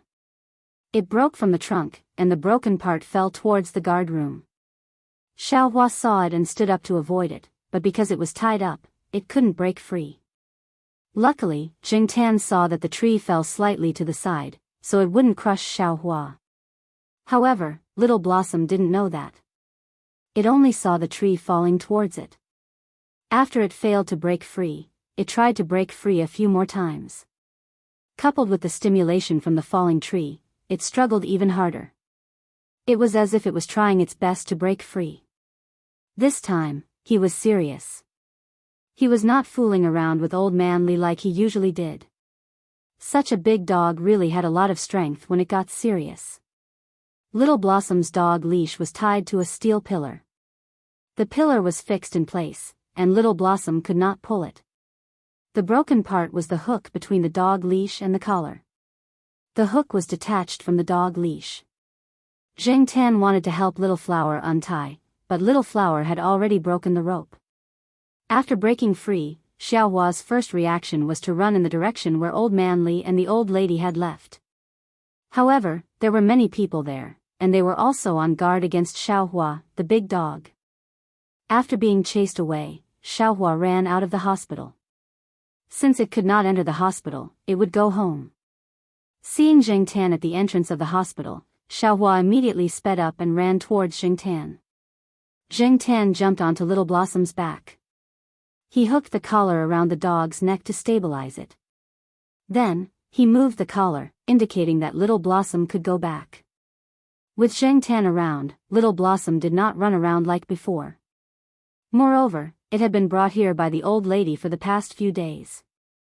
It remembered the way. While running, Jingtan realized that it had started to rain. This was not a good sign. If it was raining, Jingtan would not mind. However, Little Blossom was still injured and had not fully recovered. It would not be good if it got wet. Now, it was windy. It seemed that the storm was about to start. There was a traffic jam at the T-junction in front. There were many cars and people. The road ahead was so blocked that Little Blossom could not squeeze through. An old lady even chased Little Blossom away with an umbrella when she saw it. It could not go on like this. Summer rain would not give you much time to react. It might rain down in the next moment. He thought about the distance between here and the courtyard. Although it was not far, with Little Blossom's running speed, it would still take 5 minutes. He did not know if it could last for 5 minutes in this weather. If it started to rain immediately, even if it stayed outside for 2 seconds, it would be drenched. "Hey, over there!" Someone shouted in his direction. Jingtan did not think that it was him at first. The voice shouted a few more times. Then, it added a "me" at the end of the sentence. This was how people called cats in this area. Jingtan looked over. Not far away, at the entrance of a small grocery store, a middle-aged man stood there and looked in Jingtan's direction. When he saw Jingtan looking over, he waved his hand. Jingtan hesitated for 2 seconds. In the end, he decided to go over and take shelter from the rain. The rain was about to get heavier. He could not delay any longer. He had to be decisive. He pulled on the collar and signaled Little Blossom to go over. Little Blossom was a little confused. It looked at the grocery store and then turned to look at Jingtan. It still followed Jingtan's instructions and walked over. However, it was still vigilant. When it was 2 meters away from the grocery store, it stopped and looked at the person standing beside the cashier. "Come in." The person waved his hand again. Little Blossom did not move. Jingtan jumped down from the dog's back and walked into the store first. It sniffed and looked in a direction. On a tall shelf, a very clean white cat was squatting on it. It looked down at Jingtan, who was walking in. Its pupils contracted, and its eyes looked a little sharp. Jingtan ran out and pushed Little Blossom into the store. Little Blossom followed Jingtan's push and slowly moved into the store. However, it was still vigilant. After it went in, it sniffed the surroundings. Then, it squatted near the door and did not go inside. As long as it was not drenched in the rain, Little Blossom's wound would not be a problem for the time being. If it got infected, even if it was not a serious injury, it would worsen. After Little Blossom entered the store, Jingtan looked at the person leaning against the cashier. The shop owner looked to be in his 40s. His skin was a little dark. It was not clear if it was natural or because of the sun. He had a very mean-looking face. With a cigarette in his mouth, he looked in the direction of Jingtan and Little Blossom. Generally speaking, aunties and old ladies would tell their little grandsons to stay away from such people when they saw such people. It couldn't be helped. A person's face could leave a first impression on others. People who looked amiable would also feel close to them at first glance. However, people who looked fierce or harsh like this person in front of them were treated differently. However, for animals, a person's face had nothing to do with an impression. If you were kind to them, many animals would feel close to you. When Jingtan saw the cat on the shelf, he felt that this person was not a bad person. He and Little Blossom were only here temporarily to avoid the rain. They did not want to interfere with this person's interests, so it should be fine. Moving his ears, Jingtan heard a sound and looked toward the back of the store. A young man came out with a box of umbrellas. "Boss, these are all the umbrellas. I tore up all the previous prices. They were all 15 yuan per umbrella. F***CK. The man was talking when he saw the big dog squatting at the door. He almost threw the box of umbrellas to the ground. Boss, where did the dog come from?" The young man looked very scared. He did not go closer. Holding the box of umbrellas, he looked at the person next to the cashier. I called it in to avoid the rain. What are you afraid of? I'm afraid of dogs. I was bitten by a dog when I was young. Since then, I have felt that animals like dogs are really scary. I don't understand why so many people like dogs. Okay, put the umbrellas there. You can take a nap in the back. The owner said with a cigarette in his mouth. His words were not very clear, and there was an obvious dialect. If Zheng Tan was not familiar with dialects, he would not have understood. The young man understood. He was already used to this way of speaking. He quickly put down the box of umbrellas and slipped away. He did not forget to close the door to the back room, as if he was afraid that the big dog in front of the door would enter. The shop owner took out a pen and wrote something on a piece of white paper. Then, he took the paper and moved the box of umbrellas to the entrance of the shop. The paper was hung on a shelf above. It was written in black and white, and it was written in bold font, umbrellas and raincoats for sale. Special price of 20 yuan per umbrella. If Zheng Tan was not hallucinating, the young man said that the umbrellas were sold for 15 yuan when he moved the box over. 20 yuan was a special price. It was indeed a special price. He was a profiteer. After Zheng Tan and Little Flower entered the house, the rain turned into a storm in less than 2 minutes. The raindrops splashed on the ground, and Little Flower could not help but take a step back. The wind outside became stronger. Basically, as soon as they went out, they would get wet. The wind was too strong, and the rain would still drift into the house. Therefore, the owner closed most of the door, leaving only the part where the umbrellas were placed. The box was covered with a layer of cloth. It was waterproof, so there was no need to worry about the rain falling into the box. Needless to say, there were many people who came to buy umbrellas and raincoats. Many of them hurriedly paid the money and left with the umbrella. Of course, there were also people who bargained, but in the end, they were always rejected. They would not give a cent when buying other small things. In short, they did not bargain. The owner walked to the cashier and started to fiddle with an electric fan. The kind of desktop electric fans used by students. Usually, the students in the school would take the fans and fix them when they stopped working. Some would sell them at a low price. The fan in the shop owner's hand was probably bought from a student at a low price. After fixing it, he could sell it for some money. Clang! Zheng Tan looked in the direction of the sound. 2 young men with dyed hair and wearing short-sleeved t-shirts with skulls on them walked in. The sound came from them kicking the metal frame at the door. Both of them were soaked.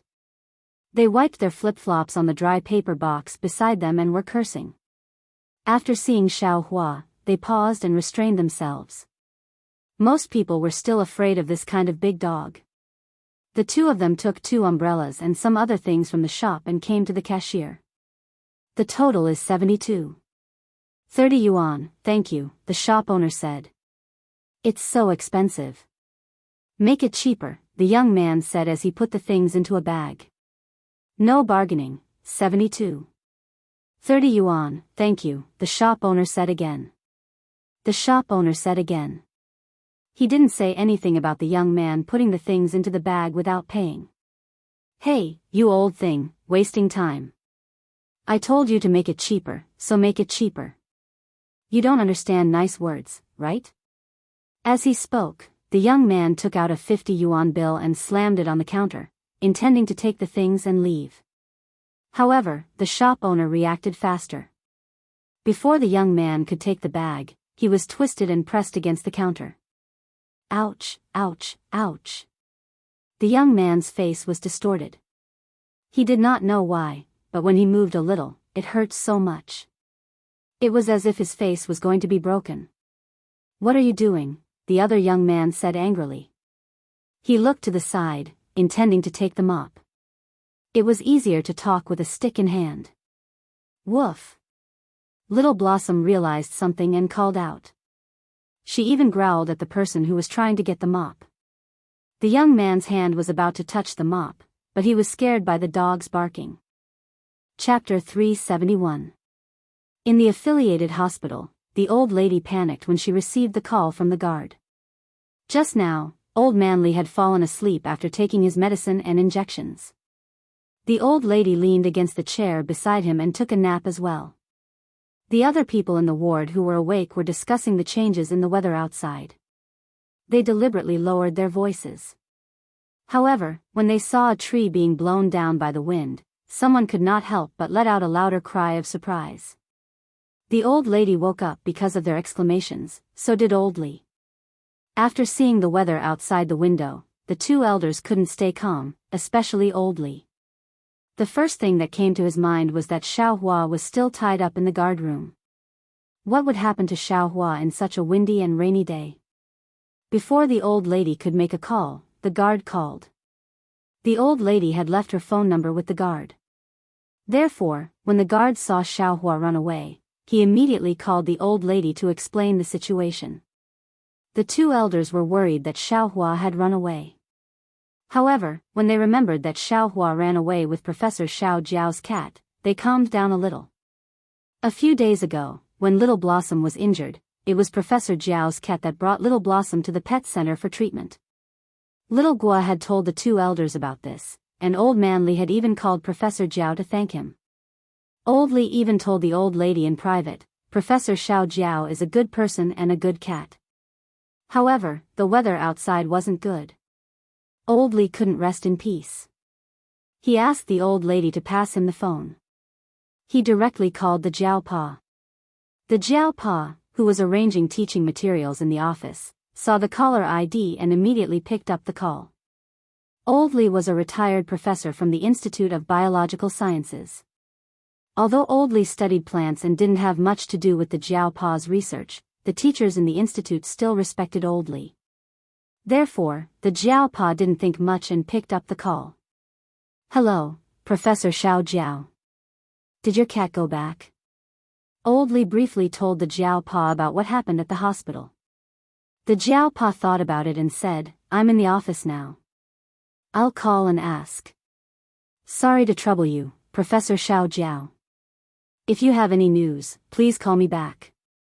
After hanging up, the Jiao Pa called home. Generally speaking, when Jingtan was at home, he would press the answer button when he saw the familiar number on the landline. However, after ringing for a long time, the other side did not pick up. Jiao Pa looked at the weather outside and frowned. Then, he called Jiao Wei's parents and Feng Baijin. He asked them all, but Feng Baijin said that Jingtan had already left. While Jiao Pa and Old Manly were looking for Jingtan and Little Flower, the two of them were still hiding from the rain in the grocery store. At this moment, the atmosphere in the grocery store was a little strange. The two arrogant young men were now listless. One of them was pinned to the counter by the wrist and didn't dare to move. Only his face was distorted from the pain. At first, he was still talking tough, but now he didn't even dare to fart. He could only hope that this mean-looking shop owner would quickly let them go. Just like what the shop owner said, if they wanted to let them go, they could either pay for it or get lost. On the counter, there was still the 50 yuan that the man had taken out, but the shop owner didn't look at it again after a glance. He only paid attention to the two young men who were dressed differently. The man standing at the side swallowed his saliva. He felt that the wind outside was a little cold. The wind was wet, which made him feel even colder. I'm warning you, don't go too far. The young man standing at the side raised his hand and pointed at the shop owner. However, it was obvious that his fingers were trembling. Little Flower sneezed from the rain that had splashed onto his nose. The man was so scared that he trembled again. He couldn't outsell the Samoyed when he was smiling, and he couldn't outsell Brother Ba when he pretended to be pitiful. There weren't many facial expressions on Flowery's face. For people who didn't know this type of dog, the most intimidating thing was its size. The two young men wondered if the big dog behind them was showing its impatience. When they thought about it, they became even more scared. The shop owner didn't say anything. He just looked at them with an expressionless face. Then, the young man standing at the side gritted his teeth, took out 22 yuan from his pocket, and put it on the counter. Is this okay? Let my brother go. The shop owner didn't say anything, nor did he let go. Instead, he twisted the man's wrist again, which made him scream in pain. $72.30. Is your elementary school math taught by a physical education teacher? The young man standing at the side froze. He didn't expect the shop owner to be so serious about 30 cents. I don't have 30 cents left. If you don't believe me, I'll show you. As he spoke, the man rummaged through his trouser pockets and took out everything in them. There was a 10-cent coin in his left trouser pocket and 2 old 10-cent coins in his right trouser pocket. The man standing at the side choked. He didn't expect there to be 30 cents left. He put all 3 coins on the counter and looked at the shop owner. Is this okay? The shop owner shook his head and looked at the man. Last chance. Ouch. F***ck, hurry up and give me the money. The man whose wrist was being held shouted at his partner. The person standing next to him put another 50 yuan note on the counter with a depressed expression, and then hurriedly left with his companions. The man wanted to take the 50 on the counter, but he found that a finger was pressing down on the corner of the 50. He looked at the 50 on the counter unwillingly and snorted. He was pulled away by his partner, who took the things and walked towards the door.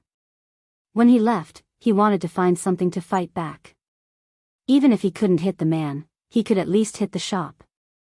He didn't expect to kick a shelf when he turned around. His toes hurt from the impact, and he wanted to curse. Just as he was about to curse to vent his anger and grievance, he heard 2 barks from behind. Woof! Xiaohua stood up and looked at the 2 men. He felt that something was wrong from them, so he only barked twice to test them. At the same time, he reminded them not to come over. Xiaohua looked very big when he was lying down, and when he stood up, he looked even bigger. His every move was very eye-catching. However, Zheng Tan didn't stop Xiaohua. He felt that the 2 young men didn't have the guts to come over and fight with Xiaohua. Moreover, the shop owner wasn't a simple person. He could subdue people with one move, so he definitely wasn't weak in a real fight. He was much more powerful than the 2 young men. The 2 young men choked because of Xiaohua's barks. They looked at each other and didn't want to curse anymore. They quickly left. What's going on? The man who had run to the back room to take a nap was woken up by the barks. He gathered his courage and opened the door to take a look. He raised his eyebrows when he saw the 2 men at the door. Are they looking for trouble? When the 2 men at the door saw that the shop owner had helpers, they didn't want to stay there and quickly left. They didn't even open the umbrella they just bought and ran into the rain. The man who came from the back of the shop walked around Xiaohua. He stuck to the shelf on the other side and quickly walked to the cashier. What's going on, boss? Are those 2 looking for trouble? It's nothing. They're just kids. There's no need to worry. The shop owner put the money into the money box. Only the 50 yuan bill that he took out from the counter was still in its original position. Oh, they dared to use fake money. They must be doing it on purpose. Boss, why didn't you beat them up before letting them go? Why are you arguing with kids? The shop owner moved the fake 50 yuan bill to the side of the counter and pressed it with something. Then, he picked up the screwdriver and continued to repair the fan with a cigarette in his mouth. The employee had just woken up and didn't plan to go back to the back room.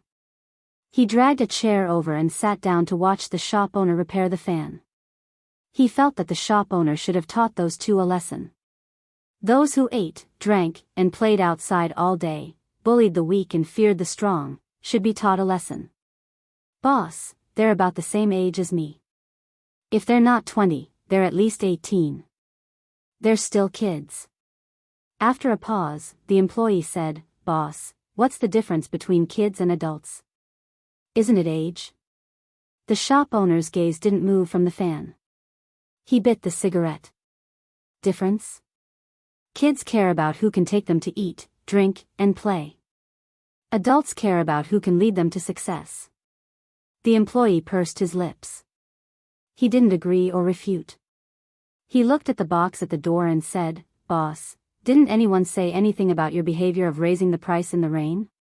What's there to say? The bus fare increases during the holidays. What's wrong with raising the umbrella fare when it's raining? I've learned from you what it means to take advantage of a burning house.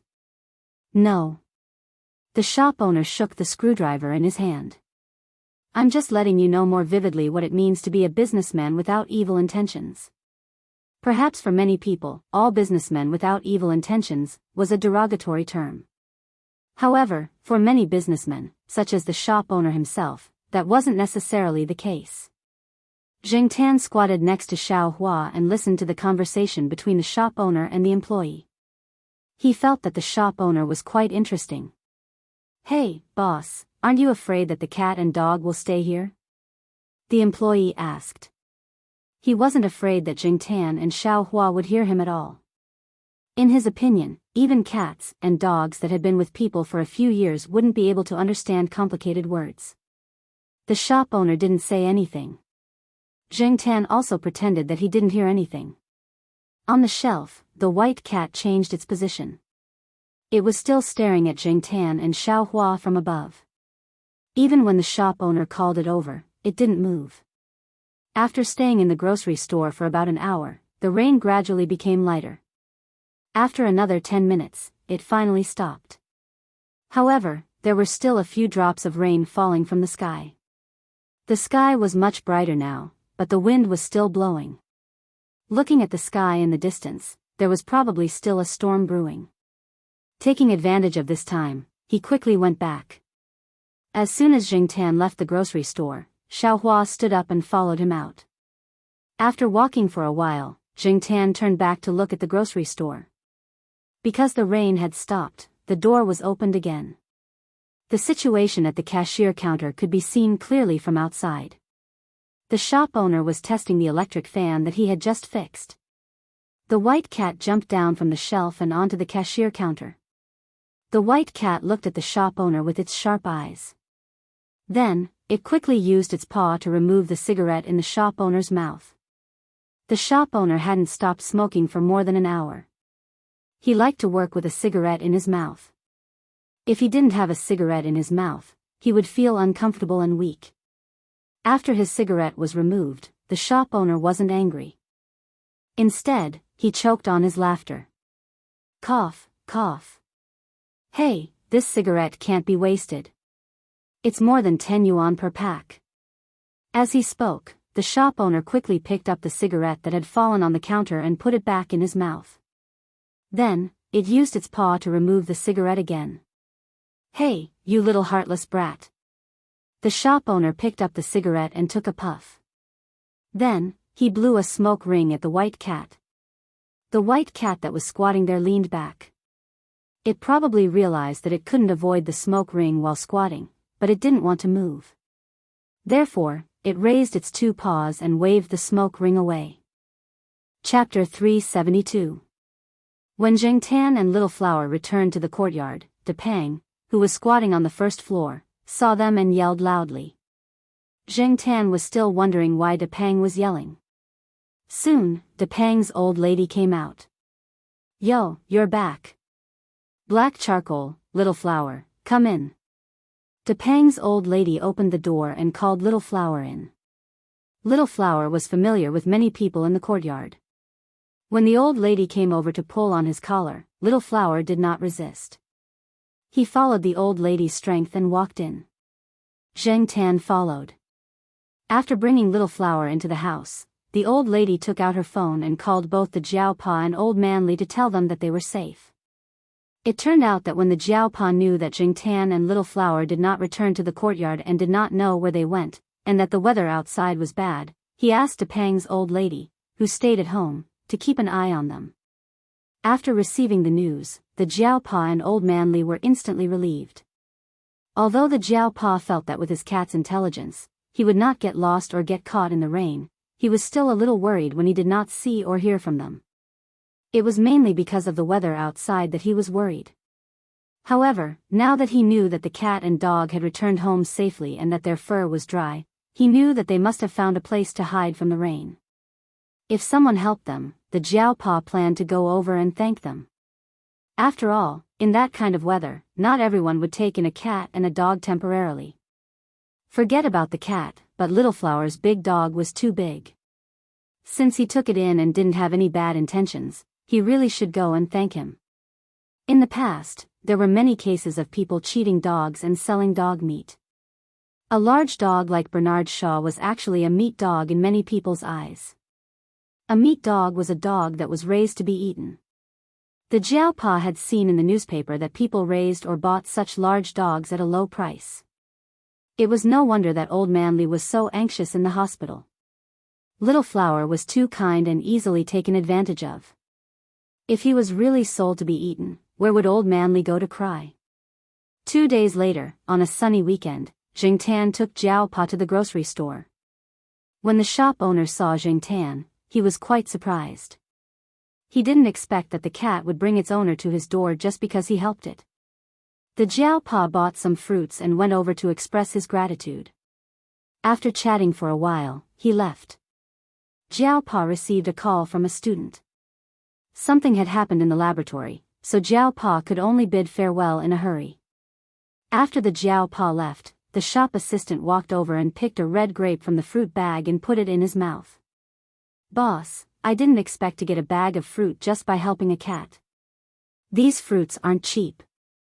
They're worth at least a few $dozen. This is a good deal." Sometimes, helping someone with all of one's heart might not be exchanged for sincerity. Sometimes, it would just be a thank you. In this day and age, a thank you was worthless. He didn't expect that this time, he had only let a cat and a dog in to take shelter from the rain, and they had come to thank him and even brought gifts. This family valued the cat quite a lot. The shop owner also tasted a few red grapes and said, "That's why I said that if you think you can help, then help. It doesn't matter if it's a human or a cat. Cast your net wide. As long as there's a big fish, you'll earn a lot." Just by listening to the first part of the sentence, the shop assistant thought that his boss's character had improved. He didn't expect the latter part of the sentence to reveal his true nature. However, the shop assistant still nodded. The boss's words didn't sound good, but it made sense. It was a different interpretation of the phrase, "Good people will be rewarded." It was a straightforward value. However, the shop assistant and the boss didn't expect that they would get more than this. After the Jiao Pa came over to express his gratitude, he told Old Li what he knew. Obviously, Old Li had the same thought as the Jiao Pa. He knew that the grocery store owner had helped them, so he bought gifts to thank him as soon as he was discharged from the hospital. In other people's eyes, it wasn't that big of a deal. Wasn't it just helping a dog? Did they have to go over to thank him? However, just like Jingtan's position in the Jiao family, Xiaohua's position in Old Li's heart wasn't small either. At that time, Xiaohua was still injured. If he got drenched in the rain, he would be even more injured. Therefore, Old Li took the gifts and brought Xiaohua to the grocery store. He held the shop owner's hand and thanked him solemnly. "Comrade, thank you for taking care of my Xiaohua." The shop assistant stood at the side and trembled. He felt that this old man was even more exaggerated than the university professor who came last time. What was the gift next to him? Other than fruits, there was a box of American ginseng. It looked quite high-end. The shop assistant didn't know that many people went to visit Old Li when he was in the hospital. Every person who went to visit him brought a lot of gifts. There were so many things like ginseng that Old Li and his wife couldn't finish them all. This time, they happened to come across this matter, so they brought a box over. After Old Li left, the shop assistant sighed to the shop owner again. He casually cast the net and caught 2 fish. "Boss, do you think there will be more big fish?" The shop owner snorted. "You should be content." The shop assistant didn't really think that there would be more developments. He just said it casually. Then, he happily carried the fruits to the back to wash them. He even generously picked a grape and put it in front of the white cat that was squatting on the shelf. The white cat slapped it away with its paw.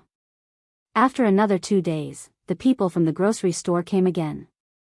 After Xiaoguo found out about this from the Jiao Pa, he wanted to use this matter to film a short film and publicize it. If people saw cats and dogs in trouble in the future, they would be able to help out. After getting the shop owner's approval, Xiaoguo brought the people from the working group over. Is my outfit okay? It's my first time being interviewed, so I'm a little nervous. The shop assistant specially wore clothes that showed off his good temperament and stood in front of the shop owner. It's passable, the shop owner said. Compared to the shop assistant's nervousness and excitement, the shop owner looked no different from usual. This time, the shop owner didn't want to show too much of his face. The shop owner said that he wanted to show an honest and sincere feeling. The shop owner's face was really not convincing. He didn't want to show his face, so he let the shop assistant do it. However, there were some things that the shop owner had to explain. The shop owner briefly told Xiaoguo what happened that day. When Xiaoguo asked about the white cat on the shelf, the shop owner told him the truth. Of course, he didn't mention the increase in the price of umbrellas in the heavy rain and the 2 gangsters on the way. That white cat came by itself. I don't know whose it used to belong to. When it came, it was very thin. Now it's much stronger. But since it came, there are no more rats in the shop. The shop owner didn't tie it up. In the shop owner's words, it came by itself. When it wants to leave and feels that it's not good to stay here, it's up to it. Cats are all like this, little heartless.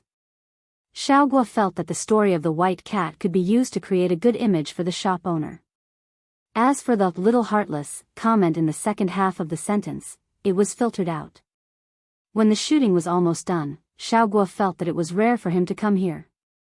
Even if the shop owner didn't want to shoot too much, he should at least shoot some scenes of the shop owner. So, Xiaoguo asked the shop owner who was sitting calmly next to him, Boss Huang, do you have any thoughts about this incident? Boss Huang looked at the camera lens and said seriously, cast the net wide and catch more fish. Xiaoguo was speechless. He should cut this part out when he went back. Xiaoguo had expected to hear something about being kind to others and caring for animals, but in the end, all he got was these 2 sentences. He wanted to establish a good image for others and spread positive energy, not to advertise as a profiteer. 2 weeks later. Mao was alone at home. His wife took the kids to play at a friend's house and didn't allow him to follow. Mao didn't want to go with a group of women, so he stayed at home alone and let the nanny take a leave. Mao rarely had the chance to stay at home alone and surf the internet. He drank beer and ate takeout. Of course, there was a lot of cat food for black rice. Since he had nothing to do, Mao clicked on the website of Xiaoguo's pet center and clicked on the section that he frequented. According to the time, the new video was released. Mao, like many customers of the pet center and many cat friends on the internet, was very interested in the videos shot by Xiaoguo's studio. Sometimes, he would watch the commercials. The crude commercials made by cats and dogs could entertain him for a long time and always make him feel relaxed. In addition to the commercials, there were also some short films about life, which always made him smile. Especially when he saw those who had tough stuff at home, he couldn't help but gloat. In the last episode, it was about Xiaohua bravely saving his owner and honorably getting injured. What about this episode? Mao clicked on the latest video. It wasn't about commercials, but about what happened during the storm a few days ago. The main character was still Xiaohua. Because it was a dog from the courtyard, Mao had paid attention to it and even visited Old Li in the hospital. In this episode, it was Xiaohua again. What did this dog do this time? Recently, this big dog had been appearing on the screen a lot. In the new video, after Mao saw a scene, he was stunned. He put down the beer, moved the progress bar forward a little, and then pressed pause on a certain scene. Staring at the somewhat mean face on the screen, Mao picked up the phone and called Xiaoguo. Hello, Mr. Guo, are you free now? I have something to ask you. Xiaoguo was originally distributing work with the people in the work group, but after receiving Mao's call, he put down what he was doing and walked into the lounge. Yes, I'm free. What do you want to ask? Since Xiaoguo knew about Mao's background, he decided to suck up to him. Other than the matter about black rice, Xiaoguo wouldn't refuse Mao's rare call. How could he let go of such a good opportunity to get closer to Mao? Mao asked Xiao Guo about the video they had just shot, as well as the owner of the grocery store. The owner? His surname is Huang, but I don't know his full name.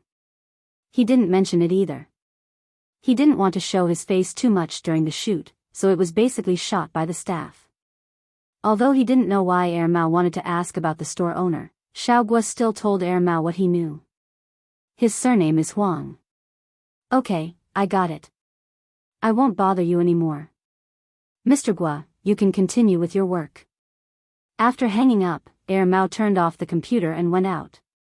In the grocery store, the staff had been in a good mood because of the interview.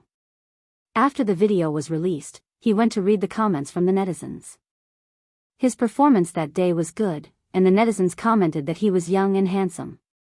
This made the staff proud for a few days, and he still hadn't completely let it go. As he was thinking, he saw a young man walk in. The staff went up to him and said enthusiastically, "What would you like to order?" "I'll introduce you." Because after the store owner said to cast the net wide and catch more fish, the staff thought that in the future, except for those who were obviously looking for trouble, he should treat the customers better. He wanted them to feel that even if it was a small grocery store, the staff was also professional. Mao walked into the grocery store and looked around. His eyes fell on the person who was sitting at the cashier and reading the newspaper. He said to the staff, "A weasel skin."